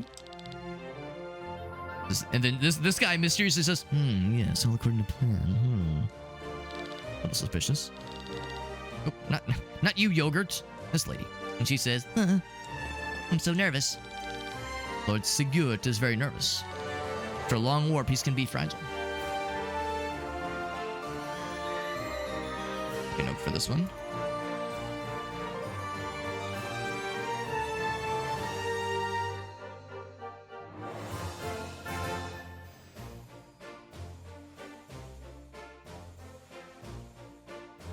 Okay, cool. Couldn't imagine the repercussions if something bad were to happen here at this specific banquet. Where some ominous demon thing isn't about to eat our entire asses. All according to... what's that word? Kikaku? Not sure I'm familiar with that one. It can mean a new war. How exciting. I love it. Thinking about the church with a capital C. Proper noun church. So monotheistic faith through this church, you say, of which you speak. New monotheistic church, capital C, is the new hotness. Oh, it's a Death Note thing. Gotcha. I've only seen a few episodes of Death Note. I remember liking it a lot. I've heard it has not aged well. I've heard it's like, I don't know. It was very much a sign of its times, but I don't know. I'd be curious to watch it at some point. So, promises a modern attitude to life and technology. Gadgets that are supposed to make life better. Reminds me more of a business than a religious commodity. Very business-esque. Like with the old gods. More the legit stuff. Sir Raphael, as a High Inquisitor, he is never allowed to take off his helmet in public. Ah, the cool helmet guy. An Inquisitor. I mean, I don't expect him, or his Inquisition. How's he gonna eat all of his food? Wait, what's his name? Write his name down. I'm gonna be quizzing these later. Sir Raphael. He does not look like a Ninja Turtle to me. An Inquisitor can never remove his helmet and show the giant penis face that he has. Very embarrassing. Was it Code Geass? Light is a bad, evil mastermind? I don't know much. I know a little bit about the series, and like, I wouldn't even call them spoilers, but just moments. And then, of course, like some of the clips that we all know and love, where I take a potato chip and eat it. Those kinds of moments. To the north is Tarian. I'll make that written down. I'll write it down. North is Tarian. Capital is Ormund. King. So years ago, King got sicky, and Prince Redhirk ruled instead. How mysterious. There's no way there could have been some like evil shenanigans going behind the scenes, right? And then northeast is Gravos. Capital of Wernshire, ruled by Lady Arnella, who we saw earlier. Since the annexation a year ago, she is nothing more than a puppet. But she has no power, because Gravos... Or no, I guess rather, Wernshire got annexed. Oh my god, even more. We're in Farnsport, the capital of Iskania. Okay. That's all three areas. Princess Amalia is too young to rule, so Chancellor Sigurd. Oh, okay. I'll write that down too. Princess hasn't touched grass Amalia is too bab to rule. So Chancellor Sigurd rules for now. Cool.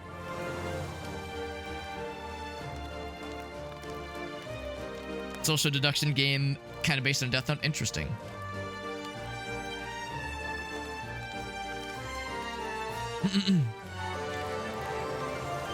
But it's a game though. One of the roles is guy with the gun. I wonder what he does. Princess Amalia is said to be able to wield magic. So we heard.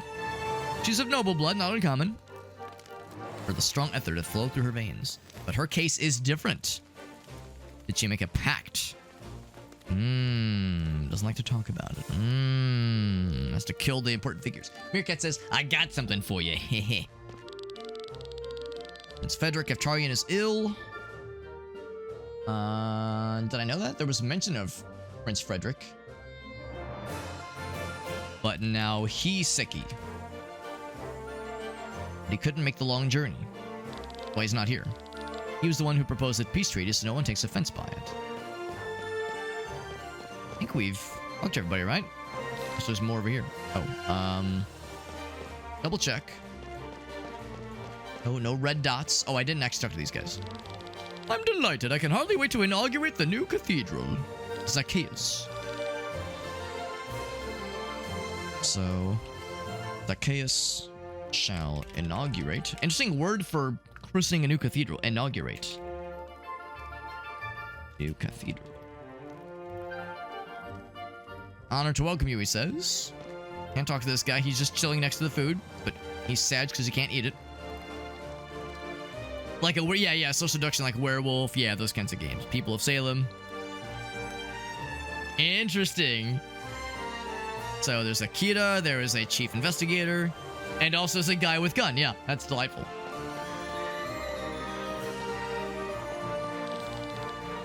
I'm not gonna leave now. All right, I think we're all set. Schmozy on this way. Like the narrator or like the player character like decision making voice has like question mark as the source of the voice. Whoever asks us, are you sure you want to continue?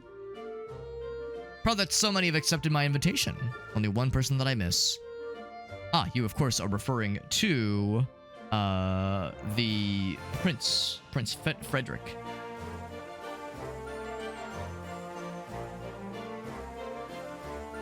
And Tormund or Tarian, yes. Yes, Prince Frederick has a cold. You get the sniffles. We call it the man flu. Grateful to his contributions, though. Once Princess Amalia comes of age, I will hand her a kingdom of peace. No bloodshed, no fuckery, no nonsense. Hopefully he, means it and isn't plotting some schemery. Haven't officially introduced you to Her Royal Highness.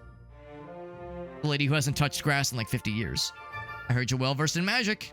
You look wonderful in that dress. Isn't it exciting to see so many new faces? She's like, yes. My mother used to read me your stories. I have at least one good memory of her, at least. Someone else I'd like you to meet. We're being paraded, all these various characters and schemers, all with their own hidden or not so hidden motives in some cases. Sir Raphael, the High Inquisitor himself. It would have been funny if it had been like, oh yes, the High Bishop. It's like, sir, I murder the fucking, what do they call it in Warhammer? I murder the unclean, the blasphemous, the blasphemes. Heresy, there we go. I murder the heretics, excuse me. Ah, a compliment. Smells of heresy. Seize him, gods. I'd like to talk to you after the ceremony, he says. You coming on to me? Because I'm listening. What that helmet Ussie do? Your fame might be helpful in spreading the message, he says. Who else wants to be paraded in front of me? Did I pass the inspection? The audition? You can see how you conduct yourself around the guests. A perfect impression. A guest has given me this for you. Here's your prize. The Heretic Annihilator. Snowhead smashes fucking skateboard. Food is being served, and then Bishop Zacchaeus will inaugurate the cathedral. Does he, like, break some champagne over. Is that how it works? The gem is supposed to arrive to be here somewhere. Soldiers, though, what are they doing here? Summary of today's events. You were both stationed in the residential area of Hansport. Anything suspicious? Small incidents. Wallet stolen. Not sure how that would have happened. Woman clad in red was the culprit. Dude taking a nap. His belongings were stolen. Didn't get a witness on that one. Some guy had money stolen from his home. Person with red hair and red clothes. Some thievery during an event. And eyewitnesses. Very good. Both give you good rewards. Will you do it for a Scooby Snack?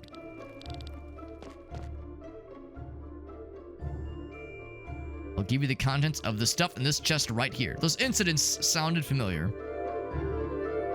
What reward did he not give the fellas? Sweets. Okay, it really was a Scooby Snack. That's delightful. Attack overdrive.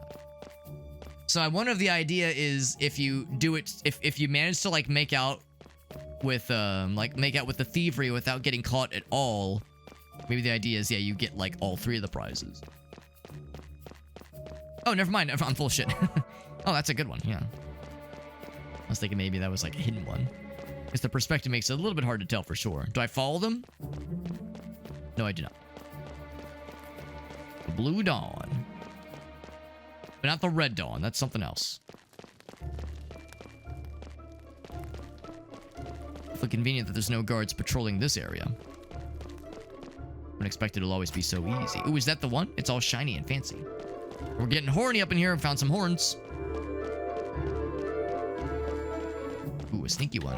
Iron ore. What about an iron and? Aren't you beautiful?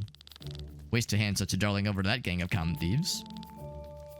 What else can their sewer key open on the way back? How are the homies doing? Oh, it's these people. So I guess the whole party's in the same general direction. He took us off the case. All I did was stab a couple dudes. We were transferred here, though. Could have known that a revolt would start at the East Gate. We like the men there. That's why we are here now. You're close to the banquet. What if someone recognizes you? No one would expect me to be here. See, the one kind of cool thing about how the game kind of encouraged us to take notes about the history of the game is that it did legitimately kind of help with trying to follow the different factions and their history. So yeah, so being that she's the Princess of Tarion, that means if she were to bump into, I think, Frederick, well, who's not here, obviously, but if she were to see Prince Frederick, they'd be like, excuse me? What the fuck? I guess, yeah, there were representatives of Tarion, but not the big man. Handful of people who would recognize me would just assume that there's just a resemblance. People know me with other clothes, other hairstyles, that kind of thing, so it's probably fine. Don't call me princess. The man who talked to the robbers. Ah, is he a sneaky boy? He is a sneaky boy. Didn't recognize him without his uniform, but that is the general. Oh, yeah, there was a... Well, no, I guess we didn't hear his name earlier. Why would he be in league with the bandits? Why is he trying to cause a coup? A war so long none of the people that started it are alive. Right, it was like 150 years or some shit. Except for the fucking, like, elves that I guess are... that masquerade amongst the humans. The cabal of elves that rule the world.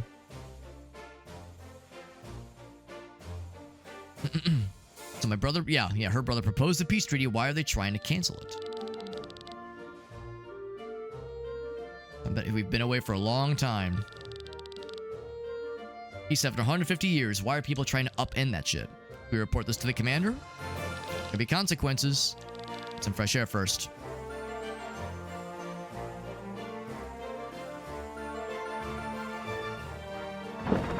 Oh. I'm sure it's fine. And it's these guys. There should be some information here. If you searched everything, though. Any documents on the grimoire, it would be here. Talking about a weapon that can destroy an entire region. Sounds important. That's the thing. I guess the thing we broke earlier. Maybe the documents are better hidden. Who placed that stone there? The Taurean. It was protected by its soldiers. What Prince Frederick's sacrifices on men, though? Thought it was Ascania's doing. They're the only ones that had something to gain from the catastrophe, but there's nothing here. Hard to say. Maybe they never wanted to use it in this form. If I hadn't broken it. We had no way of knowing. Whoa. Who are you and what are you doing here? Well, they're armed for one thing. This is not good. Whoa! No escape.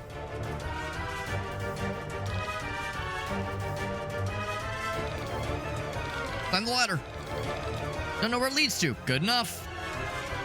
Gotta get the fuck out of Dodge. It's okay, because the giant demon's about to interrupt all this shit.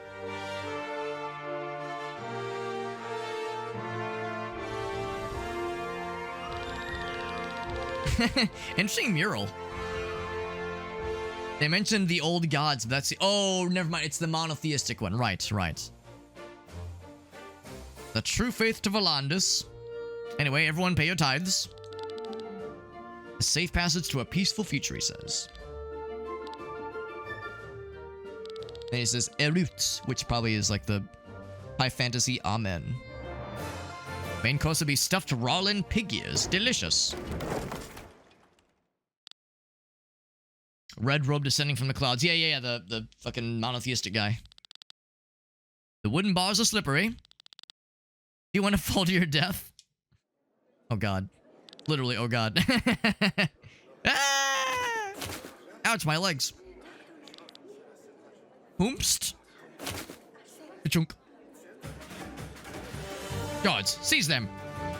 They're armed. This is getting a little bit off the rails.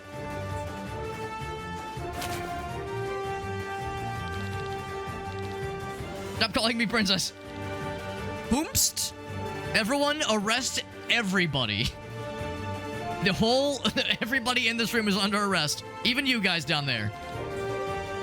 And then Edgar's like, wait, I know who that person is.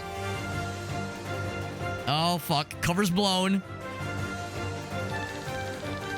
We're from the city guard. Don't point your weapons at me. But you're in a civvy outfit. Oh, they really don't recognize him? Are they really not in the... Well, yeah, it's like... Maybe that's the thing. They're not, like, officially in the city guard or something. Well, no, except they reported to the commander. They got reassigned. So, no, it is official. Yeah, you think they would know what's up or something. Just bring us the commander. He'll clear it all up. No, we have to, like, clear this up. Goddamn, it's getting weird. We have to fight everybody. Hold on. Me. I'm here. This pipe would lead me out of the sewers. Am I interrupting something? So if the noble, if the poet fella could just like fucking come to the front for no reason, then we've got the whole party assembled, I think. Is that a wrong turn at Albuquerque? We failed this mission horribly. Yeah, I see him down in the bottom left. How exciting. Victor, the colors left your cheeks. What are they doing here? Does he know who these people are? He said his gems were glowing. Maybe they're like scrying crystals for seeing into like other places. Like spying on people. But if she is the princess. Demon time? Yo, it's demon time. Earthquake. Not an earthquake at all. It's heresy. Guards, seize him. It's suddenly very warm. It's actually burnination. Oh, fuck. Oh, God. Oh, fuck. Ah. Big. Big demon. Big guy. Big thing. Big. He's big. What's happening? So that guy's like, all right, I was trying to stage a coup to happen, not summon a goddamn demon. Get the fuck out. Smacking princess around. And then Glenn's like, hey, please. Don't piss him off. Clang. Oh, Inquisitor Man. I was wondering if he was going to throw himself into the fray. I shall inquire upon you, creature. Oh, he healed her with his magics. Get the fuck out. I was kind of hoping we, like, the whole Mega Party would fight him together. Actually, I think the Mega Fighter's gonna fight some monsters. Can deal with the little ones. We're not gonna let you escape. We have other problems, bro. The Fire Beast is after us. Oh, shit. So we have 4 characters in active party. We can link a reserve character. That's cool. Get a tag team going. We're about to tag team these bitches. Go into the formation menu, set the characters next to each other. Very cool. That is really nifty. Right button to see the linked character, and then right button to actually switch out. Doesn't cost an action. That's nice. You can act immediately. That's really cool. So technically you have 8 characters. That's pretty slick. Kind of like that more than having to just choose haphazardly which 4 do I bring with me to the adventure. They're not incapacitated. They can switch, of course. Incapacitated characters block a slot. That's smart too. Buff and debuff durations freeze when switched. Dude, that's awesome. I'm impressed. A lot of good uses for switching characters, including lowering the overdrive bar. Access to more skills. Ooh. If you're about to run out of HP or TP, they can be switched out and brought to safety. Enemies will use status effects called Stagger. Once inflicted, the staggered character will be unable to act until they are switched out. Interesting. Cool beans. Cool beans. This game's awesome. I'm really enjoying it, and I would like to play more of it, but it is getting kind of late, so I think I might go and wrap it up. It is a Friday night. Normally, I'd be tempted to maybe go a little bit later, but I have to get up at like a not stupid hour tomorrow, so I will begrudgingly be a normalson and exit the game here. I did say the bottom left, the game did auto-save. The game auto-saves very frequently and generously. Let's go ahead and exit out here. But no, I'm really enjoying this. The risk when it comes to JRPGs and you know, kind of linear, kind of like narrative heavy RPGs like this one. Not even specifically JRPGs, but just a lot of RPGs, especially ones that have just a lot of, you know, a lot of prose and a lot of dialogue, is that it can be a snooze fest for some folks. Not everybody likes this kind of thing as a stream game. So I appreciate folks kind of hanging out and sticking out with us. I know this is kind of boring, would be boring for some folks, boring them to tears, but the game is good, and I'm really appreciating the systems that are familiar, as well as some like kind of new spins on RPG and JRPG formulae. Kind of like what Grim was saying, where like the developer has, I think, done a pretty good job of not really wasting your time with stuff that like slows things down and streamlines a lot of things to make things like flow pretty quickly and flow pretty evenly, both with exploration and also the actual like combat systems and out of combat systems as well. So no, I'm liking it a lot so far. I mean, this is my first kind of old-timey inspired RPG in a long time. I'm vibing a lot to it, and I like to play more of it for sure.